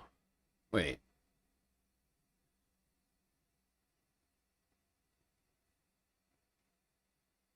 Maybe it was Nicki Minaj. I'm struggling to remember now. Who said it? Oh, it was Nicki Minaj. Why did I say Cardi? Probably because I just don't pay attention to either of them very much these days. But like, you don't remember like when Nicki Minaj was out there saying that Christians are being genocided in Nigeria? So Donald Trump did like a airstrike on Boko Haram, even though they're targeting all sorts of people, not just Christians. Does that ring a bell? Labor and indigenous groups, other protesters, are calling on Paz's government to roll back austerity measures amid soaring costs of food, fuel, and medicine. We want the government to solve this problem, to fix it once and for all, and to do so wholeheartedly. The babies are starving. We can't afford to buy food. We seniors no longer have the money to buy food, and I have my granddaughters who are orphans. I'm asking for a solution. Earlier this week, Bolivia's Congress approved the possible deployment of armed forces to suppress the mobilizations, a move that would also help President Paz declare a state of emergency in Bolivia. For more, we go to Cochabamba, Bolivia, where we're joined by Catherine Lederberg, director of Andean Information Network. We thank you so much for being with us. Lay out the escalating protests, why people are in the streets demanding President Paz's resignation. Thanks so much for having me. I think that you summed it up nicely when you said it's about people feeding their families. And a political exclusion, a racial exclusion. Remember that Bolivia is a country where for 19 years, indigenous people and social movements enjoyed equal rights and political inclusion. With the election of right-wing Colombianican government. _9505 just cheered 100 bits. The President of Peace has brought nothing but everlasting peace on every country on the planet. Oh. Please do not believe the fake news about attacks, threats from numerous countries. Right. Good point. Thank you, Columbia Rican. Thank you for the biddies. Yeah. Don't believe the fake news media. Everything is peaceful. Everything's fine. And everyone loves capitalism. Even in Bolivia, where they're definitely not specifically protesting exactly that.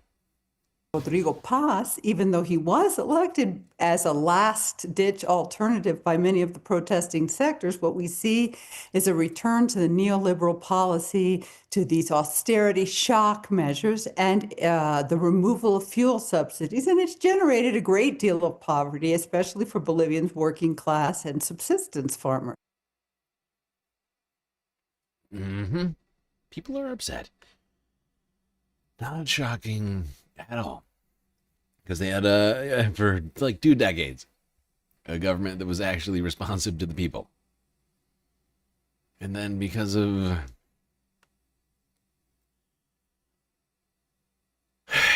I mean... It's complicated, but because of a confluence of factors... that government was replaced by this government, which has been enacting, like I've been saying, enacting sort of socially austere measures, including removing those gas subsidies, which are, you know, in the middle of the Operation Epstein Fury. That's the sort of thing that's going to cause people to get really upset, right? And they can't get around because fuel costs too much. That's a problem.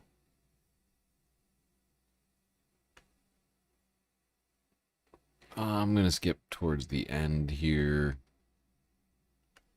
Able to have a sustainable source of life. And that is not being addressed here, as it's not being addressed in so many other places.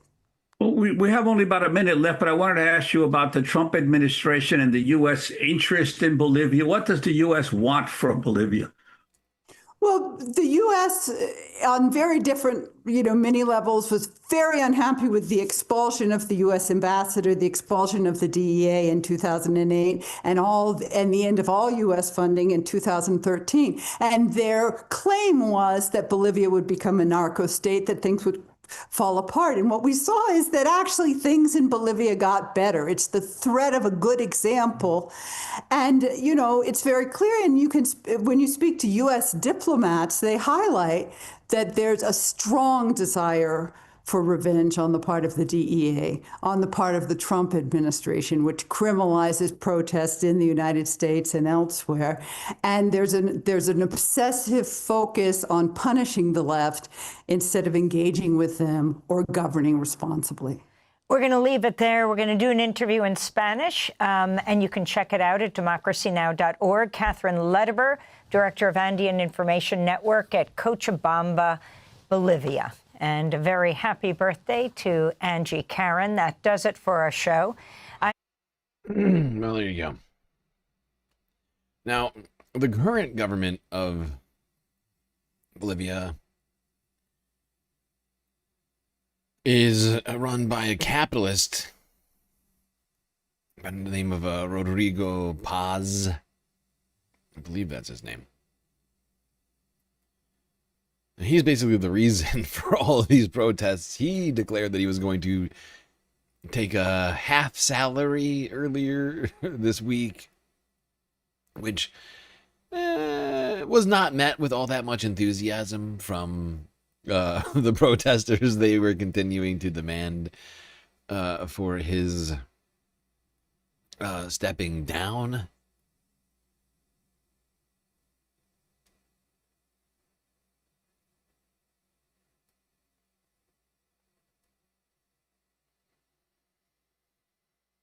Yeah, I think we're going to move on from this topic now to other things. Gotta get an update on the Iran war. ceasefire, whatever, whatever the hell is going on there. The final countdown, I believe, is what Trump's calling it, or something like that.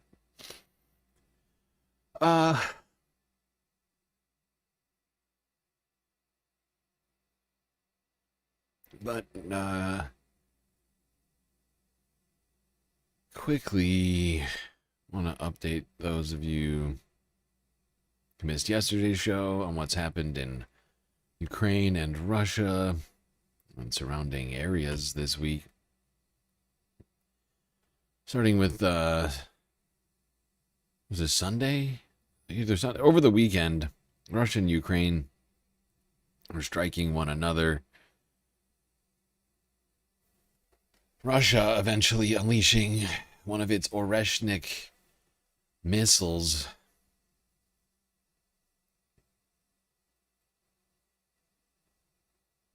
to Kiev, where a wave of overnight Russian strikes hit a school in the Ukrainian capital, killing at least 20 people. The Kiev mayor added on social media that the strikes had set off a fire, but it remains unclear if there were any casualties. The attacks follow a round of Ukrainian drone strikes on a college dormitory in the Russian-occupied region of Luhansk earlier this week. I'm not in Kiev right now, and I have to say I'm in a way quite relieved not to be in Kiev, because people I've spoken to there have said it was the scariest night so far of the war, an absolutely massive attack on the Ukrainian capital. We don't yet know exactly the numbers of missiles and drones used, but it was a combined attack with ballistic missiles, cruise missiles and drones being used in large numbers. Every single district of the Ukrainian capital has suffered damage. You mentioned a school. There's also at least one apartment building where one staircase has been destroyed.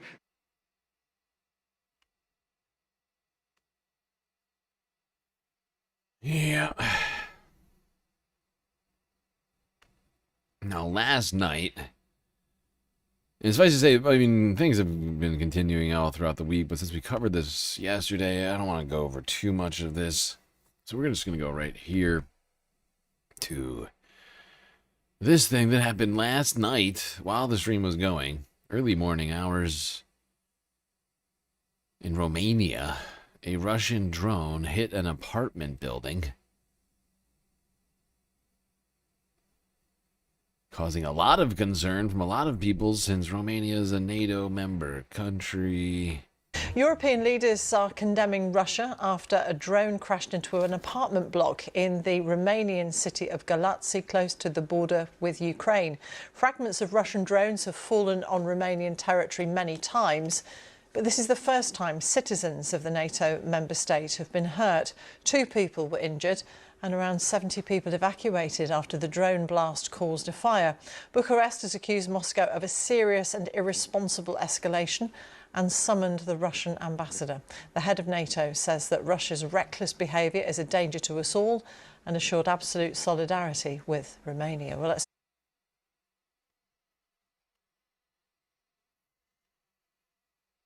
Okay, now talk a little bit more about the NATO response to this situation. Let's go here to France 24.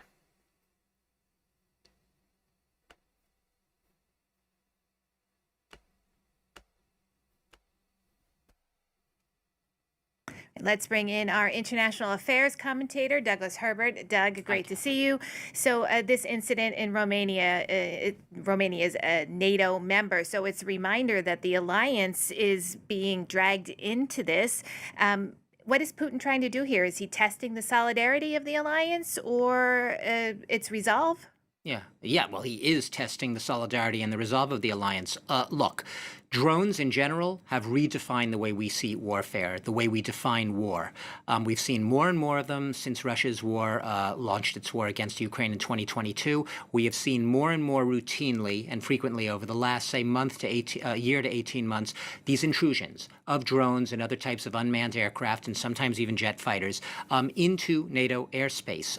So what we've seen, if you really sort of want to trace a ground zero launch point for when this pattern really began in earnest. Last September, the NATO alliance basically created a mission to investigate ways of shoring up its eastern flank, so to speak, against what it sees as this more and more persistent threat of Russian aircraft of various kinds straying into NATO airspace. And so they've spoken of a drone wall, so on and so forth. Now, that mission was set up. I'm going back to September 2025, so we're like 9 months ago.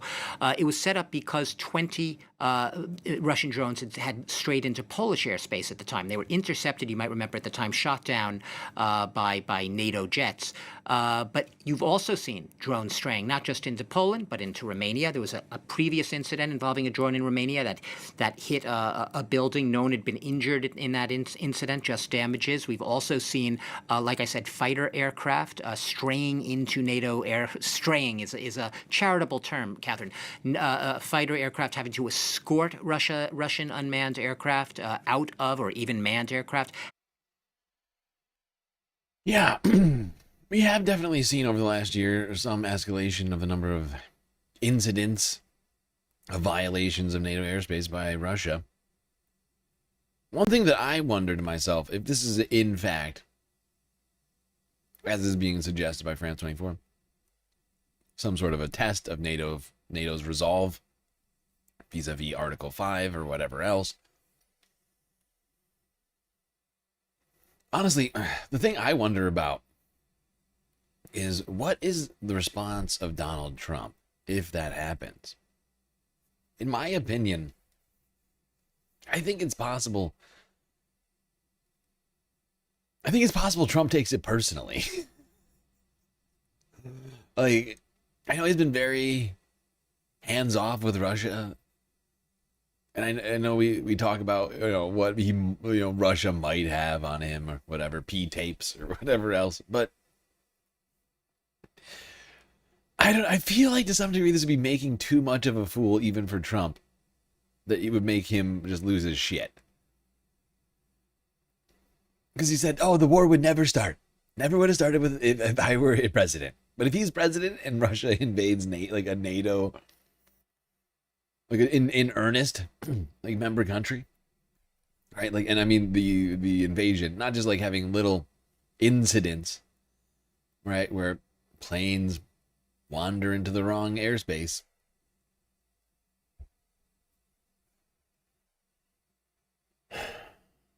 I just wonder, does Trump? Because he's constantly threatening NATO. Like, you guys are never there to help us and blah blah blah. But like, I almost feel like it's just like him just trying to get something out of NATO. And if in fact, like, Russia did invade Poland or, I don't know, Romania or whoever, like, I think he would take that as a personal, like attack on him by Vladimir Putin, who he's said many times is a good guy and would never have invaded Ukraine if he was president. This would just be making him too wrong, I feel like, even for him. Even for Trump, the man who's been wrong about literally everything. I don't know, I could be wrong. He might just leave NATO out to dry. Leave Europe to defend themselves. Who's to say?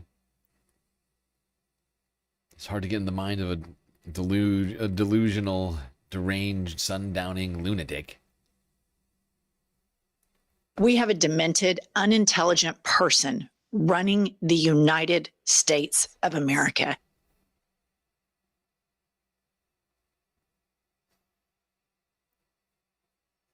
You're reporting Mammal Joe for hate speech? What did Joe say? Oh, Joe, what have you done?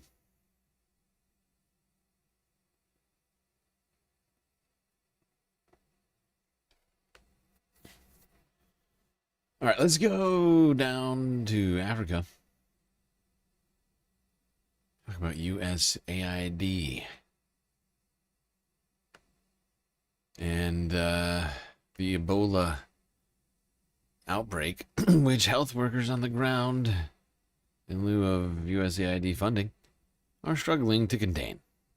Here's PBS NewsHour from Tuesday.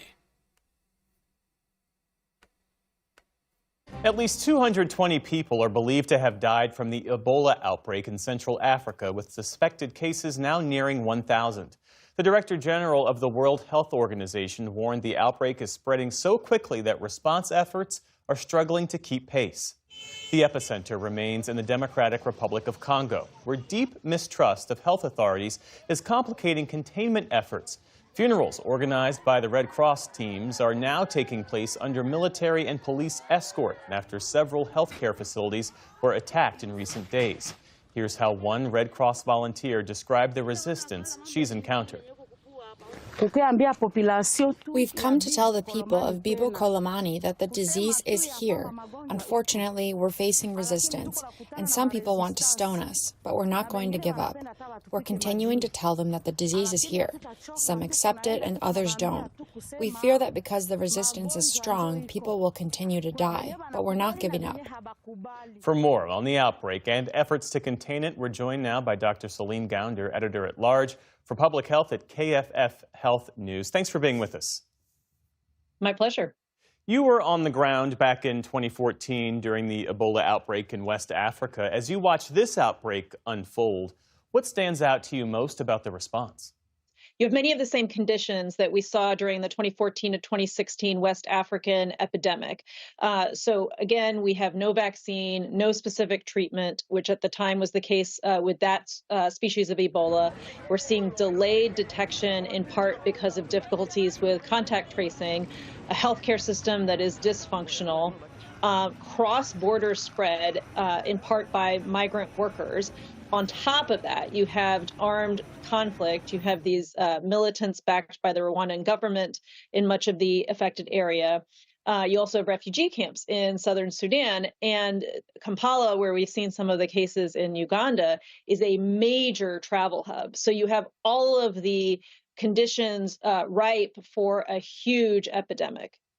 And you've raised concerns about the cuts to USAID at a moment like this. Walk us through the practical impact, the capabilities, the staffing, the response infrastructure that is potentially undermined by a lack of funding. So a key number here is 1 in 5. 1 in 5 contacts of Ebola cases or who've had high-risk exposures, only 1 in 5 are currently undergoing contact tracing and follow-up. So once they're identified, having follow-up for 3 weeks to make sure they don't develop symptoms. If they develop symptoms, that they're isolated and they receive treatment. And that's exactly the kind of work that the people who were funded by USAID were doing. Exactly. Thank you, PBS. That's the point I've been trying to make this whole time. But if you have only if you have contact tracing on only 1 in 5, 20% of those who are being affected by this, you got a fucking problem, right? Because you can't track where these people are going, who they're interacting with. So you're probably having hotspots popping up all over the place, and nobody even knows it. Or like knows where to even look, necessarily. Because people who are contracting the disease, many of them probably don't even know that they have it. Because the efforts to track this are severely undermined by the lack of funding from the WHO.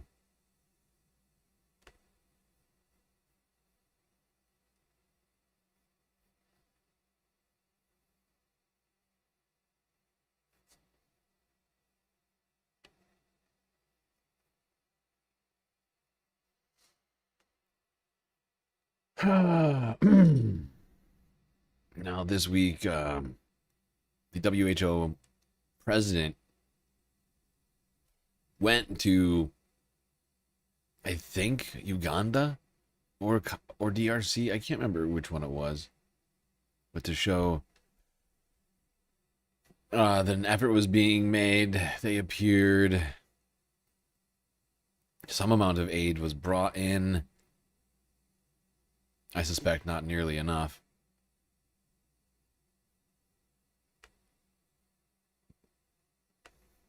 Comme vous pouvez voir, on a reçu de la part de ECHO une donation de 100 tonnes de matériel qui vont arriver sur plusieurs jours. Aujourd'hui, c'est la première rotation.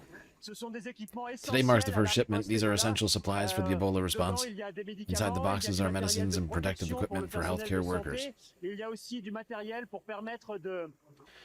There's also equipment to help secure health facilities, as well as tents to secure and organize the response. We've seen in every epidemic that there's always resistance from the community, because it's a sudden flood of information for them. There's a lot of people arriving, and a lot of supplies arriving. Communities always ask themselves what's going on. And in epidemics like this one, it is really risk communication and community engagement ultimately change people's perceptions. There are many challenges, especially in containing this outbreak. It's a very complex outbreak. One is the conflict, the security challenges, and that's why in my letter today I asked for a ceasefire. The other problem is displacement. People are displaced because of conflict.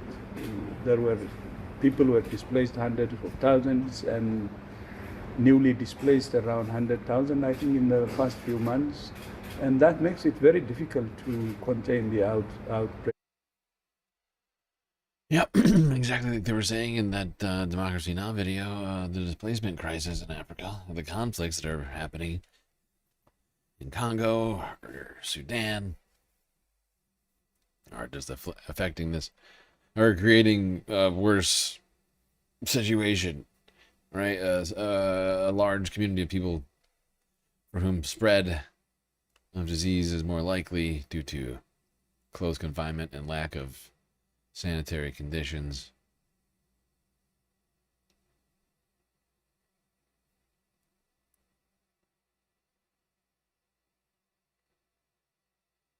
Now, unfortunately, yesterday we talked about how at least one doctor treating patients on the front line has died.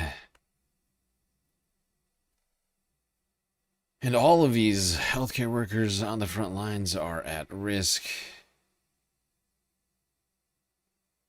Here's Al Jazeera from earlier this evening. Several medical professionals have died of Ebola, highlighting the dangers they face. Dr. Arsene Kasambula says teams are working under extremely difficult conditions. Sometimes we are forced to touch patients without proper protective equipment. The lack of protective gear and resources has increased the risk for medical personnel, and many of our colleagues have already been infected. Health workers say they need more gloves and masks, and supplies are not arriving quickly enough. Many hospitals and clinics in Eastern Democratic Republic of Congo don't have isolation units or the capacity to respond to the outbreak. In Bunia, some have closed their doors to prevent the virus from spreading among staff and other patients. That caused panic. We are very worried about the future of this outbreak. When doctors themselves are dying and hospitals are closing, people no longer know where they can go for treatment or protection. The World Health Organization says its teams are expanding their operations across Ituri and neighboring North Kivu province. More staff, protective equipment and medicine are being sent into affected areas. Health workers are also facing hostility from some community members. Medical teams have been attacked. Yeah. The fact that over half a dozen health workers have already died is a bad sign. And the numbers of dead just keep rising. It's like, whatever, like 250 or something like that already. It is disturbing. The Onion. Thank you for the follow on Twitch.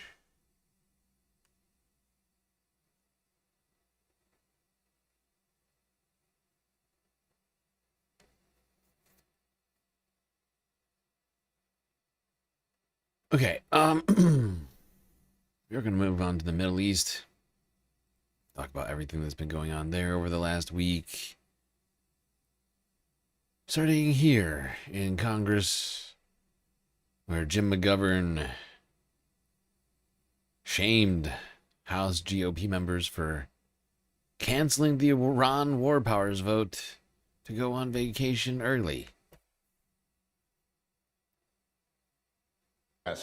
Without objection, the motion to reconsider is laid on the table.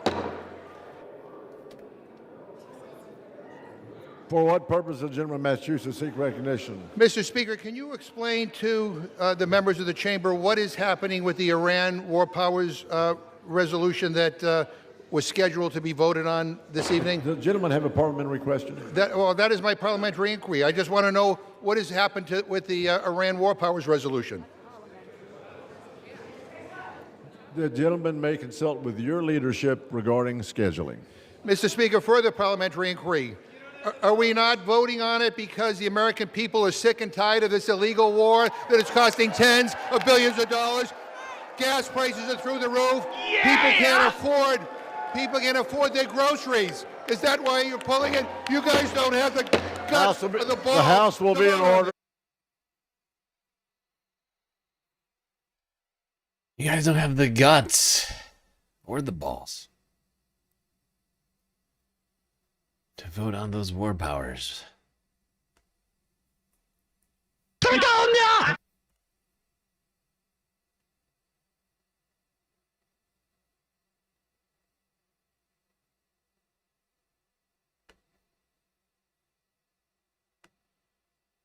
Okay,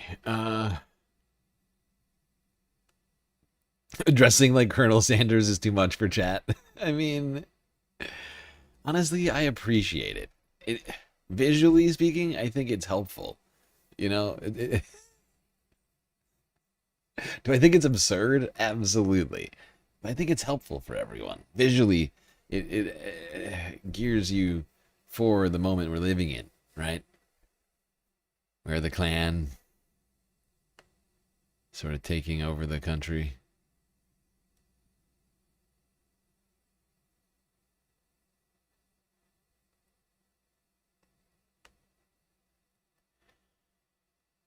Now, announcements were made earlier this week, really at the end of the weekend, going into Memorial Day. Donald Trump is making bold claims about the Iran war, saying that he had spoken to like a dozen different world leaders, all written into his tweet, saying that the concept of a plan of a peace deal was almost complete. That was Sunday. Shortly after, you had Benjamin Netanyahu saying that that's a bad idea, that peace is bad because he still wants Iran to be obliterated militarily and whatever else. He was very upset, but couldn't publicly criticize the president himself because he's got to win an election right now back at home. And you can't be prime minister of Israel and not have the favor of the president of the United States. America! Fuck yeah! Thankfully for Benjamin Netanyahu, who's got warmongers like John Bolton sticking up for the Iran war on CNN. He had this to say on, I think it was Memorial Day. Ambassador, are you feeling optimistic about this memorandum, given that we've seen negotiations break down before when it comes to the finer points of Iran's nuclear program?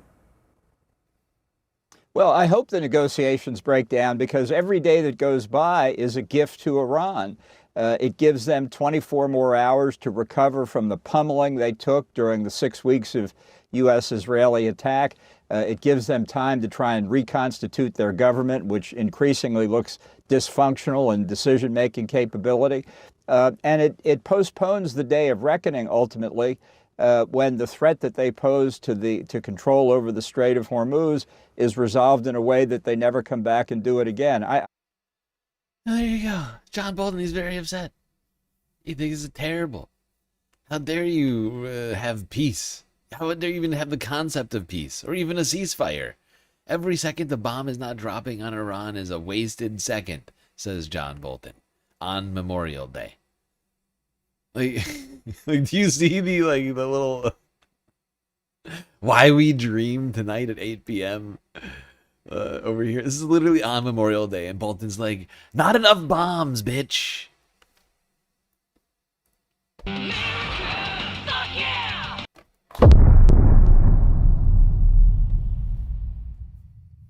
guy is a lunatic. Let's go here. Talk more about Republicans' lack of desire to stop the Iran war with the majority report.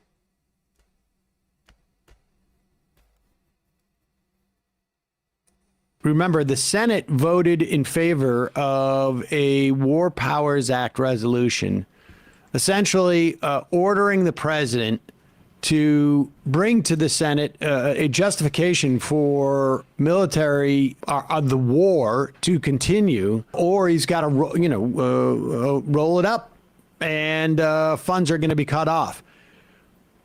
I mean, aside from the fact that I think we have no idea just how badly the United States has lost this war, and I'm not in favor of the war happening at all. But it is, this is sort of one of those situations where the food is horrible and the portions are small. We have expended so much money on missiles and whatnot that are all going to have to be paid for again, because we're going to build it back up. I don't think we're even close to understanding. I don't think we know how many U.S. military personnel have died. I don't think we know how many ships or planes we've lost. I think none of this has been even remotely transparent. And I don't think yet we really have a sense of just how disastrous this was for the agenda of disempowering Iran in the region and whatnot. Now, regardless, without even litigating as to whether that is a goal that we should have been pursuing or using any resources towards, this has been an abject failure. And the best way to have essentially integrated Iran into the world community would have been to pursue negotiations, and we failed to do that since. Yep.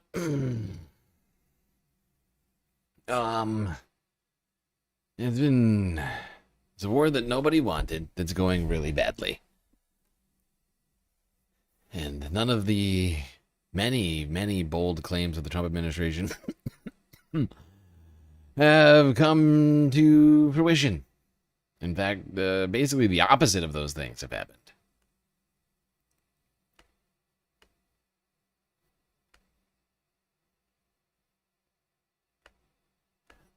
God, my fucking back is still killing me right now. It's the position that I sit in, I think. Like, I need to solve my sitting position while I work. I have a substandard setup. And I'm sort of leaning to get close to the microphone. This could be solved, but it will require a great deal of effort. I'm gonna try and do it this summer, like reorganize things around here, make it a little easier for me. Oh God. Oh.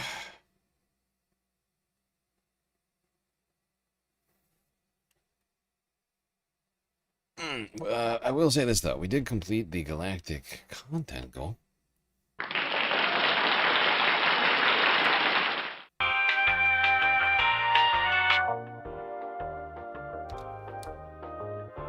Yes, that's right, Space Fams. We did it. We did it. Thanks to all of you very generous people. Space Fams like you.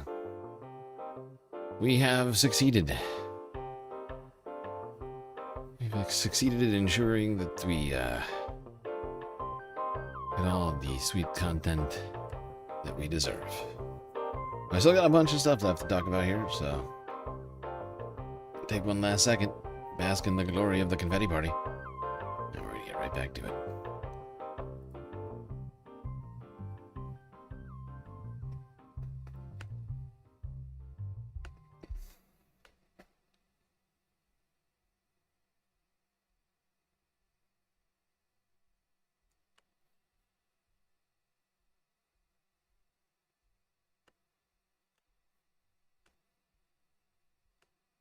Disagree with him, but he's also a vet, and he was rather upset. Dodge on the War Powers Act.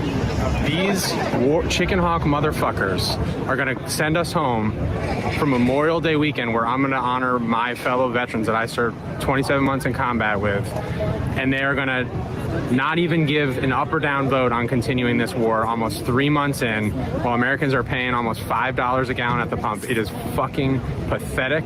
They use this procedural bullshit argument, and every American should just be absolutely outraged about this. It's a disgrace. It is a disgrace. I mean, this guy, I think it's probably the first time he's been caught on camera swearing.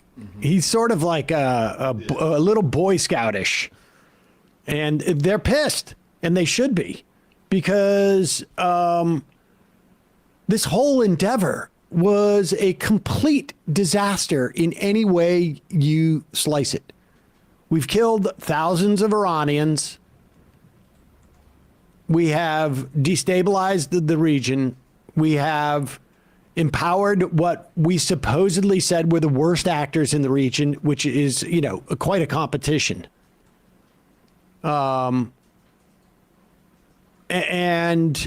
I mean, for what? We've gifted Iran leverage that shows that they don't even really need a nuclear weapon if they want to destroy, to win in a war between two nuclear powers just by using their geographic leverage.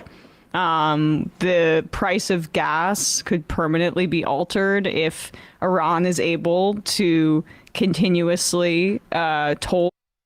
What the fuck does that mean? Have you looked at the vids coming out of Iran? This war was always going to happen.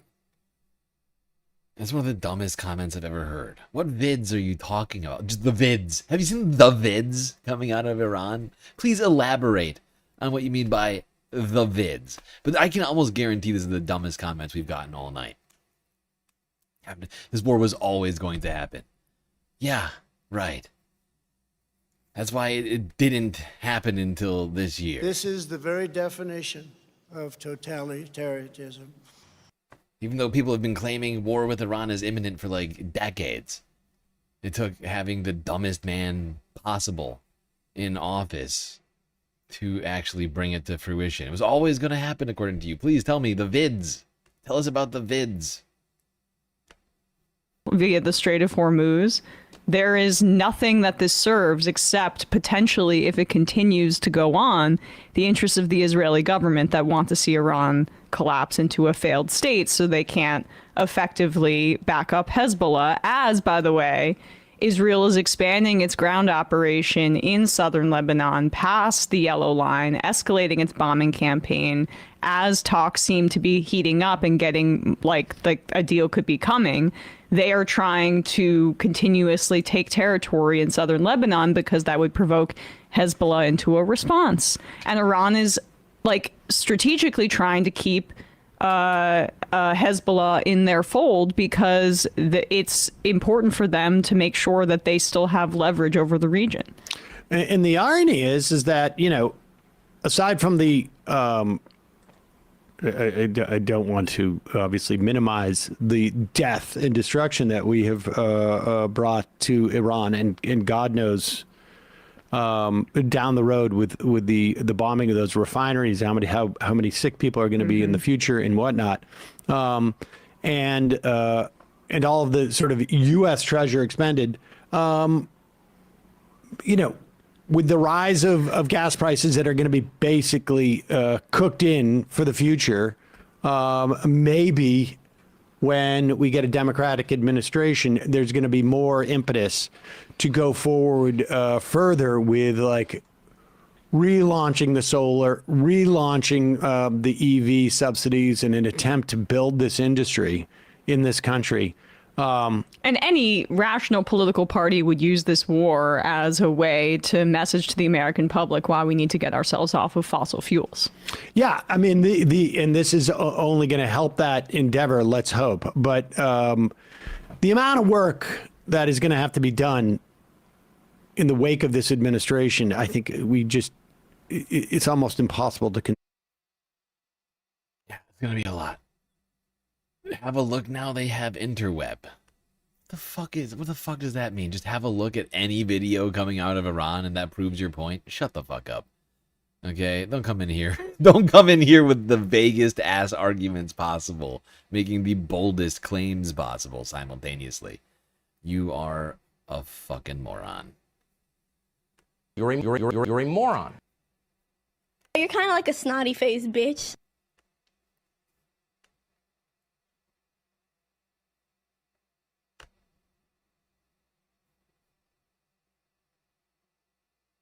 Israel is expanding its operation against Hezbollah, pushing further into Lebanon despite a ceasefire deal between the two sides. During what was one of the heaviest nights of bombardment since a US-brokered ceasefire began in mid-April, Lebanon's health ministry says 31 people were killed by Israeli strikes on Tuesday, including 11 people in the Bekaa Valley village of Mashgara, from where our correspondent John Sudworth reports. You call me names rather than prove my point? I don't have a point. You don't have a point. You haven't proved your point yet. I'm waiting for you to do that. All you've done is see the videos on the interweb. You think that's proving a point? Just, you're a fucking moron. I'll say it again. You are stupid as shit. I don't think you have a functional brain. Proving a point, you're just saying, oh, look at videos on of Iran. Any video of Iran, just pick one. That'll prove my point. Is not a point. You're not making a point. You're basically handing off responsibility of making a point to somebody else right now, and you don't even know who you're handing it off to. You're just sort of, just like, yeah, don't worry, I don't have to make my point. Just go watch a video, any video of Iran right now. And then you're like, oh, why are you calling me names instead of making your point, dude? Make your point, man. I don't have a point. I'm waiting for you to fucking do it. So get to it. Make a fucking point. Just do it. Just make a point. Say the thing. Like, why do you need somebody else to do it for you? You're in the chat, typing away. Clearly your thumbs work. Now prove that your brain works and make your point without somebody else helping you.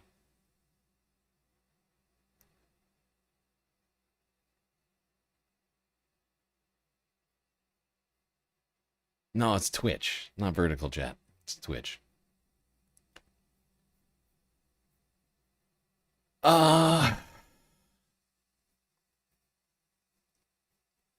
after Trump said that the ceasefire deal was super close, not only did Benjamin Netanyahu suggest that a deal with Iran lacking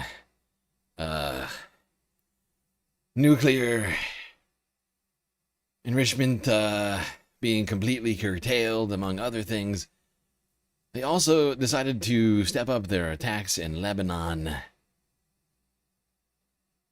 announcing it's deepening its military operation there. You have no point. You just keep going on and be... Dude, I'm just going to mute you in a second. I'm just going to, I'm just going to mute you any second if you don't actually make your point. I'm not claiming I'm on the right side of anything. You can't even make your point. Are you religious? Like, what are these questions? Just make your point. You keep trying to change the subject. Like, how many times are you going to do it? Tell me about the vids coming out of Iran. Are you too stupid? Are you really that dumb that you can't tell me about these vids that prove your point?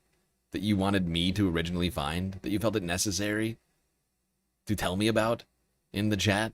You can't even describe them?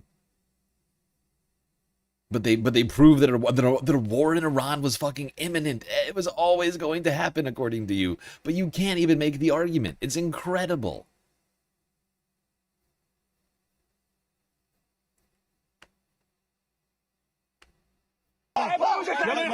Rescue crews are digging frantically as a tiny arm pokes through the rubble.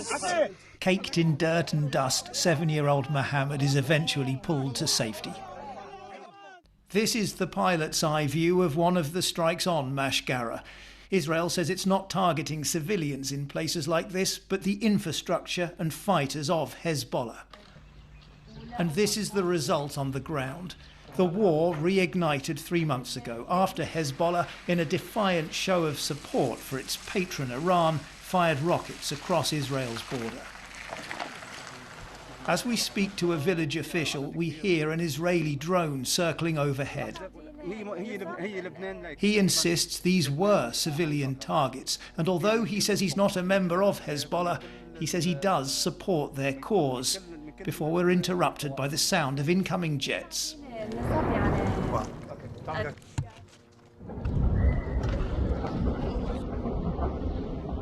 Social media videos show a large explosion on a road not far from where we're filming. Wait, so let me just follow you. Let me just follow your logic. You finally made an attempt at making a point. The people of Iran are trying to be free. That's full stop. That's what you've got. That's what you got from me. The people of Iran are trying to be free. And therefore, war with Iran between the United States and the Iranian Republic was always a guarantee, according to you? That's a fucking dumbass argument, dude. How do you draw the line from one to the other? Because the people of Iran want to be free, therefore, imminent war with the United States. You are a fucking idiot. I stand by my statement. You're just proving it. You're incapable of making your own fucking point. Why was this inevitable? Why are you so incapable of making the point that you came in here to make? It's very frustrating to me. So while we're talking to this man, we can hear the drone up ahead and we can hear strikes coming in. In fact, they're telling there's a warning, so we've got to get out of here. Mohammed, the boy pulled from the rubble, is now recovering in hospital. He's not yet been told that his father and 2 sisters were killed in the strike, and he's in remarkably good spirits. And here's a really difficult question, Mohammed. Who do you think did this to you? The Israeli.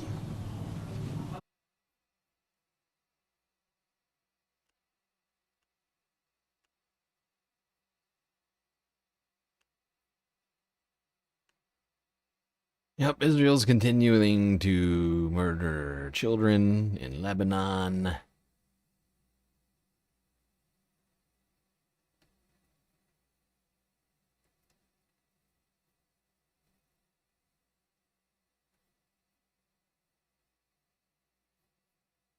Even though they claim there's a fucking ceasefire going on, they continue with this fucking nonsense day in, day out. This ongoing human atrocity we are forced to witness.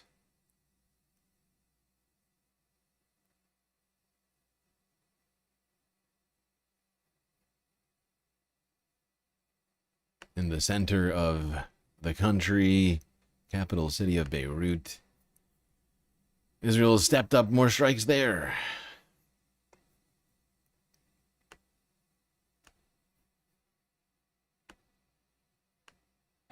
An Israeli strike in a neighborhood in Beirut's southern suburbs. It's seen as a message from Israel that nowhere is off limits. An apartment in a residential building was hit. The target, Israel said, was a Hezbollah commander. It was the second such strike since a ceasefire announced in mid-April that largely stopped the intense bombing campaign in the capital in recent weeks. But in the south of the country, there's been no let-up in strikes, and in recent days, Israel escalated and expanded its attacks. The city of Tyre under fire.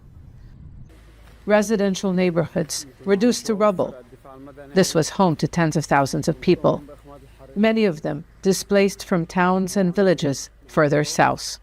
Yet again, forced to move after the Israeli military issued a forced displacement order for the entire city on Wednesday. Because religious fundamentalists. Oh, now we're getting somewhere. So you're just a fucking idiot. Because religious fundamentalists will never be happy till we are all believing what they do. Okay, so really quickly. So you're suggesting the people of Iran. Just let me follow your fucking moronic logic here. First off, you say war with Iran was always inevitable. Follow up to that is it's because the Iranian people want to be free from the Islamic Republic of Iran, right? But then your follow up to that is that religious fundamentalists will always want everyone else to do as they do. But you're saying that the people of Iran want to be free from the religious fundamentalists. Your own arguments invalidate the other arguments that you're fucking making. You're just proving that you're a moron over and over again. And do you not also see that the United States is a religious fundamentalist nation? Or Israel as being a religious fundamentalist nation? I mean, the United States literally is starting like an anti-Christian task force under Donald Trump.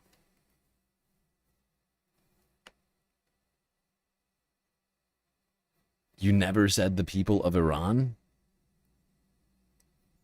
You never said the people of Iran? Let me just direct you to Exhibit A, the fucking chat, where you said the people of Iran are dying to be free. Look at it. Look, the people of Iran, they're trying to be free. This is you saying the people of Iran. Then this is you saying, I never said the people of Iran. You fucking idiot. We got the dumbest fucking Twitch chatter on the entire platform in here right now. It's incredible. How is it possible? Where did you come from?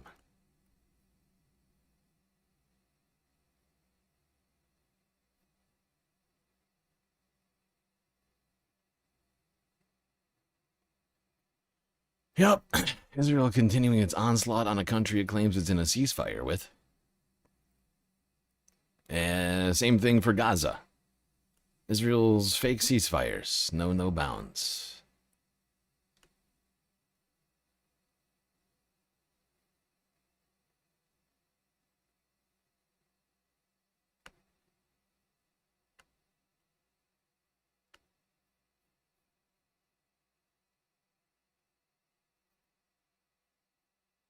Yeah, you still haven't made your point, pal. And soon you're just going to get timed out, because you're just annoying me. Alright, here's Reuters from Wednesday.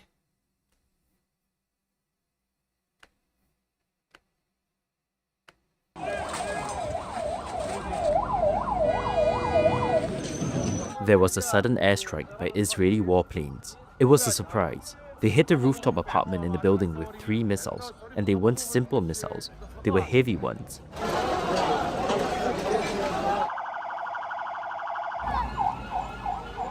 There is no ceasefire. Day and night there is shelling. The shelling is constant here.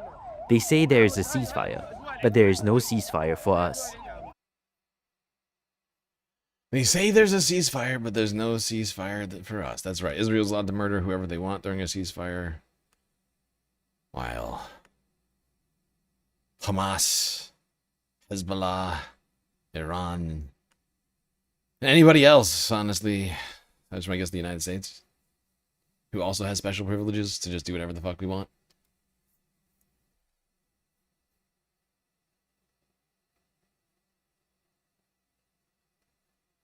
Good, you don't know what you're talking about. You don't think religion is behind this all. Oh, I think religion plays a factor in this. I just don't think we see it in the same way. Because you're an idiot.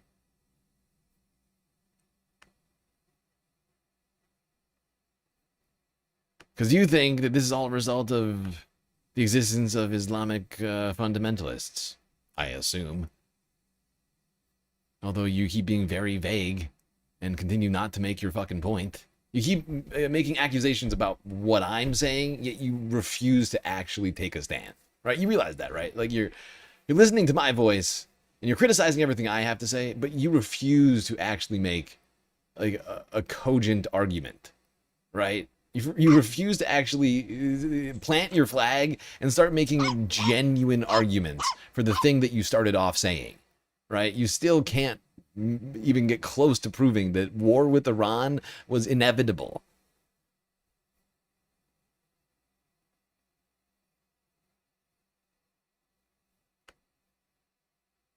I find this conversation to be incredibly unproductive. That's why I'm going to time you out. I'm sorry. Get over it. Or learn something. Or learn to actually engage rather than pretending to fucking engage. It's not a real conversation because you refuse to answer the questions I ask you. You refuse to defend the positions that you take when I press you on it. It's not a real discussion. You're just being annoying to me and the rest of everybody else who's listening to this fucking show, you know? There's like 100 other people watching this right now between Twitch and YouTube. You're not the only one here, pal.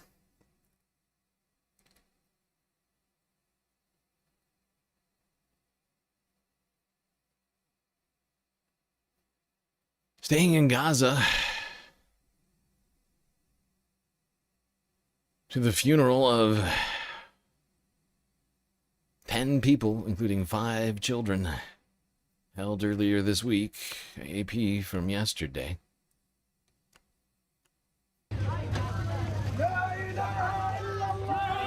Yo, it started 2,000 years ago, dude. It started 2,000 years ago. You're hilarious. Don't you dare talk to me about the fucking Bible, you moron. See, this is why we're not gonna do this. You're getting timed out.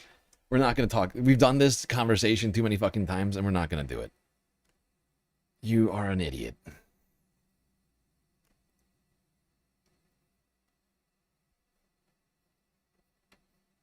"2,000 years ago, the ancient nation of Israel existed for less time than like literally than it's been since it ceased to exist, right? Like it was around for like less than 1,000 years, and it's been more than 1,000. It's been like more like nearly 2,000 since it stopped existing. So, what are you talking about? They have no Zionists have no right to the land of that is currently called Israel. Okay, it was the Ottoman Empire longer than it was Israel. Why isn't it? Why don't the Ottomans have a right to it?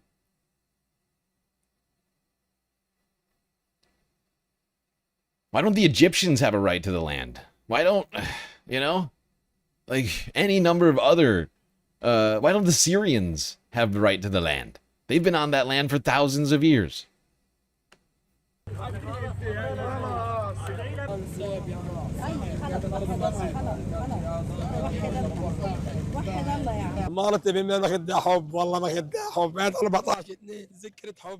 Little girl was born on 14th February on the anniversary of her mother's love. Every year we celebrate. My daughter is in the intensive care unit. What is my fault? What did I do? What did I do to lose my daughter?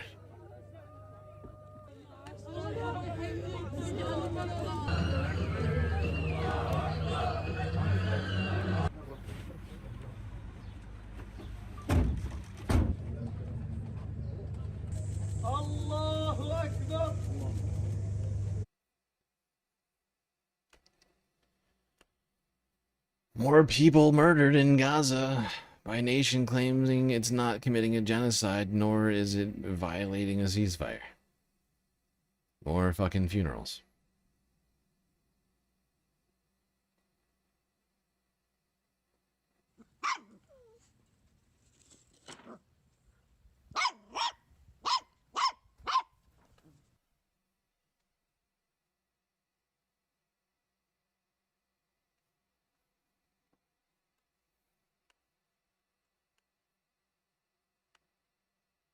Like, let's not forget that Israelites were immigrants to the land of Israel, right? They left Egypt. Remember that? Anybody?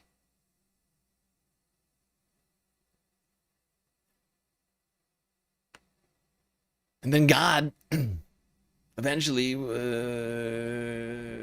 they fell out of favor with God, the Israelites.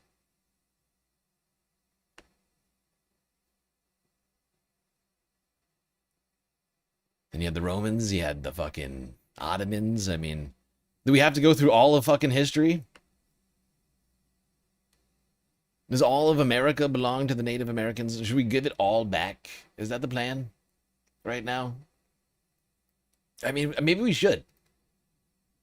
Maybe we should.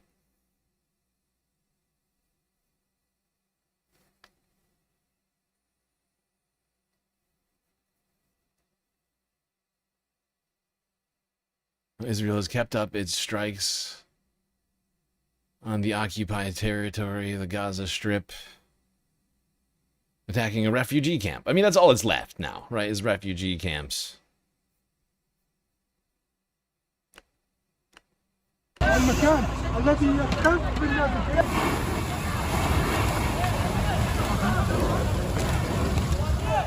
اطفئ اطفئ ها ها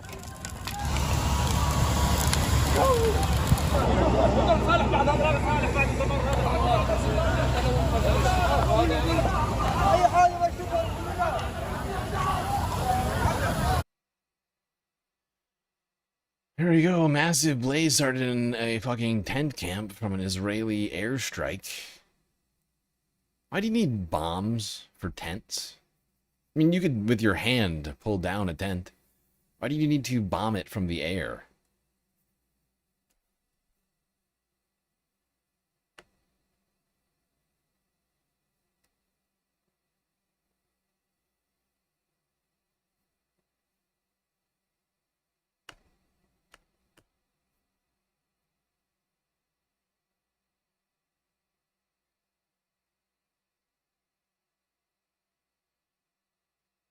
Yeah.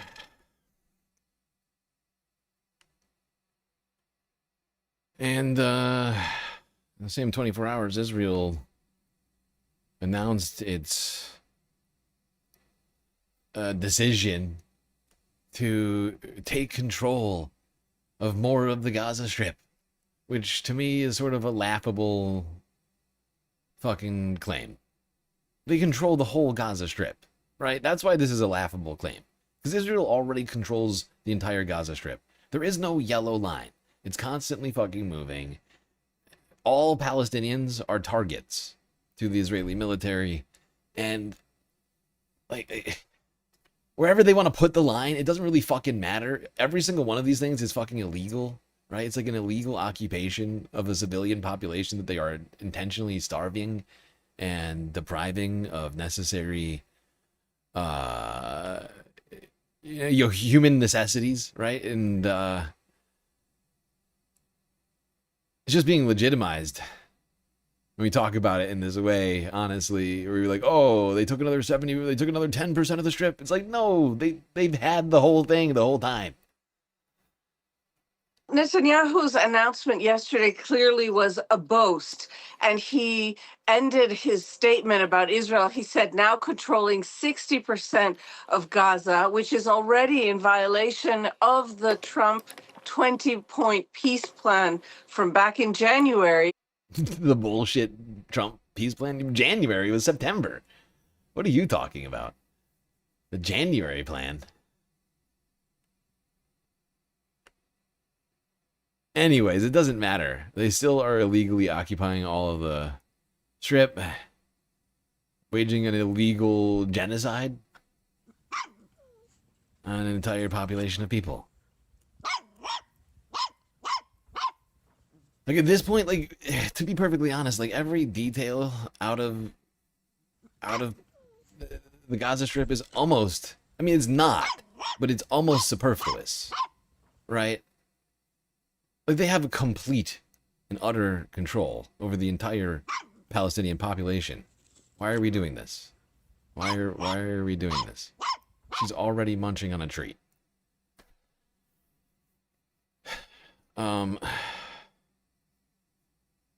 Because the fact is, we know what's going on. It's a genocide. It's the worst crime that you can commit, right? Like, we made up a whole system of a supposed whole system of justice to deal with these sorts of crimes because they were so heinous, right? And we couldn't expect countries to deal with them internally, right? And Like every day that Benjamin Netanyahu and the IDF, broadly speaking, do not serve trial and or prison sentences, whatever it might be, is a day of injustice, right? And every fucking day that they continue to occupy the Strip, East Jerusalem, the West Bank, all of these things are continuations of the same sort of campaign of criminal acts.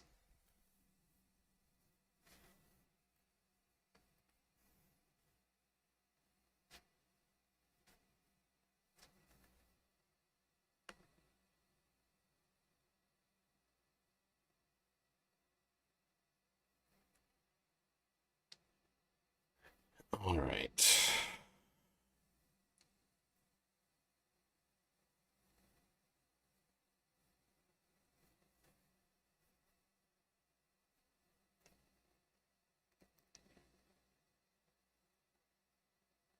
Yeah, on Thursday morning, Iran began to restore internet after months of being shut down.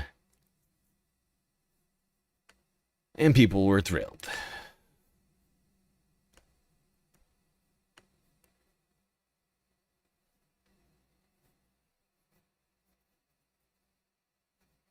This is a 100% positive thing. The online market is thirsty to go back to its previous state. But this social prosecution that keeps happening significantly harms online businesses. The businesses highly depend on the internet at all times. These restrictions make life more difficult.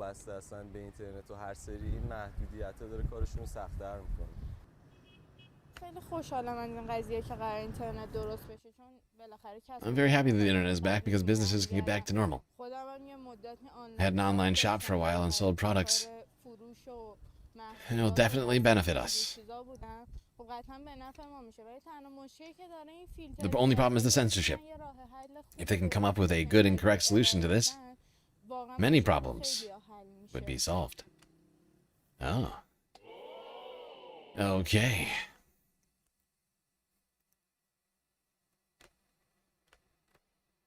Well, there you go. I don't know if you could imagine your life without internet for months, but Iranians had to live it.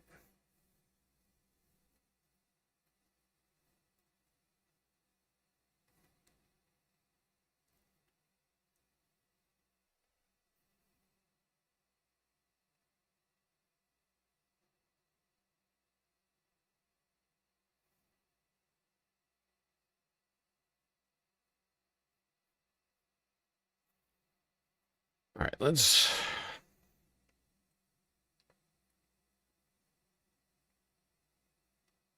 talk about the state of affairs between the United States and Iran. As all week, there have been claims of ceasefire in peace talks, while both the United States and Iran levied strikes and counter-strikes against one another. Hello, welcome. This is BBC News. The United States and Iran have exchanged attacks in the Middle East, rattling a fragile ceasefire as an agreement on ending the war continues to elude them. US forces said they'd launched what they called defensive attacks against a military control station in Bandar Abbas, which it says was launching drones and had shot down 4 aircraft. In retaliation, Iran's Revolutionary Guards said they targeted a US base in the region. They didn't specify where, but air raid sirens have sounded in Kuwait. Iranian media said 4 vessels had earlier tried to pass the Strait of Hormuz without permission from Tehran, causing Iranian forces to fire warning shots. Now, during a cabinet meeting on Wednesday, President Trump said that Iran is negotiating on fumes, insisting that his war strategy will not be impacted by November's US midterm elections. Iran is very much intent. They want very much to make a deal. So far, they haven't gotten there. We're not satisfied with it, but we will be. We will be either that or we'll have to just finish the job. It looks like they want to just make a deal. They want to. They have, I don't think they have a choice. They're just going back to the internet because they're getting clobbered. Their economy is in free fall, They have 250% inflation. Their money has no value. Their whole economic system is broken down. They thought they were going to outweight me. You know, we'll outweight him. He's got the midterms. I don't care about the midterms. Our North America correspondent Peter Bowes gave us this update on the strikes overnight.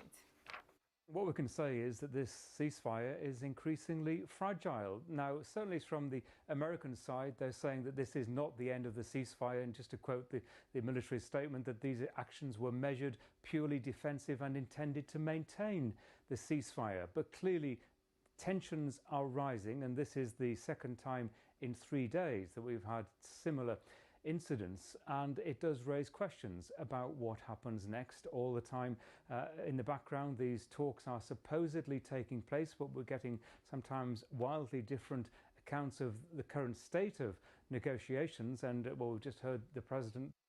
Yeah, we've been hearing all sorts of conflicting things, haven't we? I mean, Trump claiming earlier this week that the strait would be open, and then Iran immediately coming out and saying that no, it would not. And then reports that Trump officials were having to go to Iran and tell them that Trump was just lying for effect. Like he was just, he was just going out there and he was trying to spin it for the people. Oh, the video's quiet. God damn it.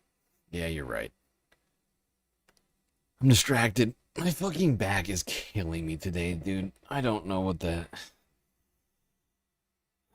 It's the sedentary lifestyle. I gotta, like, solve my fucking posture to some degree.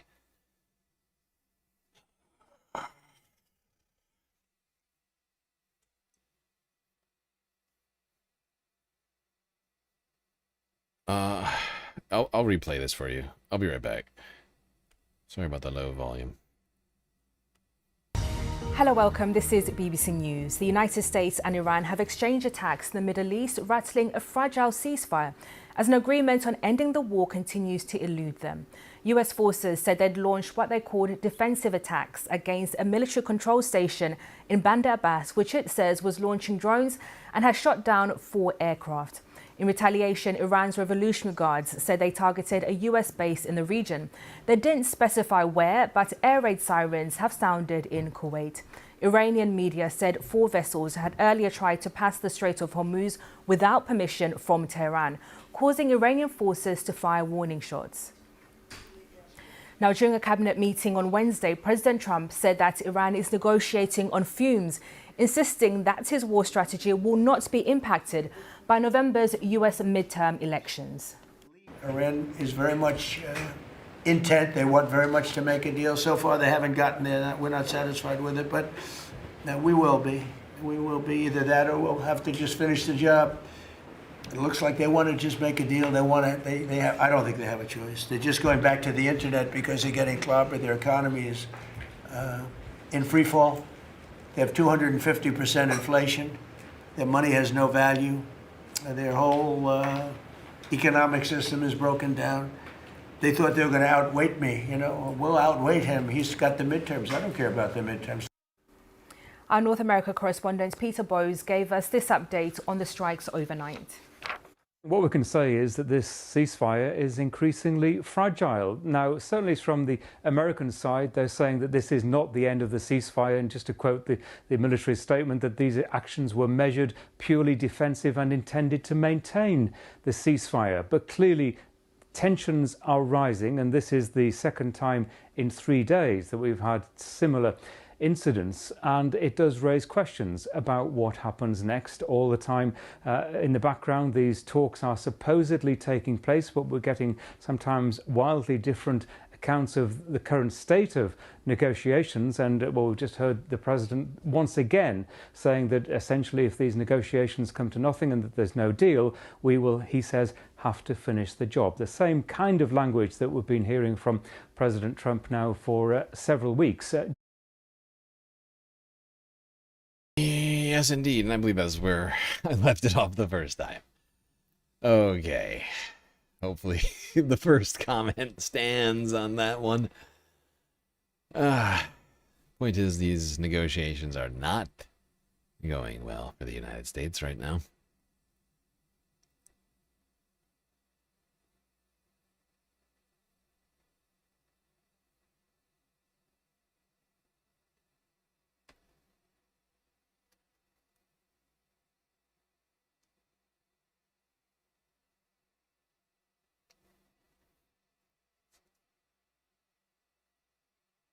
All right, up next, CNN from yesterday.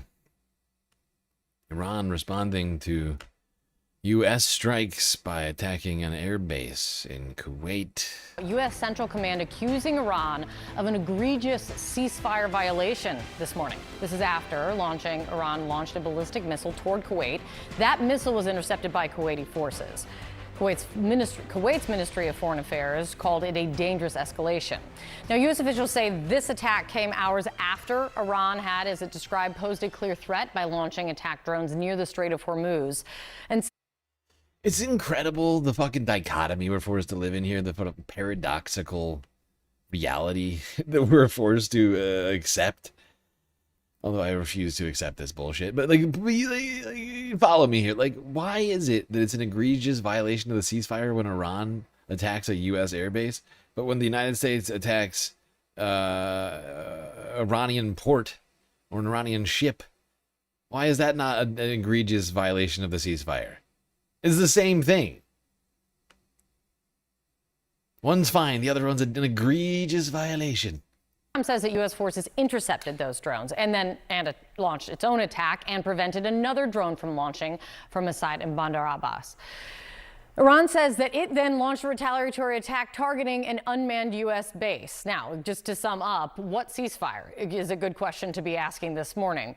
Meanwhile, just moments ago, Iran's supreme leader is now speaking out, praising the strength of the Iranian people and now calling for greater unity. CNN's Kevin Liptak is at the White House. Kevin, there's a lot of moving parts this morning. Start with, the message we just heard from U.S. Central Command. Yeah, and I think bottom line, it all adds up to a lot of questions about how these two sides are going to come up with any kind of deal, despite the president's, recent optimism that they were heading in the right direction.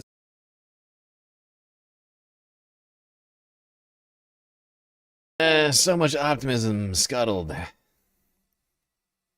By the way, did you see the pants on fucking Katie Couric over here, or whatever her name is? I can't think of her name right now. I know that's not her name.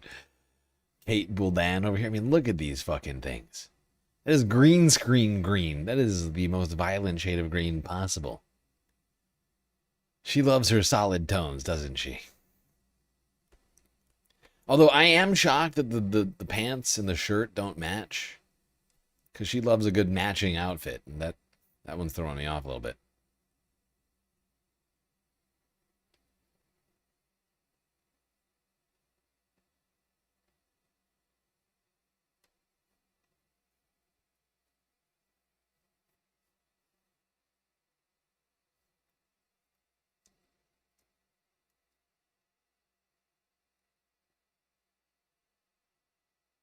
Now, yesterday was big news. Deal reached between the United States and Iran to extend the ceasefire. Now, it's being reported that U.S. and Iranian negotiators have reached an agreement to extend their ceasefire and begin negotiations on Iran's nuclear program. Now, Donald Trump is still to approve any deal amid an exchange of fire between the two sides, which threatens the current ceasefire. Iran's Islamic Revolutionary Guard Corps says it targeted an American airbase in the region, and the U.S. military has confirmed a ballistic missile was fired at Kuwait, which was intercepted. Iran says it was responding to American forces shooting down Iranian drones over the Strait of Hormuz and striking a military base in Bandar Abbas, a strategic port city in southern Iran. Both sides have condemned each other. Well, Sarah Smith is live at the White House for her now. I mean, is there a sense of optimism that perhaps this ceasefire could be extended, Sarah? Yeah, despite those renewed hostilities, we do understand that the negotiators from America and Iran have reached... What a dumb fucking question. Who gives a shit? Like, she's like, yeah, actually, no, the ceasefire is doing great. It's like, bitch, what the fuck are you talking about? The ceasefire's fake. Why are you being so glib about it right now? The ceasefire's fake. You know how I know? Because you guys just got done talking about the United States and Iran attacking each other. It's not a ceasefire. How is that a ceasefire? Actually, the ceasefire is looking great. We're going to extend it by 30 days. It's totally fake, but there you go. Like, how are we supposed to take this kind of like shit seriously? Oh, don't worry, we just got done telling you about how the United States and Iran got done attacking each other, but the ceasefire is doing great and it's being extended by 60 days. So what? So what? If we're continuing to attack each other and there is no movement on that aspect of the situation, who cares? What does it matter? Because if that's not the case, we're still at war. That's why that's an important detail, right? You know, like, I shouldn't be the only one saying this, but sometimes it feels like I am. But why do we keep calling this a ceasefire when we're clearly not doing a ceasefire? It seems like a waste of breath. Let's just call it a war. Hold off on calling it a ceasefire until we actually have a cease of fire. A possible breakthrough tonight to end the war that has killed more than 3,000 Iranians, 13 Americans, and sent oil prices soaring. A senior Arab official directly involved in ceasefire talks tells NBC News tonight negotiators A random both Arab Iran guy. and the U.S. have agreed to a deal and are now awaiting final sign-off. A random Arab guy told NBC that they're super close to a deal. Oh my God. They can't even name who it is. Like an Arab person, an Arab official told us, actually, the ceasefire, it's doing great. And peace, oh, it's coming immediately, if not sooner. Thanks, NBC. Great job.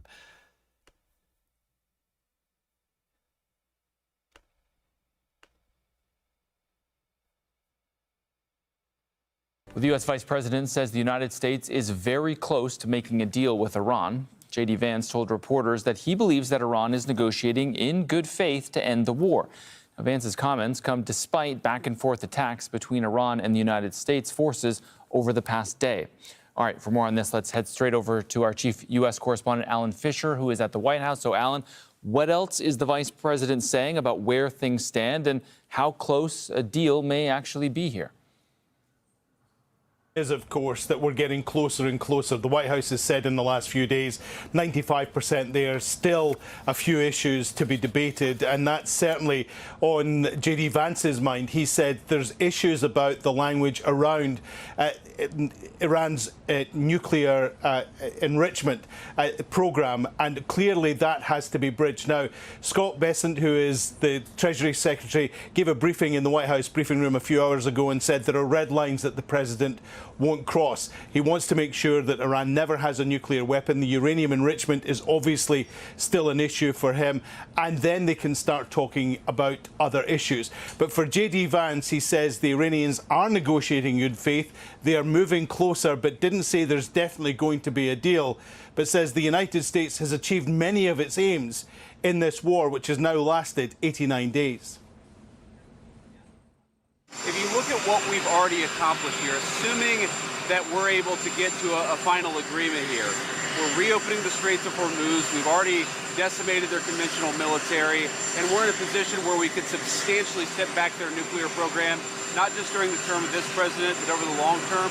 That's a very, very good thing for the American people. Well, they can continue to claim that they have annihilated Iran's military while they continue to control the strait is truly beyond me. But let's just go through this once again. The 3 points that JD just brought up here. So the Strait of Hormuz is going to reopen. That's not a win. That's just going back to the way it was before the war. We're going to have, what was it again? Oh, right. We decimated their whole military, even though it's clearly strong enough to still maintain blockade on the strait.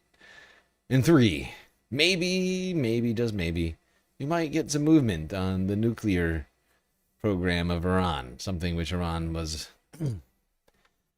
much more interested in doing before the war. So, 1, 2, 3, all of the things Vice President J.D. Vance is claiming are victories are really stuff that are either worse now than it was before the war, or just flat out like nothing, like just not a win. Oh, we have an incompetent group of people in charge of this fucking country.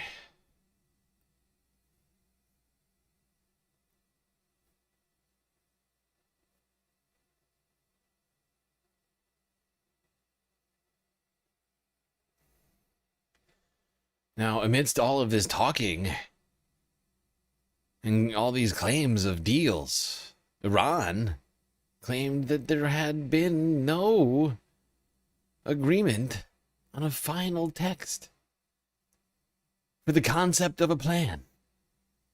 Not even the actual peace agreement, just the agreement to have the talks. Still not agreed to as of 20 hours ago. Here's France 24 English. Iranian officials have made their position clear. They say nothing has been finalized, no agreement has been signed, and don't believe the headlines coming from Washington.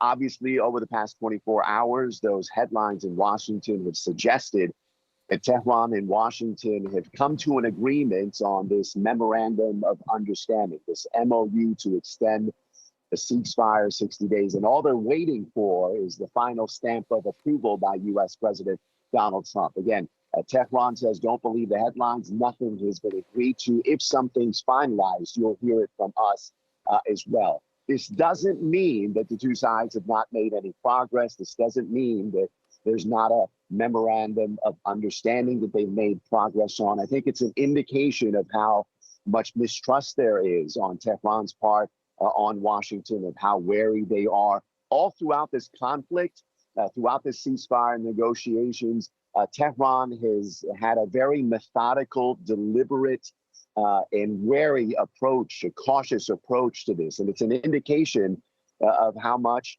that they're worried, perhaps, that just like the other two times when they're negotiating with the U.S. over the past year, that they could be attacked. They're wary.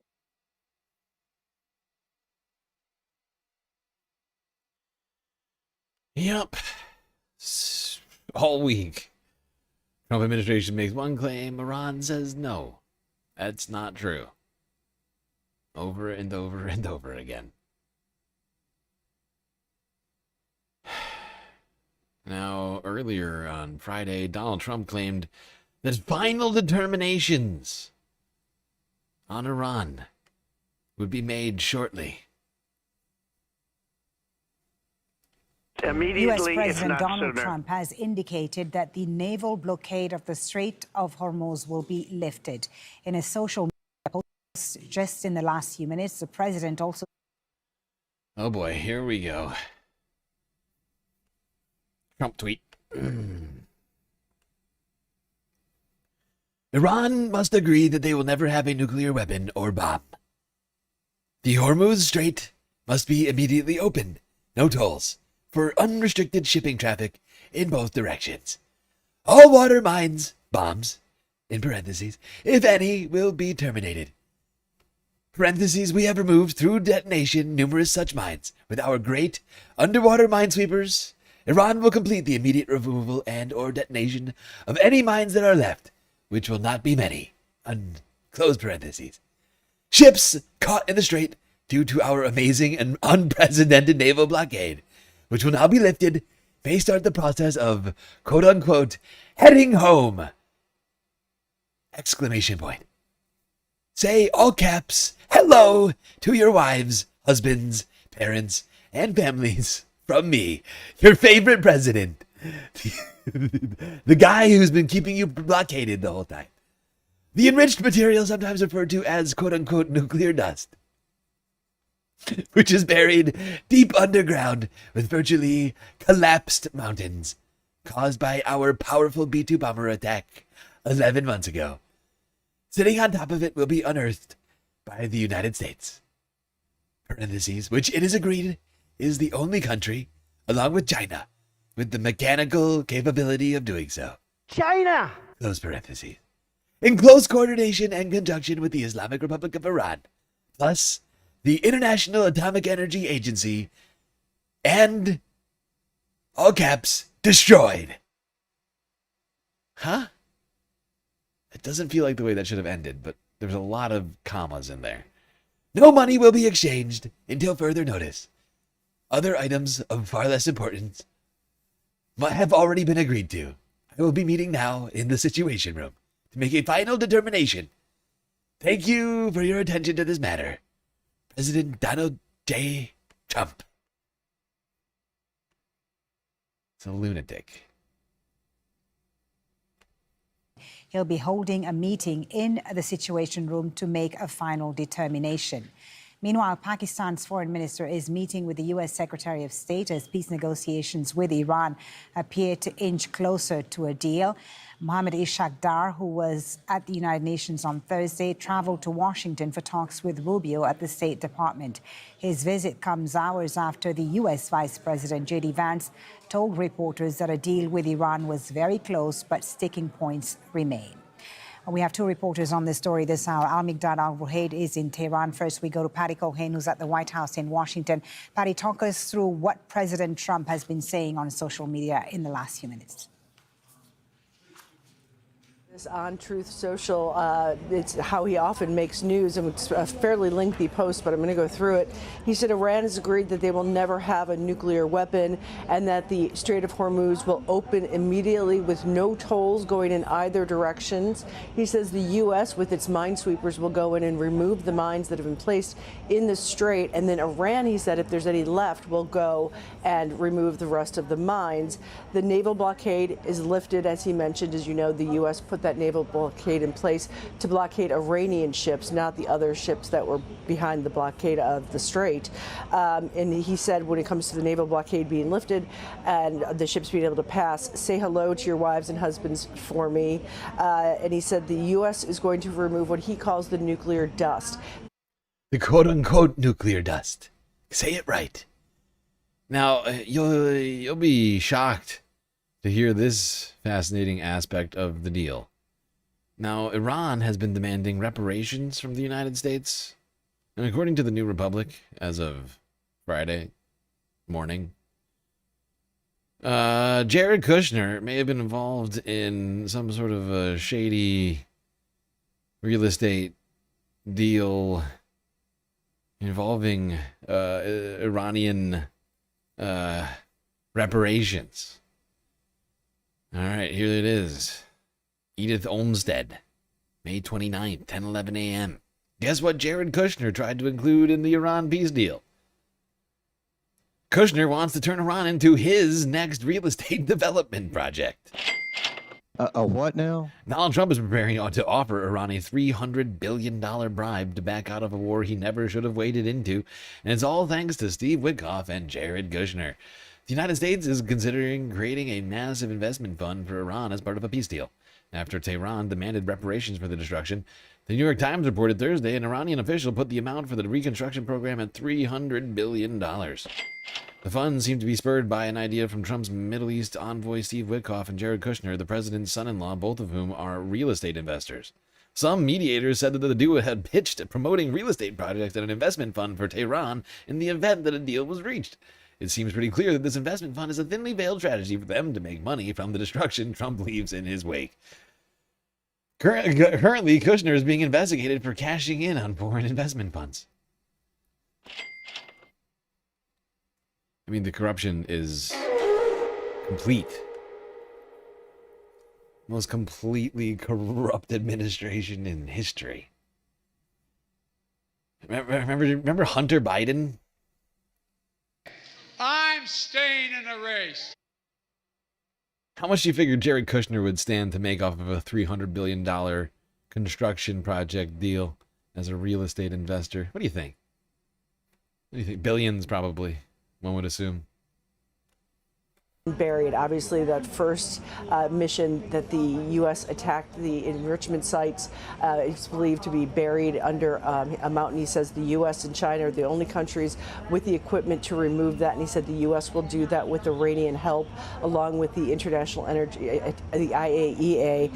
And then he said, and this is going to be a crucial point, no money will be exchanged until further notice. So this is, again, U.S. President Donald Trump posting on social media that he's in the Situation Room currently, and that he is about to sign off on this, and he's laid out what he says the U.S. has achieved in this ceasefire deal. Again, this is just breaking news. Yeah. We're just now hearing. Honestly, Hunter Biden deserves an apology. Let's be real. Call a crackhead. Call a crackhead and call a crackhead and apologize. This week, Tell Hunter Biden you're sorry. You're sorry you thought that what he did was corrupt. But now you have realized, in fact, the levels of corruption attainable, as proven by the Trump administration, are just so much higher than what we saw.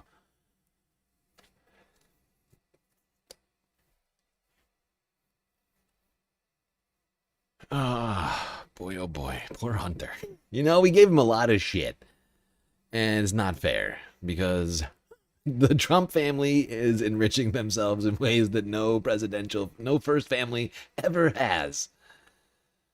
Oh, yeah.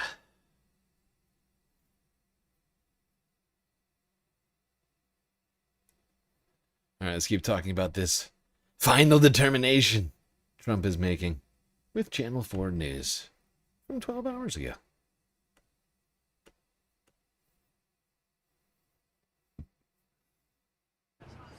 Well, Krishnan, here we are again. Maybe a deal, maybe not a deal. There was some sense that progress was being made, given Donald Trump said he was holding this meeting in the Situation Room. But in the last few minutes, we've had two separate Truth Social postings from him, which would suggest he is now out of that room. And those Truth Socials did not mention Iran, suggesting he has moved on from that. We also don't know who was in the room with him. Certainly his Secretary of State and National Security Advisor, Marco Rubio, spent the morning at the State Department with his Pakistani counterpart. Pakistan, of course, a key intermediary in the diplomatic efforts to solve this conflict. And then the man in charge of the military operation in the Middle East, Pete Hegseth, the self-styled Secretary of War, well, he's thousands of miles away with US troops in Asia. So it's unclear who he was discussing this with.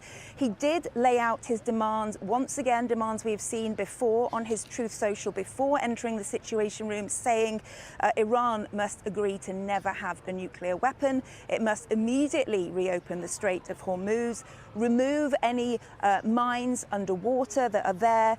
And when it comes to the enriched uranium it has, the US would go in and take that, and the US would destroy it. Also, Donald Trump saying that Iran would not see any economic relief as yet. Almost immediately, that was rebutted by the Iranians, who say that no agreement has been finalized. They say any memorandum of understanding would involve $12 billion of their frozen assets being unfrozen and immediately given back to Iran. There is no provision for the US to take that enriched uranium and destroy it. And also, when it comes to the Strait of Hormuz, they say that they will continue to monitor ships there and security measures, which is very different from Donald Trump talking about unrestricted traffic there. So what? Yeah. You know, I feel like I'm often very skeptical. Just like this sort of my operating what do you call it? Like the base level at which I operate is basically one of great skepticism. But it's weird when my skepticism is met with just being right all the time, which feels like is happening a lot lately. Like, I feel like since week 1 of this thing, I was like, yeah, good luck with 3 or 4 weeks or whatever Trump said originally. Don't feel like that's gonna happen. And here we are, month 3 approaching month 4.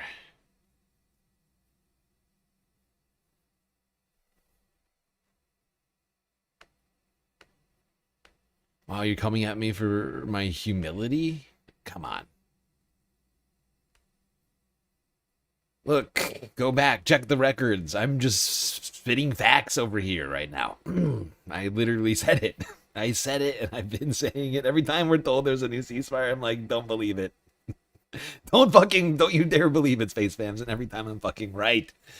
And let's be real, I kind of hate being right about that. Because every time I'm right about the ceasefires being fake, it means that war and human suffering persists. So I'm not exactly, like, bragging. Like, I'm not, like, thrilled that this is happening or something. Like, I'd actually prefer to be wrong. That's the thing about me.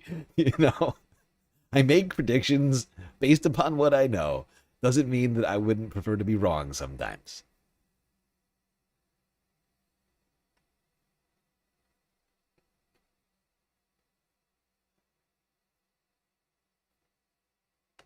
Like if this had ended week 1 and I was wrong, I think we'd all be happier, including me.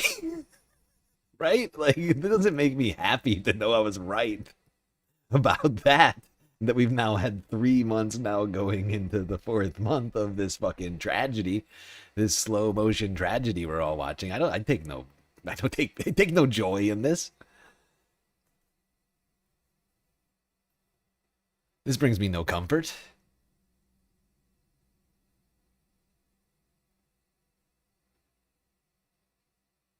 Anyway, amidst all the talking about more deals,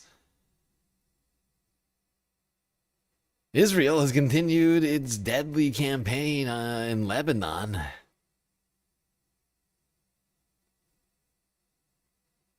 Here's France 24 from 20 hours ago.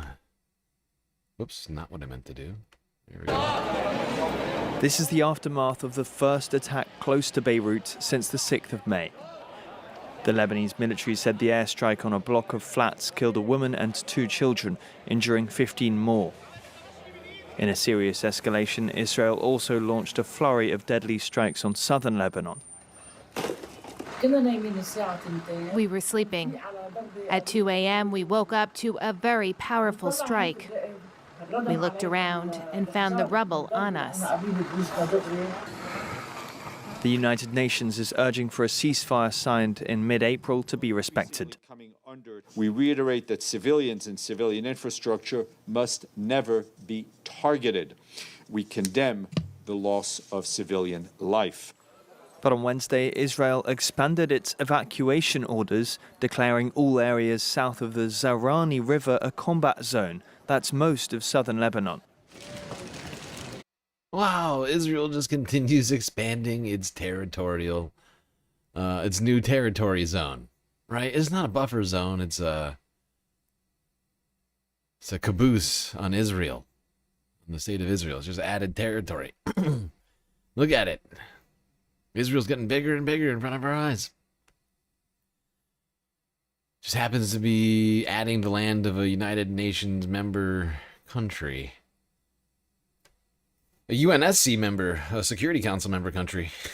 And it's fascinating. I mean, Lebanon, supposedly an ally of the United States and Israel, while Israel is simultaneously seizing its land. Seems like with friends like Israel, who needs enemies? Right? Because that can't be forgotten. That technically, this part of the government of Lebanon is, allied with the United States. And vicariously Israel. Even though they're really not friends. It's complicated.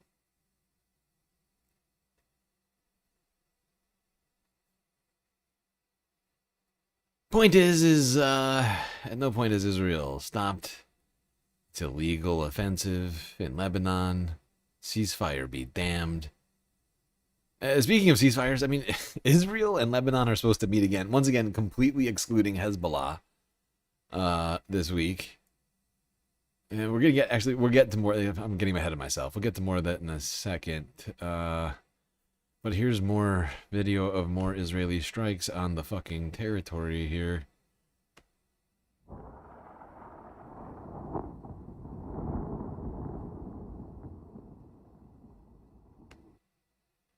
You can see people right.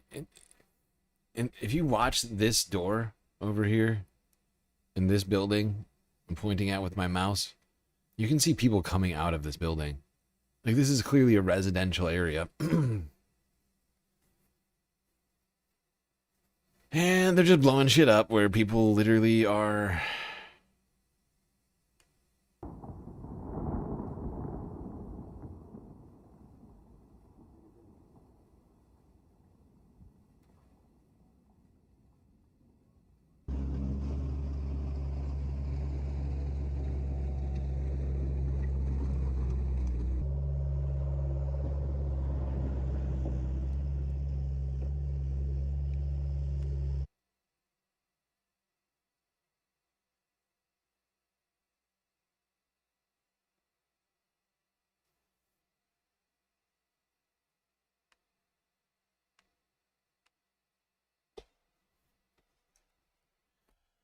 Okay.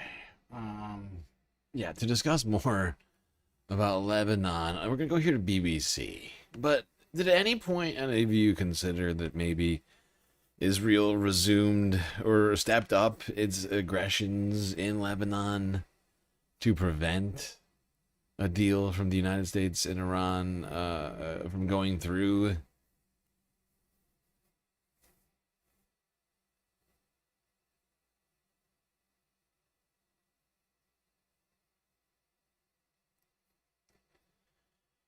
Because, yeah, that's what a lot of people are suggesting right now, that Lebanon decided that, that Israel decided that it needed to find a way to prevent the United States from agreeing to a peace deal with Iran.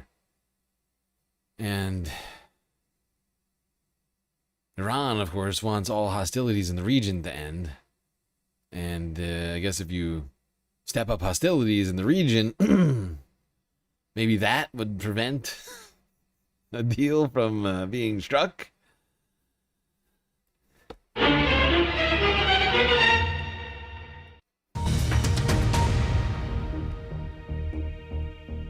Hello, welcome. I'm Kasia Madeira. This is the Iran War Today, our daily briefing, bringing you up to date with all you need to know on day 91 of the US-Israel war with Iran.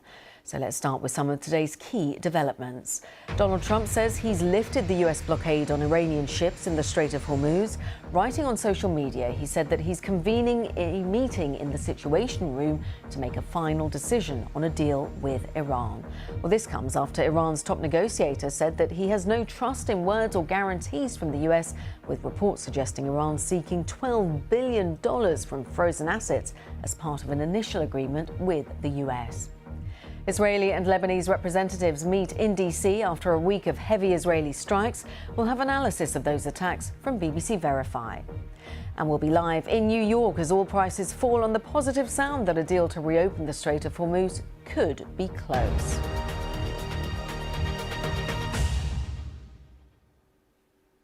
So we start with renewed hopes that an agreement could soon be agreed between the US and Iran to extend the ceasefire and allow negotiations to begin. Donald Trump posted optimistically on Truth Social in the last few hours, writing that he's currently meeting in the White House Situation Room to make, as he put it, a final decision. So let's just run through a few of the key points in his post. He says Iran must agree that they will never have a nuclear weapon or bomb.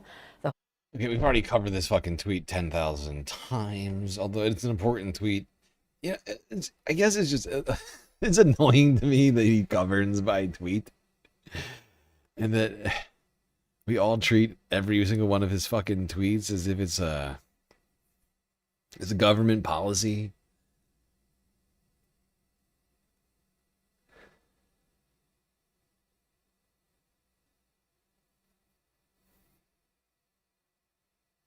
Sorry, I'm just skipping ahead a little bit to talking about Lebanon. Yeah. Over the last few days, dozens of people have been killed in Lebanon this week as Israel expands its offensive across the south of the country. Today, the Israeli Prime Minister, Benjamin Netanyahu, said that Israeli forces had crossed the Litani River, which had previously been seen as the northern boundary of Israel's offensive in Lebanon. He'd earlier announced an expansion of ground operations. Now, this comes as Hezbollah continued to fire drones towards northern Israel. So let's go live to Jerusalem and speak to our Middle East correspondent, Emir Nader. Emir, so just talk us through where we are with this ongoing situation. Well, we'd seen since Israel announced this expanded campaign against Hezbollah earlier this week, we'd seen clashes along the Litani River. It's a strategic river, forms a kind of natural boundary 30 kilometers north of the Israel-Lebanon border. Earlier in the week, Hezbollah had claimed to repel an advancing attack of Israeli troops around that area.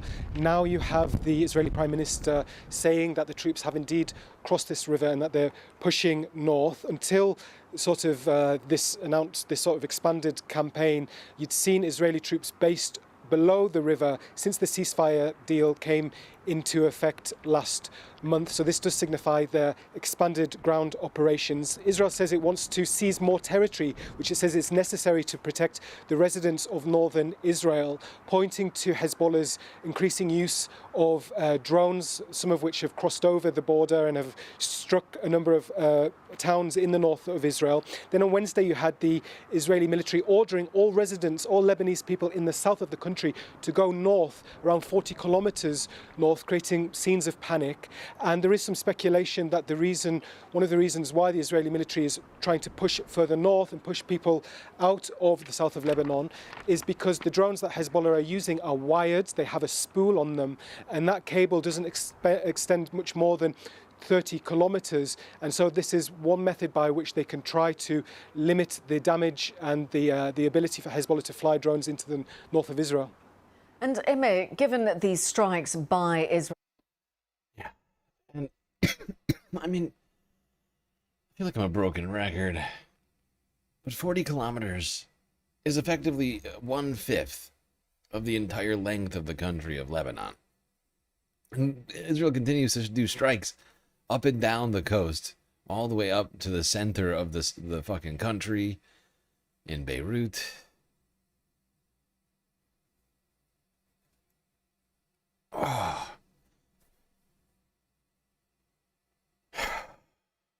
My back is so fucked up today. I need to get back to working out the last couple of weeks because like the wedding and everything else that's been going on. Me feeling kind of shitty. Yeah, but doing that, I know that's not helping. I know that's not helping.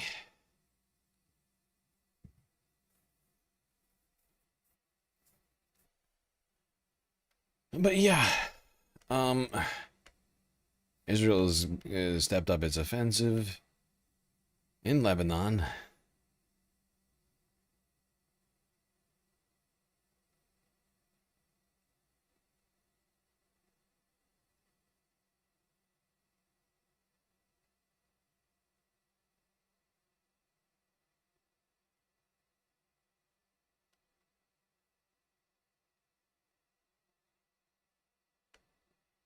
That there is no longer really a ceasefire to speak of. Well, around 2 weeks ago, you had the Lebanese and Israeli delegations agreeing to extend this ceasefire for 45 days. Since then, since the ceasefire came into effect, you've had more than 600 Lebanese people who've been killed in Israeli attacks. That number doesn't distinguish between fighters and civilians, but we know many women, many children, many paramedics and first responders have been killed among those Israeli attacks. Now today you've got the delegations meeting again, a military delegation at the Pentagon brokered by the United States. They're talking about how to progress this ceasefire process. Israel says that its attacks are helping Lebanon in its pursuit of disarming Hezbollah, whereas the Lebanese president today, Joseph Aoun, said that what's needed to make progress is a ceasefire, and that the sort of complex topic, the complex challenge of disarming Hezbollah requires a truce and a cessation of hostilities. There is some speculation that President Trump greenlit this expanded Lebanese offensive, Israeli offensive in Lebanon as a way to put pressure on Iran in these ongoing talks. Obviously, Hezbollah is an ally of Iran, but then there are also those who think that part of the motivation for Prime Minister Netanyahu expanding this conflict in the south of Lebanon is because he's aware that this emerging deal could bring a ceasefire on all fronts in the regional war, and he has vowed to dismantle and destroy Hezbollah, and if a ceasefire comes in, it could bind Israel's hands in being able to continue its attack. Yeah, I think that's the much more likely situation, even for Donald Trump. That seems incredibly misguided. To put pressure on Iran? In what way? Iran has literally been saying that that's a red line of theirs. So crossing one of their red lines, it doesn't seem like putting pressure so much as completely scuttling a deal, right? Or at least potentially. And in my estimation, like the much more likely scenario there is Benjamin Netanyahu saying, I need to do this right now.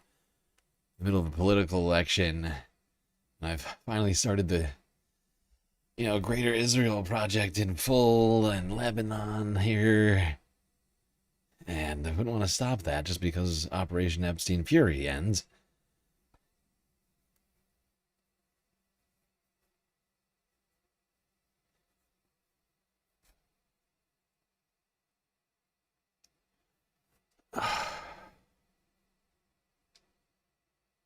Well, one man is deeply unsettled by all of this. He'll be shocked to know that man is John frickin' Bolton.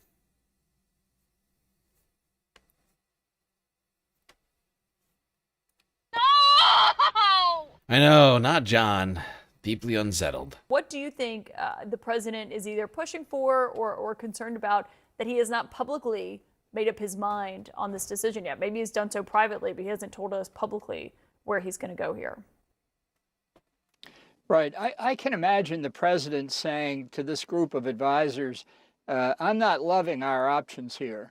I think he clearly wants a deal to try and get out of this situation, declare victory, open the strait to get oil out into international markets, lower the price of gasoline at the pump, alleviate some of the economic concern in this country, thinking of the November election. But on the other hand, he knows if he makes a bad deal, he's already been criticized by several Republican members of the Senate.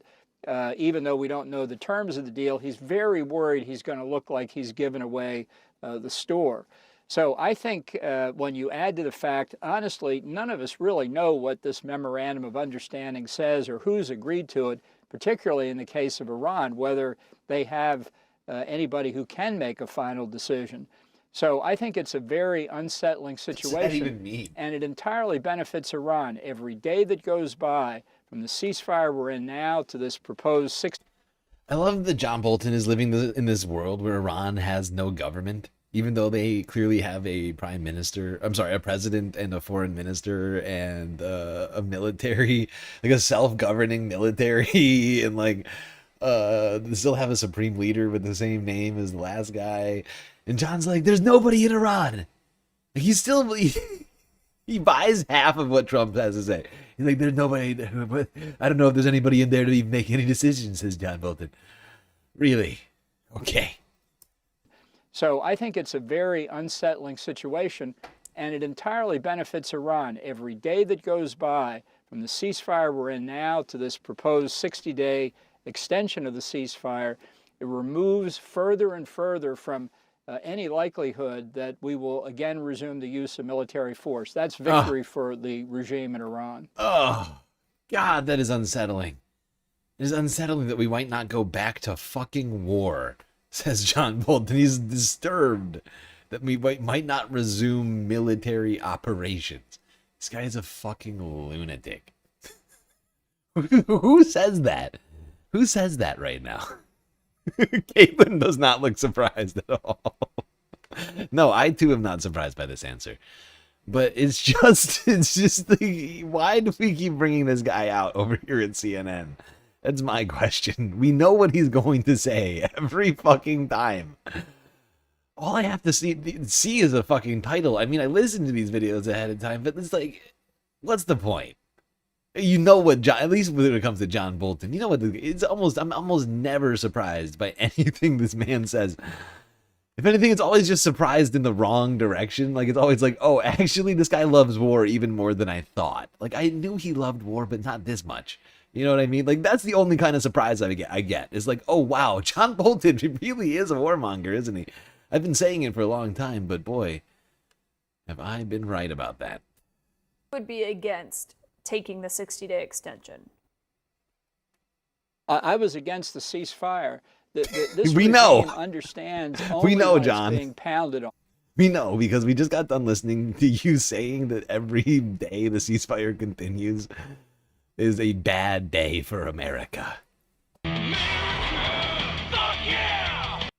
And now, as that pressure is relieved, if you think it's been tough to negotiate this 11 or 12-point memorandum of understanding, wait till we get to the negotiations over the nuclear program. The president likes to say that our adversaries in John Bolton is talking like a true lover of forever wars, right? Like, if you just operate by what in the way that John is suggesting, you get every time you get into any kind of conflict, you just have a forever war, right? At least as it relates to Iran, I guess. But it's just wild. He's like, he said, look, you could want relief of pressure, but don't you really just want to edge? Don't you want to just do like a forever war edge for like the next 15 years. Wouldn't that be better rather than relieving the pressure? That's basically what he's saying. He's like, I'd rather we do some edging, some extreme forever war edging for like 15 years. Never quite in and never quite out of it. Just constantly in a military conflict. You know, we can call it, in fact, we can call it an extended military conflict. Oh, God, I hate these fucking guys. When will these guys cease to exist? He's like the neocon wing of the Republican Party, like the true war hawks. Like, this guy loves war more than like anything else. Nations are sometimes tapping us along. Well, he's being tapped along by the Iranians right now. Oh, God. But if this deal, this temporary deal, reopens the Strait of Hormuz, do you believe that's a good thing? No, because I think necessarily it opens the channels of international commerce for Iran to sell its oil. I think the right thing to do, just looking at the issue of the Strait, keep the blockade against the shipment of Keep the war Iranian oil crime. and open up the Arab side of the Gulf. Get the Gulf Arab oil out into international Selective commerce. war crime. But that bring the price internationally of oil down. I think we can do it. I think we've... I love that plan from John. I mean, there's a reason why we haven't done this yet, right? It's been 3 months of this. It's because it puts our fucking entire Navy at risk to have to like escort ship after ship. And by the way, we're not charging $5 million a piece. This is just like on our own dime. John just wants us to do this to stick it to Iran. He doesn't give a shit how much this costs. Like, he's like, look, the military must guarantee passage through the strait by whatever means. Doesn't matter. Just do the illegal blockade of Iran. Keep that going. And then let the Arab allies through. The good ones, not the bad ones.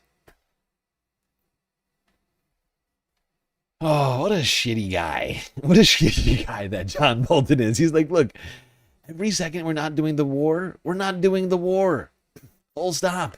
How dare anybody even suggest we stop doing this war? Says John. Unacceptable. We must control the strait with an iron fist. John Bolton, who will never have to, risk his own skin, his own life. And, but he's willing to send American troops over there to do that.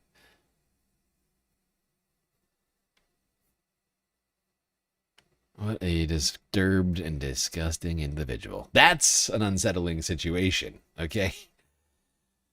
That's the... having John Bolton still being a political pundit, that's the unsettling situation. Nobody should be taking what this guy says seriously, aside from it being like a threat, right? Like, not as like a good ideas, but like this is just a man who's got a whole bunch of bad ideas. All of them. He's ready to go.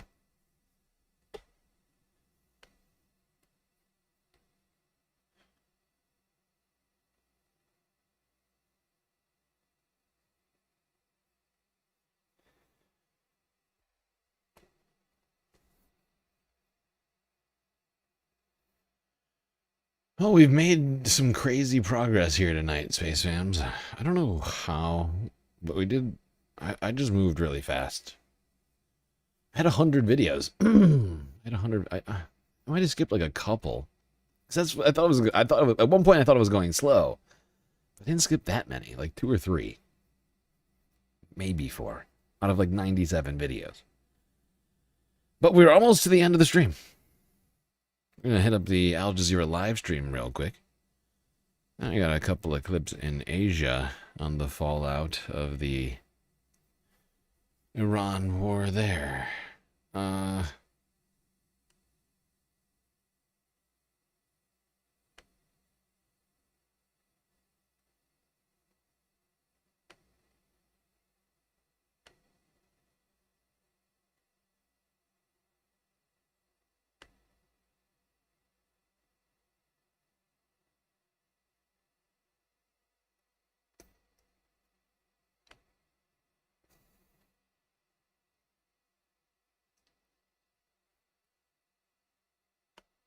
Yeah, here we go. shelves. Every price tag is a reminder of how deeply the war is affecting daily life in Iran. Hard-hitting interviews. I mean, is it easy on the campaign trail to promise, but the reality is that much harder to deliver? It is difficult, but nothing that is worth celebrating should be easy. Facing realities. Where do the negotiations currently stand? Program. Donald Trump ends a high-level meeting on Iran without announcing a decision. A possible peace deal hangs in the balance. Israeli forces put. So you're telling me that Donald Trump said that the final determination was being made 12 hours ago, 15, however long ago, like 15 fucking hours ago, and here we are, 15 hours later, meeting done, and no final determination? What? Unbelievable. Deeper into southern Lebanon, forcing people out of their homes in several more villages. The era of the United States subsidizing the defense of wealthy nations is over. We need partners, not protectorates. Seeking a balance of power in Asia, the US sends a message to a region where China's military buildup looms large. Plus, deadlock in Bolivia. A months-long blockade by anti-government protesters leads to shortages and food rations.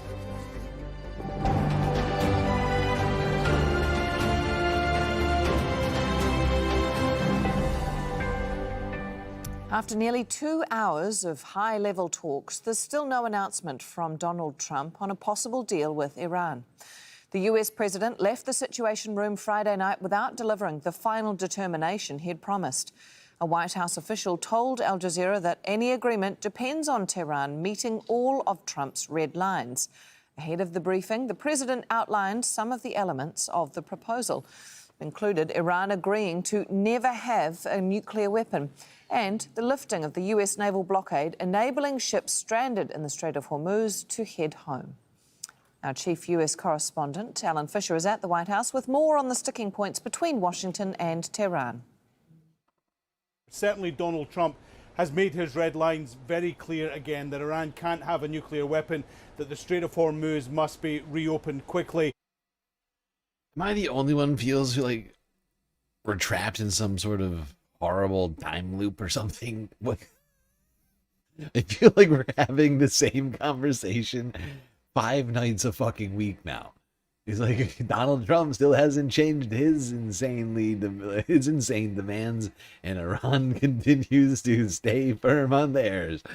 It is the stalemate of all stalemates.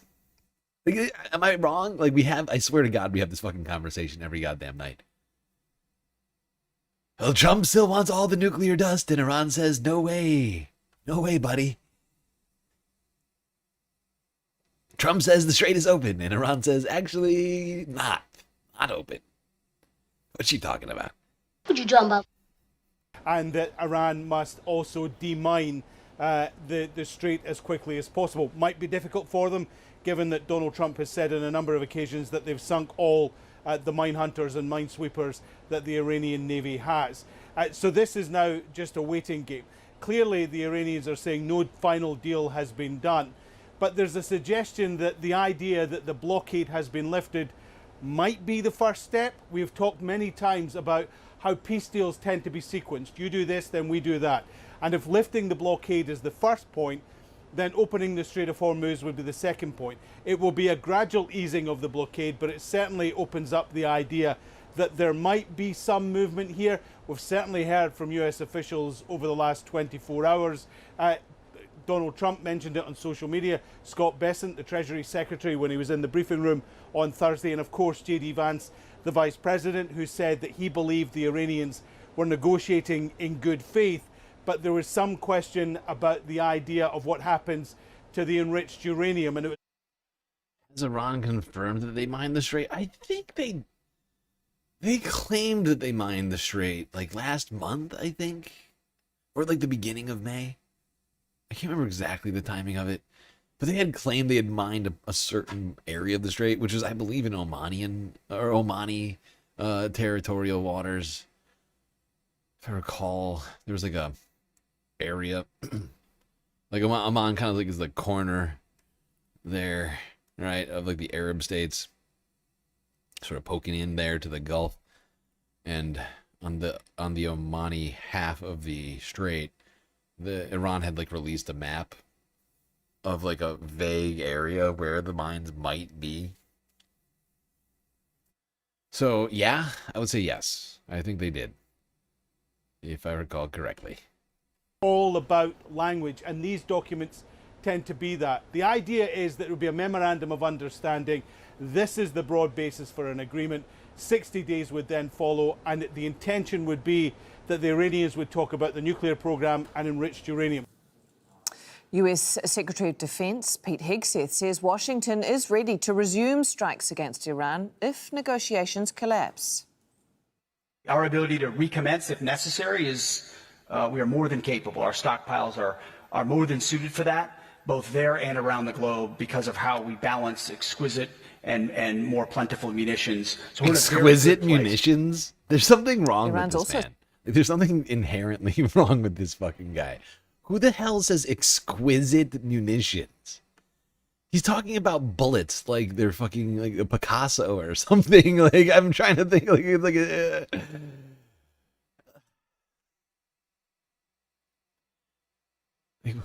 exquisite munitions, he says. What a sick puppy.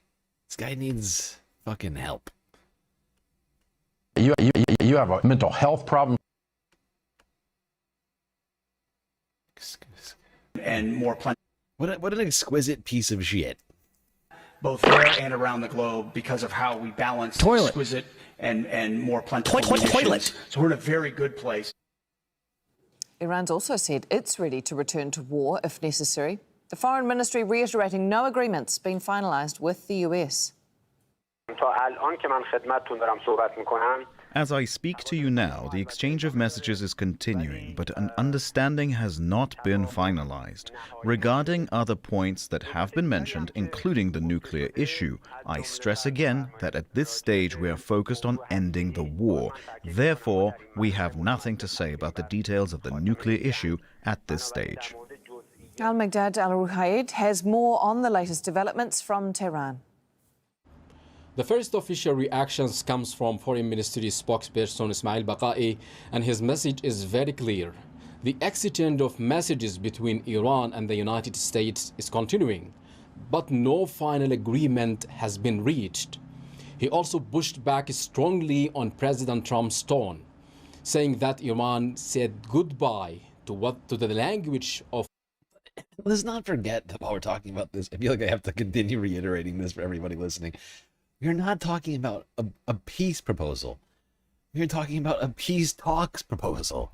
We can't even agree on what needs to be done to talk about what needs to be done for peace, right? It's like the blockade situation. It's an onion of fuckery. And it's quite clear that we are not very close to reaching a deal. We can't even agree on what it takes to talk about reaching a deal. It's not a good place to start from. There's a lot of optimism, a lot of people talking about this as if it's like pending, but we're not even fucking close, like not even like remotely close in my estimation. I wish I could say we are. And I would like to once again reiterate that I would love to be proven wrong about this claim. And that we wake up tomorrow and everything's over. But I just have a lot of skepticism around that. I think rightfully so. Because if we can't even agree on what on the very basics, the very frameworks, to talk about the concepts of a plan, right? That seems bad. It's not a good starting point. All right, I'm just going to hit live here on Al Jazeera. That was slightly back. Israelis have expanded the scope of their operation to include everything south of the Zahrani River. Oh, wow. Okay, we got to go back a little bit. Hezbollah has finally responded to Israel, who has been violating the ceasefire for over a month and a half, however long it's been.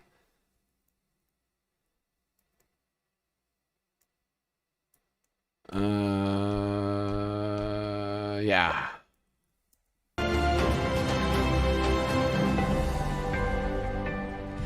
Israel is widening its invasion of southern Lebanon with fresh attacks on villages in the past few hours, despite a U.S.-brokered ceasefire.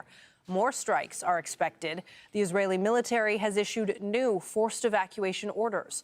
Large parts of residential areas are in ruins, with more than 1 million people displaced. A significant number of Israeli troops have crossed the Litani River in Lebanon for the first time since the 2006 war with Hezbollah. Israel has also declared areas south of the Zahrani River an active combat zone, ordering people there to leave. The Israeli occupation now covers roughly 2,000 square kilometers of southern Lebanon. That is nearly a fifth of the country. At the same time, Hezbollah is firing back. Israeli media say more than 10 rockets were launched overnight from Lebanon towards Kiryat Shmona in northern Israel. Most were intercepted, but one rocket struck the city, causing damage to buildings. Al Jazeera's Obeida Hito is live for us in Tyre in southern Lebanon. Obeida, there are more forced displacement threats being issued. Where are those, and what are people there expected to do? That's right, Anna. These new forced evacuation orders have been issued for 7 towns and villages, some of them in the Nabatea district, others just north of Tyre, as well as in Jazin. For the people that are affected, they don't really have many options. The Israelis have expanded the scope of their operation to include everything south of the Zahrani River, declaring it a conflict zone, as you just mentioned, which is putting a lot of people in a very difficult situation. Thousands of people returned to the south following the announcement of a ceasefire in April. Since then, they've only seen an intensification of Israeli bombardment and an expanded campaign of targeting that includes residential areas, busy urban centers, and now that people are having to flee, especially following these blanket forced evacuation orders that cover the city of Tyre and the entirety of Nabatea that were issued earlier this week, for those people, there are very little options left because the government shelters, or over 600 of them opened up in schools and government buildings, are overflowing. Around 130,000 people are already living in those shelters. For everybody else, they have to find relatives to stay with or live in makeshift tent cities in different cities around the country. Here in Tyre, there are still people living in those conditions in public parks. And then in other cities like Beirut, in the capital, there are also many makeshift tent cities, tent camp cities around the capital where people are having no other choice but to stay and wait it out. And Obeida, how significant is this for the Israeli operation there, this benchmark that troops there have now crossed the Litani River? Yeah, it's quite significant because Israel's scope of operations was not thought to be so wide. It was limited to a yellow security zone 10 kilometers deep, established following the announcement of the ceasefire. But now they've gone way beyond that, crossing the Litani River around 30 kilometers from the Blue Line. And they're continuing to advance just southwest of the city of Nabatea. Israeli troops are pushing through the towns of Meifadoun and Zotar al-Sharqiyya towards Shukin. They've just reached today the outskirts of Shukin, which was issued a forced evacuation order earlier. And there is ongoing intense bombardment and artillery shelling around there.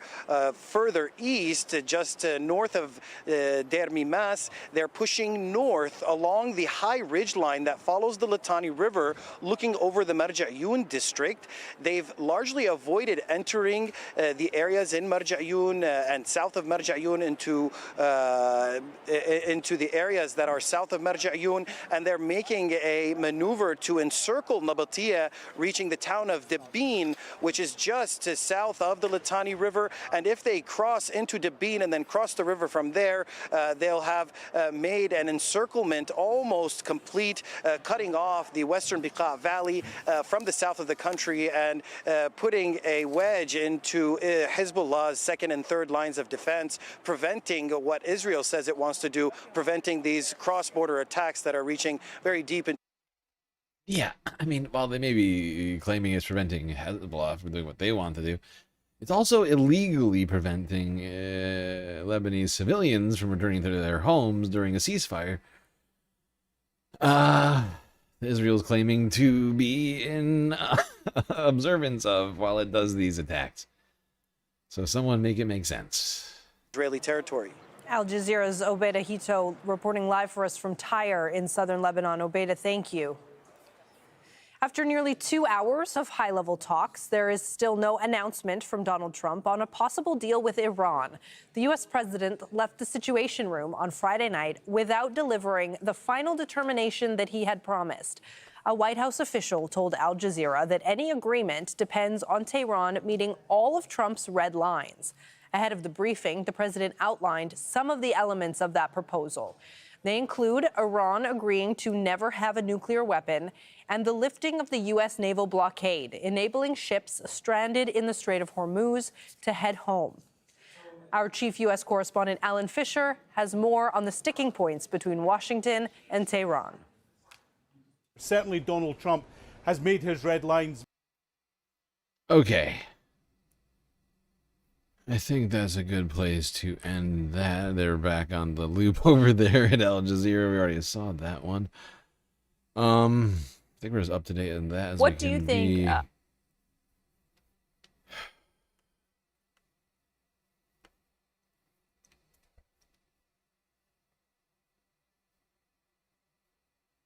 and I'm just looking at Trump's Truth Social. I'm not seeing any proclamations regarding Iran on here. The last like 8-9 hours or something like that. Criticizing the New York Times, though. The failing New York Times is doing everything possible to criticize the magnificent restoration of the reflecting pool. He's coming at the New York Times over their coverage of his resurfacing of the Lincoln Memorial Pool, which he's paying his own personal pool guy. The Mar-a-Lago pool guy is getting paid, what, 17 mil? Like $17 million to repaint the pool? It's like basically like half the size of an Olympic swimming pool. A task which usually costs in the tens of thousands, but certainly not in the tens of millions.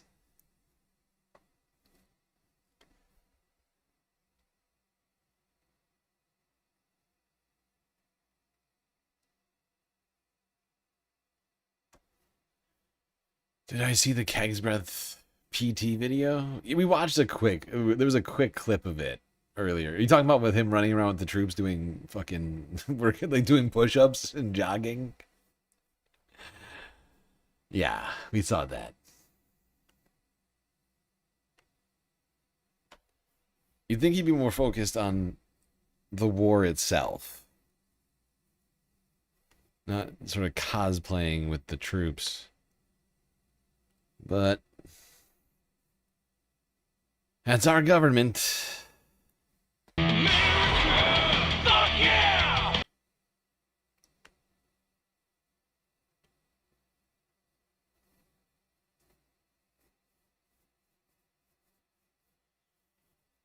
Okay. 2 clips left here, Space Fams.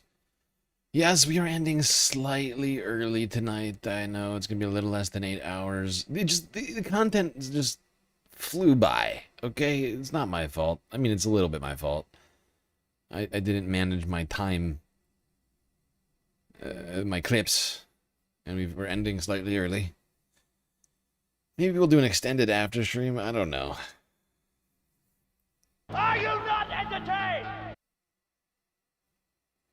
I could use some rest, honestly.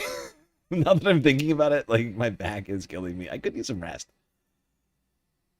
All right, let's go to Pakistan first, where the Operation Epstein Fury and the lack of access to fuel is causing people's lives to be upended for Holy Week, Eid.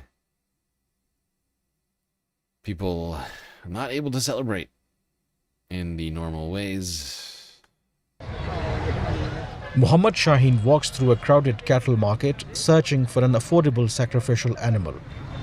But like many Pakistanis this Eid, he is struggling to keep up with the sharp increase in prices.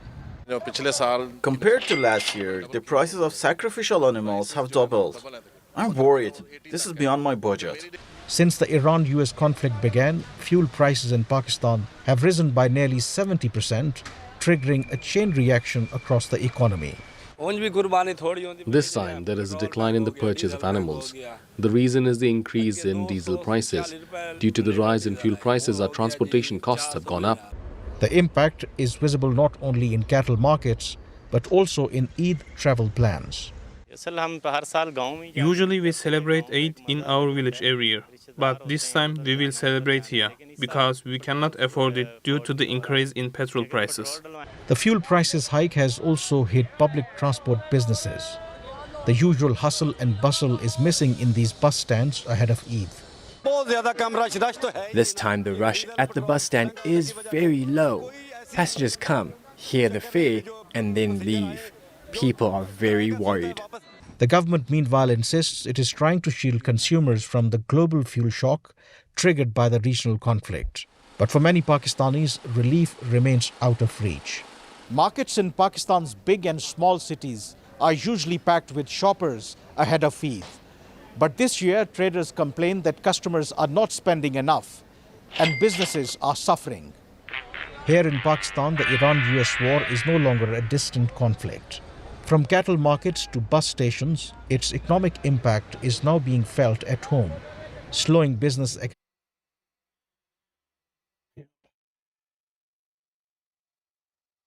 Nowhere is being spared by the effects of Operation Epstein Fury, the war in Iran.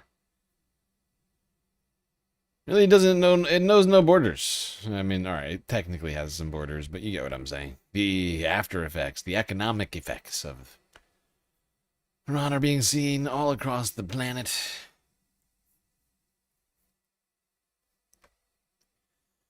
In the Philippines,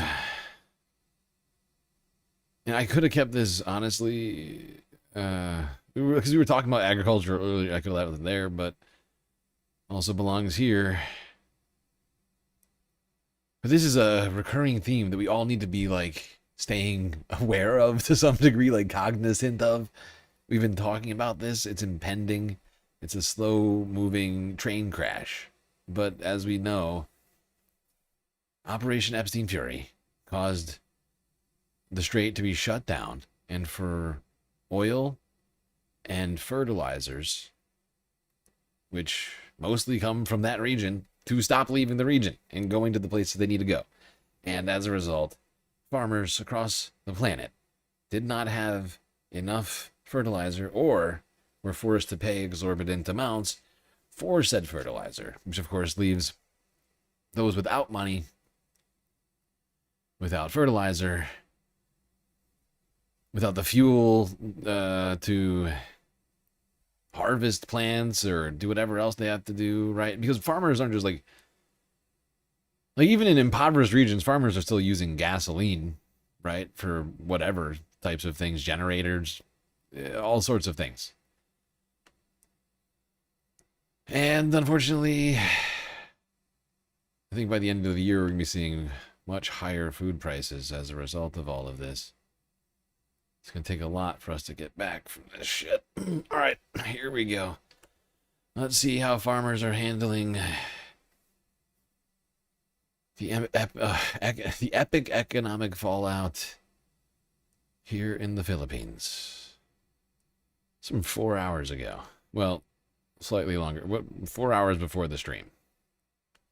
Lyndon Amor has been a banana farmer for nearly 30 years.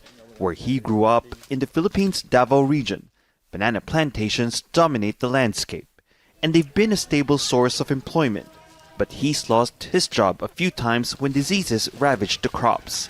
Now he's concerned a conflict thousands of kilometers away may do the same.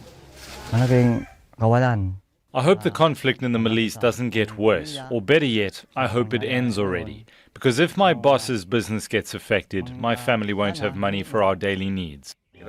But his employer, Joe Casetta, says it's already having an impact. The Iran war has limited fertilizer shipments and pushed prices up. All while a flood of bananas going to China, his company's main export destination, is forcing him to sell low. Bananas rot quickly, so those that can't reach the Middle East have to be diverted right away and sold at lower prices. And when traders sell low, banana growers like us suffer the most. Industry leaders say the Philippines has lost nearly $150 million in revenue since the United States and Israel attacked Iran in late February. Banana shipments heading for the region have had to turn back and divert exports to an already saturated East Asian market. The Philippines is one of the world's largest banana exporters, and the Middle East has been a growing market in recent years. Iran, in particular, became the country's fourth largest buyer last year, with orders worth nearly $100 million. Expanding markets helped farms which had been struggling with pests and diseases for years survive. Now, the Iran war is threatening to erase those gains. But banana producers here say failing is not an option. Yep, and that's the other thing. We're like, I'm trying to constantly point out to us here on the stream is that every fucking second we spend fighting one another here on the planet, is another second not spent trying to improve the planet that we're living on, trying to save it from destruction. We've got all sorts of species just disappearing from the planet, whether it's plant and other food crops that are struggling as a result of all sorts of different climate-driven diseases to some degree, as well as human-related causes. All the things we're doing, many of the things we're doing are causing these things to happen, and we need these resources that we're spending on all these fucking endless wars to solve them. So every dollar we spend on fucking bombs, another dollar not being spent on preventing complete and total climate collapse. Or losing all of the bees and all the pollinators so that we can continue to eat food. So, another dollar spent not doing stuff like that. Or, ensuring that everybody has health care or housing or something.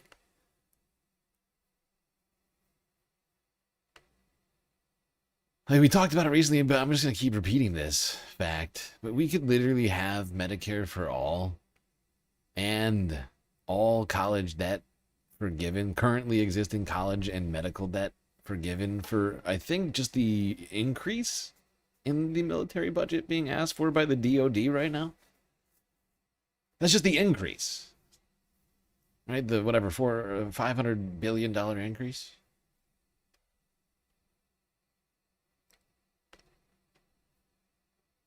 But nope, we keep giving it to Lockheed Martin, and Raytheon, and Palantir, and Boeing, and all the other military contractors.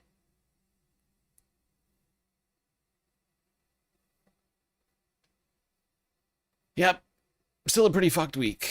Not gonna lie, Space Fams. It's a brief glimmer of glory here at the end, end of the week of some of the tiny shimmering of hope. I almost just got the hiccups there for a second. With those judges smacking down Trump and the $1766 million slush fund and the Trump Kennedy Center. And, oh shit.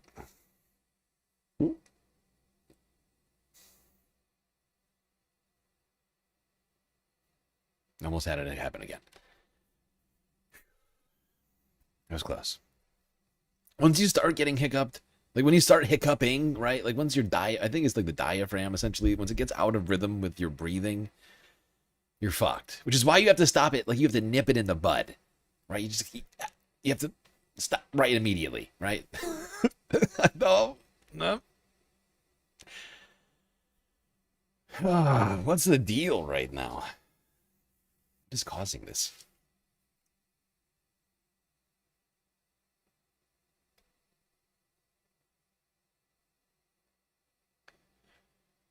$1 trillion sounds like something a villain would say. Yep. Yeah, that's exactly, god damn it, what it is. I'm not properly nipping it in the bud. Probably because I'm talking.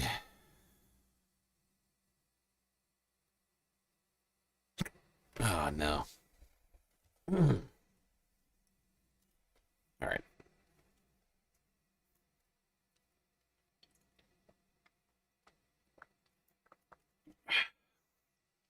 Well, Space Fams, we did it. We got through the week. Technically.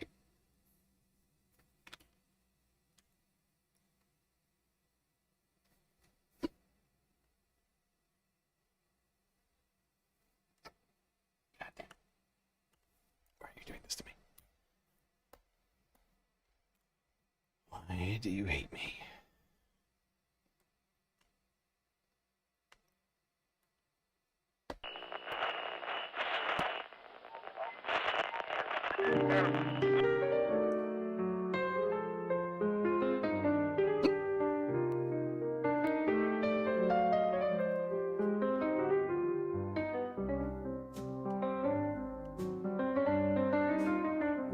Well, we got through another stream. It was quite long and also difficult, but thankfully we had each other to get through it.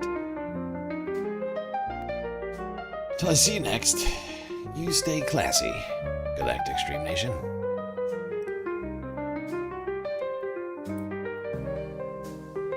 Can't forget this. These are your galactic patrons.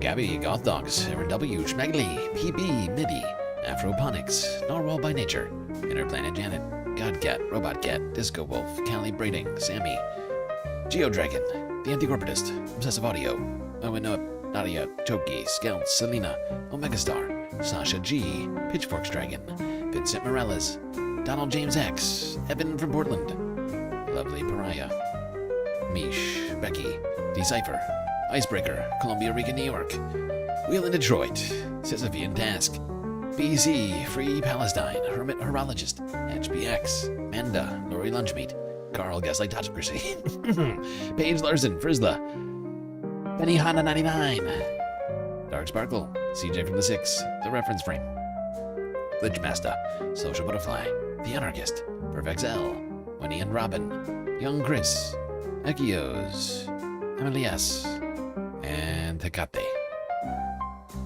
That's right. All of these people here have helped produce the show, which your eyes and ears hopefully just got done enjoying. You can too, for just a few US dollars a month on Patreon.